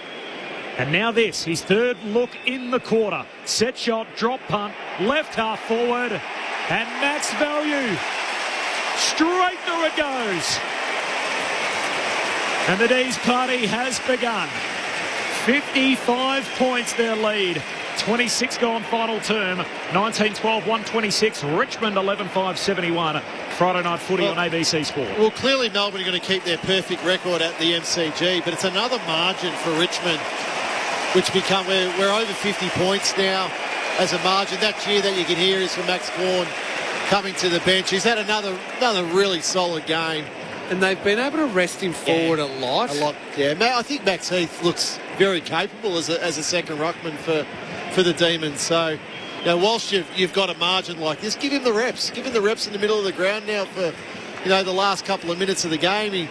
And it's been against Bolter, it's been against Samson Ryan. Ruckman he can handle. Heath does it straight again, straight down the throat of Windsor. He was tackled, forced to handball. It goes the way of Grill. His handball was stolen by Cozzy. On the left, he pokes the kick out wide. Unable to take the mark was Myercheck. Bearing down was Sharp. Comes to Ralph Smith down the line. Mark uncontested by Bolter. Bolter's got to do more for me. Yeah, it started at the first bounce. He started like a house on fire, and then the endurance problem kicked in. Brilliant smother. Came from Sparrow. Kick from Ralph Smith after Bolter gave it back to him, and it was a wonderful smother. So over the boundary line.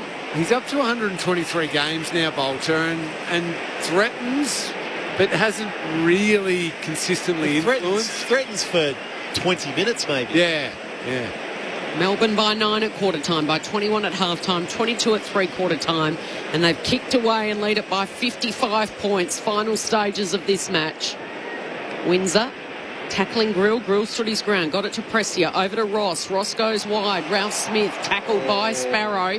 It's a little sorted, slow to get up, Hugo Ralph Smith. It was a risky kind of tackle. Look at Sparrow, he's diving and desperate hustle. That knee shouldn't have went at the angle it did with Ralph Smith. Now he's just getting back to his feet here. That felt like a medial ligament. Yeah, he can't put any pressure on the left, can he? 2 minutes to play. Already Jai Cully off with a nasty-looking knee injury. So left knee concern for Cully and left knee concern now for Hugo Ralph Smith in the waning moments when this game's done. 28 minutes gone, final term. Tees by 55 points. They're going to keep their perfect record going here at the G. 5 games, 5 wins, over 100 points in all of them. A short kick there from Taylor down towards Sharp, who puts it inside 50 over Van Rooyen's head. And coming away with the intercept, Mark Miller. Kicks in the middle of the G for McKelty Lafau. This will be 12 straight losses for Richmond, stretching back to last year. Short kick to Campbell, who collects it centre half forward, bangs it deep to the behind line. One bounce through it goes. He's burnt his teammate then. For a minor score. Badly.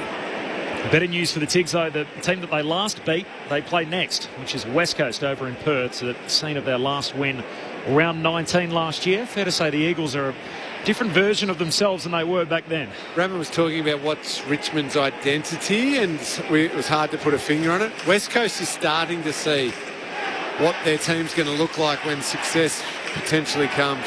Should be interesting if the Eagles get it done over Ross's Saints on Sunday.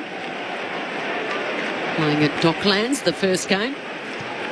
So now Fritsch has got it as they're winding down the clock. Massive specky taken by Cozzy. He got up on the back of Gray. It was a spectacular hover. And for those of the 60,000 that are still in the house, it was worth the wait. Final minute of play. Cozzy booted 3 and he's taken an absolute specky. Quick movement to the other side of the ground, and his cousin Latrell is going to have a set shot. That was incredible on the replay. Look at this. Oh, lovely. Just the little extra lift and then almost horizontal up on the shoulder of Gray. That was it, wasn't it? A little kick in the air. Yeah. I think that might have just sealed the medal for Cozzy. To top it off, can his little cuz Latrell get on the score sheet? No, he can't. Great shot of Stephen King, man. He was so, you could lip read, he was just, Cozzy! Pumping his fist, had the same reaction as all of us when he took it. What a hanger to end the night. Vloston, just about the last kick of proceedings. Lawler in the pack there. And the D's keep rolling. The all-new D's under Stephen King. A 9-goal win. They win every quarter and get out of here with victory number 5. It's a grand old flag. It's a high-flying flag. It's the emblem for me and for you. It's the emblem of the team we love, the team of the red and the blue. Every heart beats true for the red and the blue, and we sing this song to you. Should old acquaintance be forgot, keep your eye on the red and the blue. Do they love this ground? They've played here 5 times. They got a perfect record, 5-0. They've kicked over 100 points in each of them. Tonight they led by 9 points at quarter time, 21 at the half, 22 at three-quarter time and 54 in the finish. In the end, it was 6-1 in the final term. The Demons way too good. 5 wins, 2 losses on the season. Meanwhile, for Richmond, they fall to 0-7. The D's by 9 goals in front of over 67,000 at the G. It's a grand old flag, it's a high-flying flag, it's the emblem for me and for you. It's the emblem of the team we love, the team of the red and the blue. Every heart beats true for the red and the blue, and we sing this song to you. Should old acquaintance be forgot, keep your eye on the red and the blue. They did get a little scared. There were 5 lead changes by the midway stage of the second term, but from that point on, they put their foot on the gas. They kicked 5 consecutive goals from midway through the second until deep into time on before the half, led by 21 there at half-time, and never looked back from that point on. The Demons on the back of 4 to Keziah Pickett, 3 for Brody Myercheck, and then 2 each for Windsor and for Jefferson and Fritsch. Singles for Langford, Gawn, Laurie, Sharp, Sparrow and Chandler, so they really got it done by committee. 19 goals tonight, while for Richmond, 2 each for Lafau and Campbell. Singles for Fall, Ralph Smith, Lynch, Cumming, McAuliffe and Green. The only concern from a Demons point of view, a left knee injury for Jai Cully. Fears what that is, a non-contact injury. He has done an ACL before. It was his right knee then, it's his left knee now, where the fears centre. Meanwhile, for Hugo Ralphsmith, he hurt his left knee in the final quarter. It looked more like a medial than anything, but we'll await further scans on that front. So thoughts with Hugo Ralphsmith and Jai Cully, and hopefully it's not as bad as first feared. That's what good teams do. They beat bad teams. They beat the teams they're meant to, and ultimately Melbourne won every quarter on their way to their 5th win of the season. Initial thoughts, Cameron Ling, Adam Ramanauskas. How should we feel about that? The D's by 9 goals. Well, a really good sign for Richmond, because a couple of weeks ago they had their laps. They probably got a little ahead of themselves and thought, hey, we're going all right. We're knocking off the Gold Coast Suns and a couple of these highly fancied teams. And they dropped one to Essendon. They bounced back, of course, and beat the Lions. But the risk is it happens again. That's part of being maybe a little bit of a younger, immature team. Well, tonight was quite a professional performance. It wasn't always perfect. Richmond threw some stuff at them. But in the end, they just powered away, played a really consistent brand of football and ended up winning by 54 points. And some of their outside electric speed type players, Cozzy being the highlight, of course, of all of those, but you know, Caleb Windsor and those types of players, they're the ones who opened them up. So a really solid, mature performance from a group who's still reasonably immature. So Stephen King would be pleased with what his group's done there, Rama. Yeah, and you look at the last quarter in isolation, 15 inside 50s to 8. Melbourne kicked 6 goals, 3 in that quarter. So 9 scoring shots. They're plus 21 in contested possession in that last quarter. The margin was still there for Richmond to haul it in as such. It was, 22 points there at three-quarter time. So there was still a chance call. Let me come back to you, Rama. Let's head down for the presentation of the medal. Of the 7-time Premiership player and coach and World War I veteran. Presented today by his granddaughter, Jenny Allen. To the player judged best on ground, I am pleased to announce the 2026 Frank Checker Hughes medal winner is Keziah Pickett from the Melbourne Football Club. I think he's going to be a pretty popular winner. Had it 29 times, kicked 4, 7 score involvements, 6 times he put it inside 50 and 6 clearances. And a hanger. It's an early Mark of the Year contender from Keziah Pickett. We want to hear from him. He's less keen. Let's hear what he has to say. Yeah, it's just a privilege to be able to be a part of, such a great game. And, I'm just grateful and honoured to, be able to, play in such a great game against Richmond. They always put up a good fight. And to our boys, well done. And thank you to all the Anzacs that served before us. And thank you to the crowd and AFL for coming out. So, thank you. Oh, how good's that? Well done. Nailed it. Said everything he needed to say. Keziah Pickett, the Frank Checker Hughes medalist for 2026. So sixth time it's been presented, a Melbourne winner on each occasion.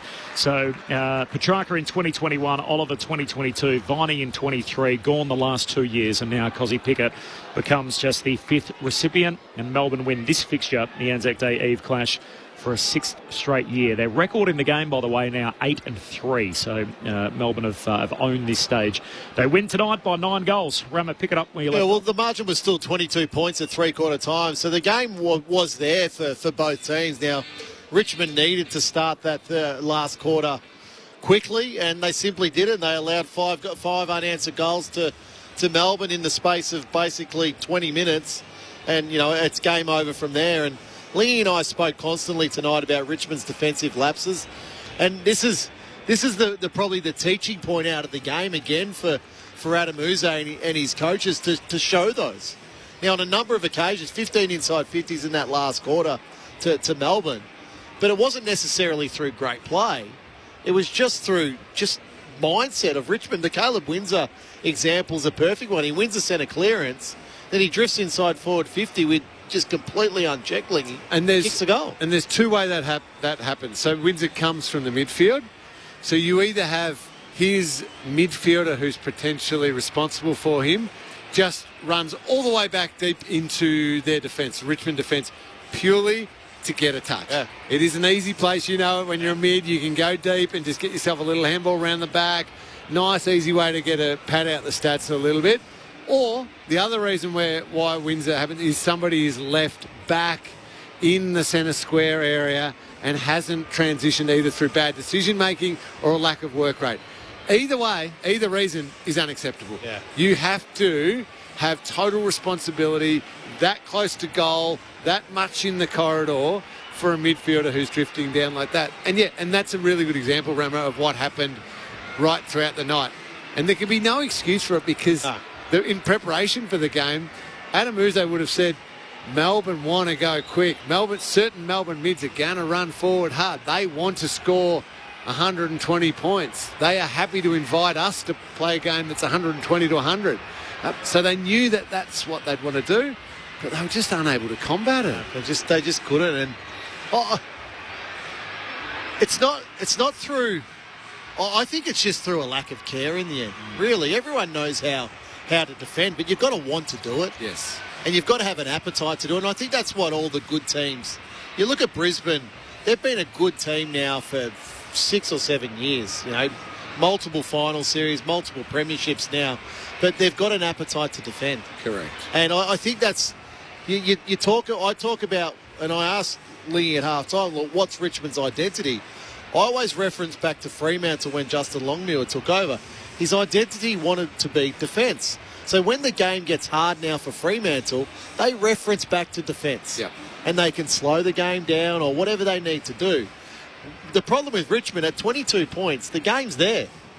So that's where your identity has to start to take over of what you are as a team. As the pressure comes, and it gets tighter and fatigue kicks in. And you're right, it's a great shout-out for Fremantle. So Justin Longmuir, you're right, from day one, even a Caleb Sarong, star young pick, he was doing run with rolls. Correct. I'm going to teach you how to defend. And then as time progresses, little bit by little bit, I'll add layers to your game. We want to attack more. So Stephen King is the example for Melbourne. His identity is more based around attack. Correct. An open field and moving the ball quickly. 126 points tonight. Correct. So over time, though, it's not always going to be sustainable now, immediately. But in the years to come, he will then layer in a little bit more defensive stuff and maybe some protection behind the ball. But he still started with, this is our clear identity. And then we add things as the years progress and maybe the personnel catches up a little bit. And Melbourne fans watching the Demons play this season, they would love coming to the footy. I mean, you'd come to watch Cosy Pickett anyway. Yeah. But they know exactly what they're going to get. Even as the year goes on, they drop a few games, they're still going to see the same type of play trying to be played. Why wouldn't you come to the footy at the moment as a Melbourne Yeah. fan? I mean, to think what we thought of them leading into the season, I'm sure some Melbourne fans will be thinking, is this going to get harder before it gets better? But What a spike in 7 weeks. But if you sit there and look at just Melbourne's team tonight, Pickett speaks for himself. Tom Sparrow's had a terrific game. Jack Steele is probably going to be, we might be the recruit of the year at the moment. And if he's not my chick, will be. Caleb Windsor, his game's going to another level. Ed Langdon, absolutely rock solid. Blake Howe is growing before our eyes. Max Gawn's a star. Lever, rock solid in defence. Harvey Langford looks terrific at the moment on a wing. Harry Sharp is starting to elevate his game. So it's just sort of like plus there at the moment for Melbourne.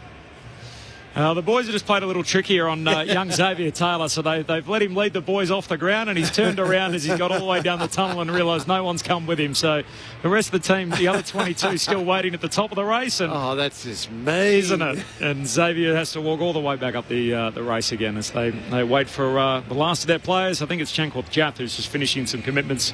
Some family and friends, the last one to join the rest of the team and make their way off the ground. And then you flip it over to Richmond, and every game has got to be a chance to develop a team and what you want to do. And you look tonight, like Rechko has come in, had 26 possessions. Now, absolutely rock solid. Sam Grill had his moments. I thought McAuliffe had a solid game. Lawler again has his moments. I thought Tresize came in late. I thought he was okay tonight. I thought he was okay, but coming in his first game, 13 possessions, 1 goal, 1. Tom Burton in his first game, 12 possessions and a behind. So, look, I'm not sure.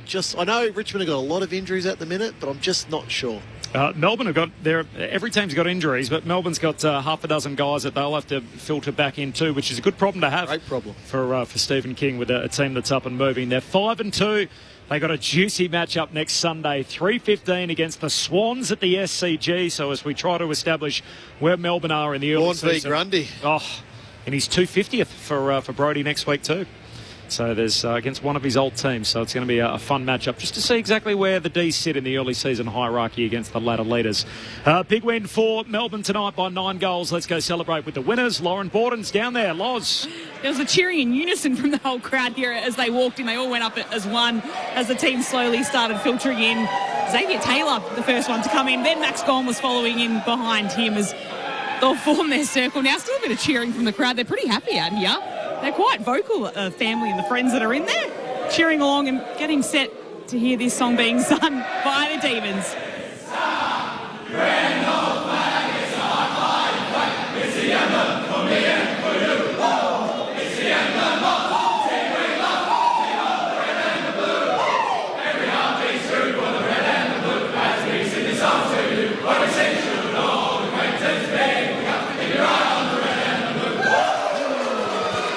There we go, the Demons with their 7th consecutive win against Richmond as well. Another home win at the MCG. So they're getting used to singing the song in these rooms. Thanks, Loz. Professional win for Melbourne tonight. The overwhelming sentiment, a 9-goal victory. They won every quarter against the Tigs to win by 54 points. So the winners so far in round 7, Sydney Swans wide last night by 11 goals, and tonight it's Melbourne by 9 goals over Richmond to get us into the Anzac appeal round. That is a brilliant matchup next week, isn't it? It's fun, isn't it? How good the Swans are to watch playing the game, and Charlie Curnow hitting the form with the 7 goals. And we've just said how much of a joy Melbourne is to watch. That ball will be flying. Well, I feel like it would be a better game at the MCG rather than the SCG, but a bit more room. Yeah, it's just a little bit more space for both teams. Yeah, it's going to be good fun. Sunday 3:15 next week. You up there, Corp? I am doing the game. Ooh. So looking forward to that. Let's go back to Lauren Borden in the winners' rooms. Loz. Thanks, Colin. I've got Tom Sparrow standing alongside me. A couple of wins in the space of 5 days and a pretty good start to the season as well for Melbourne, going up 5-2. You must be pretty satisfied with how you started the year. Yeah, I think we've probably exceeded a lot of people's expectations at this rate. But I still think we've got a lot of growth. Even at points today, we probably didn't have the game on our terms, but I think full credit to just keep playing the way that we wanted and we get the result that we get. You mentioned the expectations there. What did you have on the expectations on the side coming into the season? I was really bullish. You ask anyone on our list, and we're all bullish. We had total belief in Kingy and what he wanted to do, and we've just bought in. And I think now, like I said just before, we haven't got probably a full four-quarter game put together yet, but there's glimpses there, and you can see that when we get it right, then it's pretty fun to play for one, from my perspective. But I think the feedback from the fans is that it's good to watch too. And it must be fun to do it at the MCG. You don't lose here this year. What is it about the ground? Do you like having a routine coming here? It's pretty familiar. What is it about winning at the MCG? Oh, I think everyone loves playing at the MCG. It's so nice to play here. I know we've won every game in the MCG so far. It's just a special place for us at the moment, and it's a real home ground advantage at the moment. But we'll have a test next week going into the States, so we'll see how we go there. But we've got to put this behind us and work on the next week. Are you wrapped with your scoring as well as a team? It's another match where you've been able to score more than 100 points, which you've done in all your wins. So you must be pretty pleased with how that front end is faring. Yeah, I think we're giving our forwards really good looks. I know with the speed on the ball, it gives them a really good chance at scoring. And, we've been trying to gel over the pre-season the first few weeks to try and kick the ball to their advantage and get them in dangerous spots. But I think the way that Kingy sets the ground up just allows for them to flourish. I think Jacob Van Rooyen's been unbelievable. Jeffo's come in, had an impact. Checker's been unreal. He's just such a level head in there. Got lots of experience, and the boys are kicking straight, which is great. Tom Sparrow with us on ABC Sport in the Demons winning rooms. Let's head upstairs now to some more questions from Adam Ramanaskas, Cameron Ling, Callie Underwood and Corbin Middlemass. Tom, can you take us into the pre-match ceremony and just how you feel personally? Like we see the stadium, the MCG, in total darkness, but what are you focusing on there? Because I've been lucky enough to experience it on Anzac Day myself. But what are you thinking about? What are you feeling in that moment? I think we're just so privileged to be able to play this game, and I was thinking at the moment of the sacrifice that the service men and women have given, and the Anzacs, what they gave for our country to allow myself and the other guys out in the ground to be able to play this great game at this great stadium. So, it's just, we're just so honoured and privileged to be able to represent them. Obviously, playing footy and going to war is not the same, but we just are so honoured to be able to play on their behalf. So you had obviously Simon Goodwin as a coach for so long, and I'm sure he would have done some terrific things in the lead up to this game. What did Stephen King do in the lead up to the game this week? We've got three core values in our football club, and we sort of tweaked them a little bit to encapsulate what it might have meant to be out in the battlefield. So courage, mateship, sacrifice, those sorts of things, to try and draw parallels between us and them to give us a bit of inspiration to play this game. But to be honest, it's always quite easy to get up for this game. The atmosphere is awesome, the pre-game ceremony is awesome, and it's always going to be a solid game of footy. So Kingy did a little bit, but ultimately, it's a pretty easy game to get G'd up for. Which one of those words resonates the most with you? I really like mateship. I think we've got a really good bond happening at the club at the moment, and guys are just willing to play their roles and sacrifice. And I think you can see how we're playing. Our patches, it gels really well. We've got players knowing where they're supposed to be running, makes it easy, and I think we've just got that bond and chemistry at the moment, which I think is really great. And just the culture here, I think, is really awesome. Just love being a part of it. It's so good to hear, Tom. And obviously that's being driven by you guys as players, but even just hearing what you're saying about that mateship and that bond and togetherness, I straight away think of Kingy as being a former teammate of his. No doubt that's something he's been able to bring in. Clearly a really smart guy, clearly gets it tactically, but have you felt that the relationship side is one of his absolute strengths? Yeah, definitely. He's a funny bloke, Kingy. He always gets us up and going. I think you can sense when there's a bit of a lull, and he always cracks a gag. He's he's a great character, and he really just wants us to be great mates and have that bonding chemistry, and I think that translates directly to how we play. So he gets that.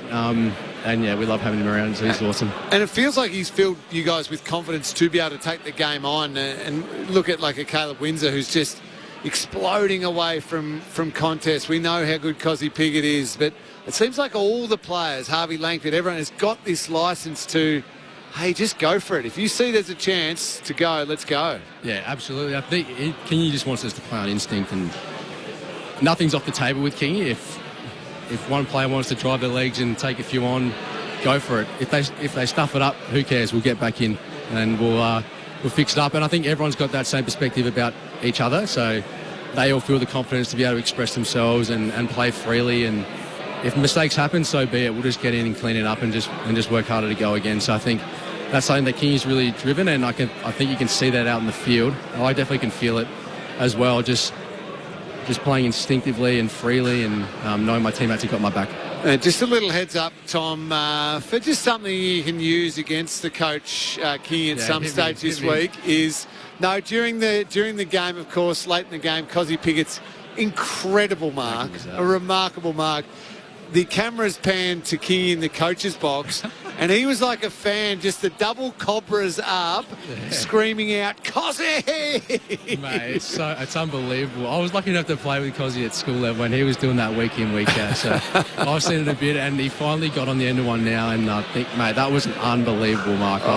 So I good. know that would be hard to beat. But Kingy, yeah, like you said, he's very animated, and we love it. He will show us the vision probably, and we'll get around it and laugh at it, so it'll be funny. Any of the real stuff I've got on him, I'll have to tell you those off air, all right, Tommy? Okay, understood.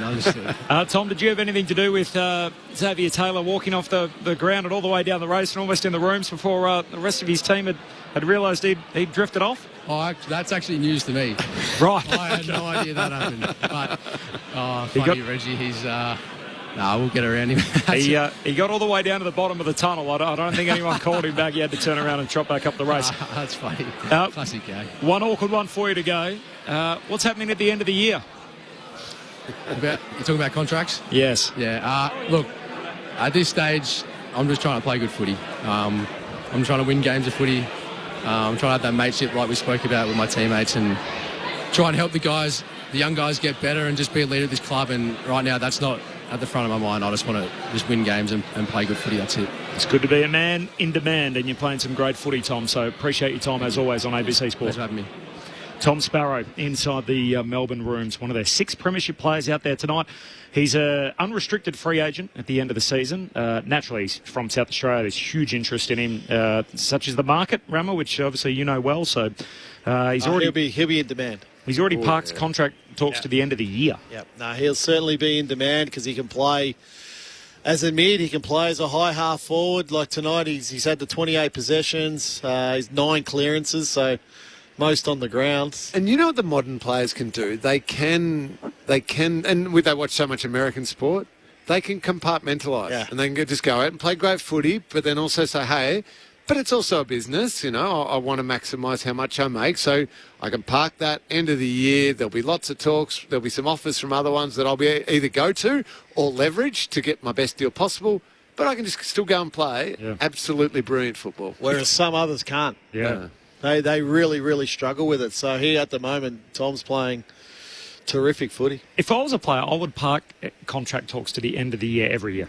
I just think it would be the best media strategy, because then you go and do an interview like this and you've got all your answers rehearsed. You basically said, look, I'm going to worry about it at the end of the year and stuff. And it almost sets the expectation, everyone, that we're not talking about it. It's at the end of the year. But, Corbs, you're forgetting a lot, and I'd say most, and myself included, still, we might look like the most confident footballers running around out there.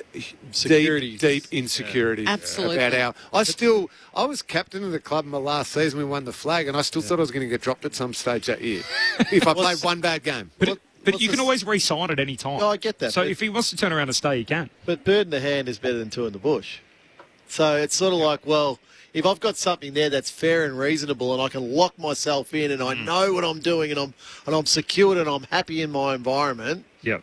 The fear of failure is constantly there for most players. Doubt. If he's like, if Tom falls off a cliff in the second half of the season, they don't remember the first half of the season. No. So, I mean, at the moment, it's good for both the club and the player, isn't it? His stocks keep going up. Yeah, of course. His money keeps going up. And look, an unrestricted free agent helps him enormously as well. He can walk. Yeah, he can walk and just go where he wants. Wherever he And yeah, I'm sure both South Australian teams are looking very closely at him, but I'm sure every football club, because every club needs a Tom Sparrow type of player. Yeah. He's a good team guy, isn't he? He is. For what they need. Here's the 6 names that I've got here. As I've just put a little mark next to. So they've got 8 on the injury list. No disrespect to a couple of them. We'll leave them out of the conversation for now. But there's a couple of fascinating conversations here. So Jake Bowie's on the way back. That's great news for Melbourne. He's playing in the VFL this weekend.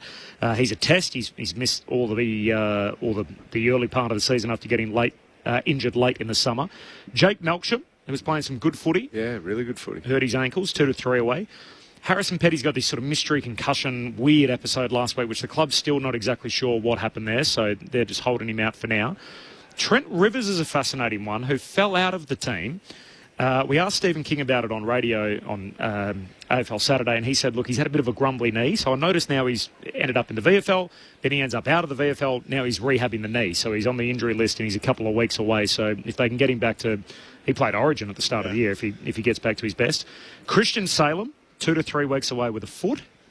And then the 6th of them is perhaps the most interesting, in Jack Viney. Can Viney and Steele play in the same midfield, and where does he fit back in, Viney, when he's ready to go, albeit it looks like it's going to be second half of the year? Well, you still need him because of the battle of the whole season. It's such a long year. Steele will get sore at some stage. Tom Sparrow will get sore at some stage. So you still need Viney. But probably as Stephen King launches this Melbourne team into a new era, unfortunately it probably means when they're picking their perfect best 23, Jack Viney might start falling out a little bit more often. But that doesn't mean he's done and finished. It just might not be in the exact same role or every week or... there's still a spot for him because he's so hard. He's a terrific player, all of that. But his body's copped so much and he might not be able to cover the ground. If the whips are cracking for Melbourne at the end of the year and they're a genuine shot of playing finals, I want Jack Viney in my team. Yes. Okay. I'm finding a spot for him. Right. Can he play any other spot than on the ball? Oh, I think he could play that sort of pressure half forward role. Like he tackles like no other in the competition. I think Trent Rivers comes back in at the right time. I think Salem comes back in at the right time. Their role players are giving them so much at the moment, aren't they? I mean, I know it's a long season and everything else. That's sort of the next man up theory, isn't it? It's awesome. Bunch of guys that you would have said were fringe players. We mentioned Sharp. What a great year. Well, Cully's going to clearly miss some football. So yep. So there's one. I would say. But Latrell Pickett will get sore and tired at some stage. I think the young boy Xavier Taylor will get tired at some stage. Do they do the 2 rucks the whole way through? Well, it really depends on Max. Which one? Gordon. It really depends on, like, if Max is a little bit sore and feeling a bit beaten up, well, absolutely you run with the 2 rucks. But you've got Van Rooyen that can also pinch hit in the ruck if need be. So that's up to. These are great issues. Yeah, they are. Who'd have thought we'll be talking about Melbourne like this in 7 weeks into the season? And this is where you sit in selection and you go, well, it's horses for courses. Yep. Yeah. And who's fresh and who's in form. Also, that's where that's your luxury. You can go, hey, that guy's just a little bit off. Let's give him another week in the VFL to find the form, and then let's play him when he's in form rather than say, hey, come play out in the bright lights of the AFL and somehow find form where you're playing against everyone who's a good player. The Tigers are now 7 games into their season. They have won 4 quarters so far. Yeah. Haven't led at any quarter break so far through the young season. So there were positive signs tonight. We had 5 lead changes by the midway stage of the second term. But then when the D's put the foot on the gas, I know they got back within 11 points a couple of times, but it never really felt like they were going to challenge the game. Now, I know 0 wins is nasty, is awful. But isn't it just relative to expectation?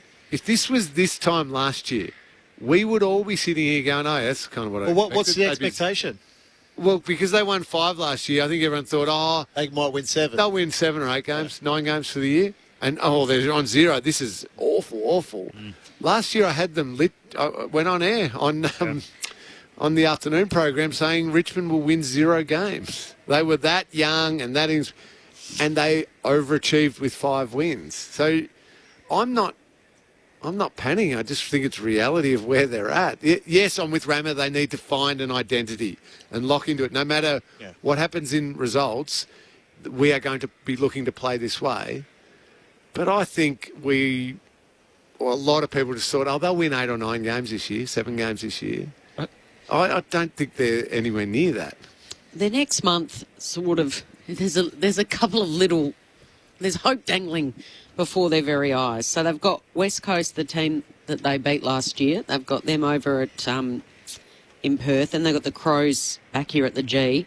Saints at Docklands and Essendon back here at the G. So after a rough start where they've had to play the Suns and Fremantle over there, they played Port Adelaide and the Giants, but they're interesting. Their biggest loss for the season was against North Melbourne last week by 75 points.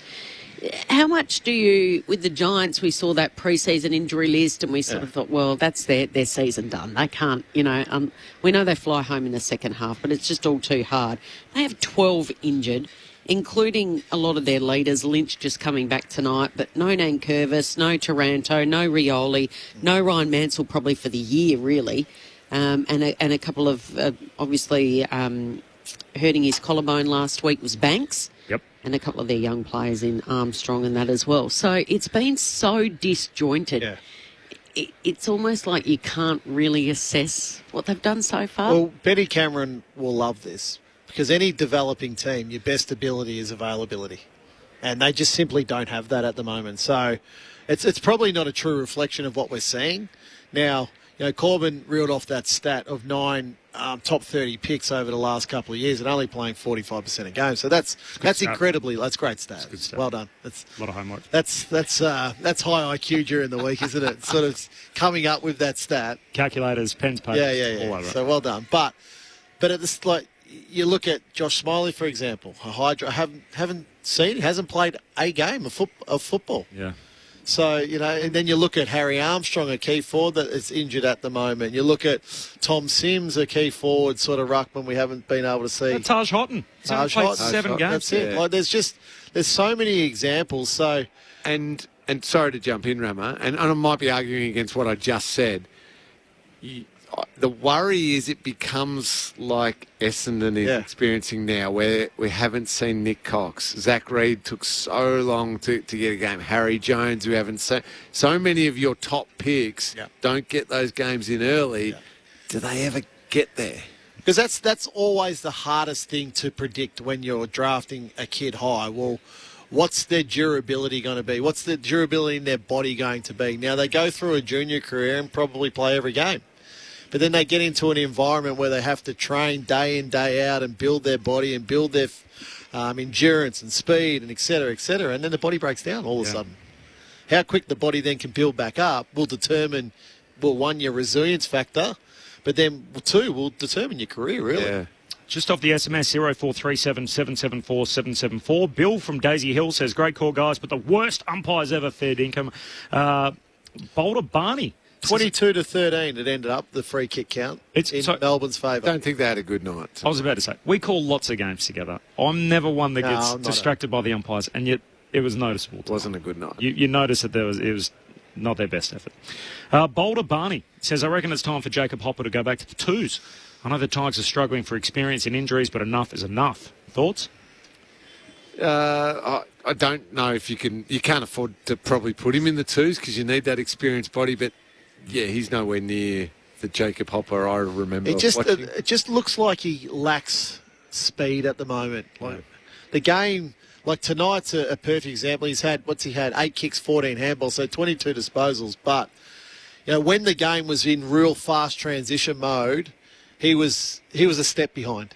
And with Prestia and when Taranto plays, a bit samey, aren't they? Through the middle. And from Pete, this is almost like he's just offering me one up on the tee to hit out of the park as a nice little promo for the ABC's product.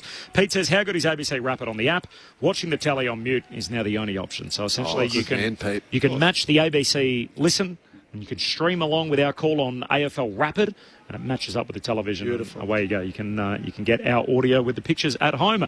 9-goal win for the Demons. The votes with Lingy coming up in... Who's got them? Lingy? I got him tonight. Hammer's got them. Hammer's got him. Lingy's usually every Friday night. Bad luck. Mick never does the votes. So Mick refuses and Hammer pulls rank. What happened is Lingy was captain and he delegates responsibility. I like it. I'm all for it. Lingy does hard yards week in, week out, Friday night, the middle of the season. Well, it was... We agreed, so it's very easy. Yeah, it was. We'll come back to that in just a moment. Let's get a scene setter from the Richmond rooms. Lauren Borden's down there. What's happening in the Tigs room, Loz? Not a lot, Corbin. They're pretty much all filed out. So by the time I've got here from next door from the winners' rooms, obviously they pack up pretty early and they can head back to Punt Road. Often you'll see them walking in from Punt Road pre-game. So everyone's kind of cleared out in these rooms. There's a few people just loitering around and having a chat. Just an update on Hugo Ralphsmith. At the moment, the Tigers don't think it's anything too sinister when he injured his knee in the very, very late moments of that match. And just repeating on Jai Cully in the Melbourne room. So a left knee injury at Melbourne, don't know any more at this stage. So that's all they're saying at the moment. And, of course, Patrick Deneen, our injured umpire. Normally we've just got updates from two sides, but we've got one from the men in yellow, and just repeating that he's gone into hospital. He's likely to have surgery on a fractured wrist tonight. It was his left wrist. He's in good spirits, though. The Richmond doctor was helping out there, and I think the umpires are very appreciative of the help that the Richmond doctor did give. But that's what's happening at the moment in the rooms. It's quite a quiet Richmond rooms as everyone's filing out. That's an elite job from you, Loz, all night. I appreciate all your work. We've ripped you away from a prior commitment tonight, Lauren. You got the late call up to be on the boundary. Tim Hodges was a late scratching. What are we keeping you from? You're keeping me from my very important Northcote Park Cougars netball match, Corbett. Do you know how the team went without you? I don't know yet, actually. Normally there's a WhatsApp message that's come through, and I'm just trying to read it now. We lost. See? It's not good news during the night. You were the missing piece. No Loz, no Cougars. Our apologies to the Cougars. It's not a good nickname. It's not a good nickname. On behalf of ABC Sport, it's our fault. So we apologise to the Cougars for their unavailability tonight of their star defender. Blame Hodgie. Blame Hodgie. Great job to Loz. Appreciate all her work down in the rooms and on the boundary throughout the night. All right, 11-goal win for... it was a 9-goal win, 54 points. 9-goal win, 11 last night for the Swans, 9-goal win tonight for the D's. Without any further ado, the votes in the ABC Footballer of the Year, Adam Ramanauskas. 1 to Tom Sparrow, 28 possessions, 12 of those contested, 8 tackles. 9 clearances. 8 score involvements and a goal. I thought he was terrific. 2 to Caleb Windsor. Just his breakaway speed was outstanding tonight. 25 disposals himself and the 2 goals. And then 3 to Cozzy Pickett. Guess 29 possessions and 4 goals and 6 clearances and 7 score involvements. And Mark of the Year. Mark of the Year. He stacked last minute of the game when everyone had switched off. He stacked the stat sheet tonight. It's awesome. I love it. 3 for Pickett, Keziah, 2 for Windsor, 1 for Sparrow. Great job, Lingy. Thank you, Corbs. Appreciate it. It'd be good. You did take the Mr. Negative, Mr. Grumpy role well tonight. Oh, those umpires irritated me tonight. You know who you sounded like? Don't say. Yeah, he did. He's not here, but it feels like he's here in spirit, Lingy. Thanks to you, Rama. Enjoy Anzac Day. Will do. Thank you, Cal. Thanks, Corbin. I'm just joking. We love Mick. Thanks to Lauren Borden. Thanks to cool Jules McKenzie on the buttons, and to the cult figure Adam Jones back in the studio. So Melbourne by 9 goals. Of course, that sets up Anzac Day tomorrow. Of course, the most respected day on the Australian calendar. And after all the official proceedings in the morning, the footy in the afternoon for Collingwood and Essendon. Hope you can join us from 12 noon Eastern back at the G. Good night. 17-point lead for the D's. 8 gone in the third. Long kick inside 50. Lynch! He was about third in the queue. Rips down a pack mark. Of course, kicked 2 goals 7 in round 1 against Carlton and then was hurt in his second game against the Suns. Hasn't scored so far tonight. Lynch, he has now. Oh, this game's right back on. So my check's going the set snap. Oh, that can't be right. His left shoulder is pointing towards the goals at the punt road end off a step. He curls it through. He's got his second. Ball close to the boundary line. Nice work from Green, who smothers, goes and collects it, sells a dummy, hits up Campbell.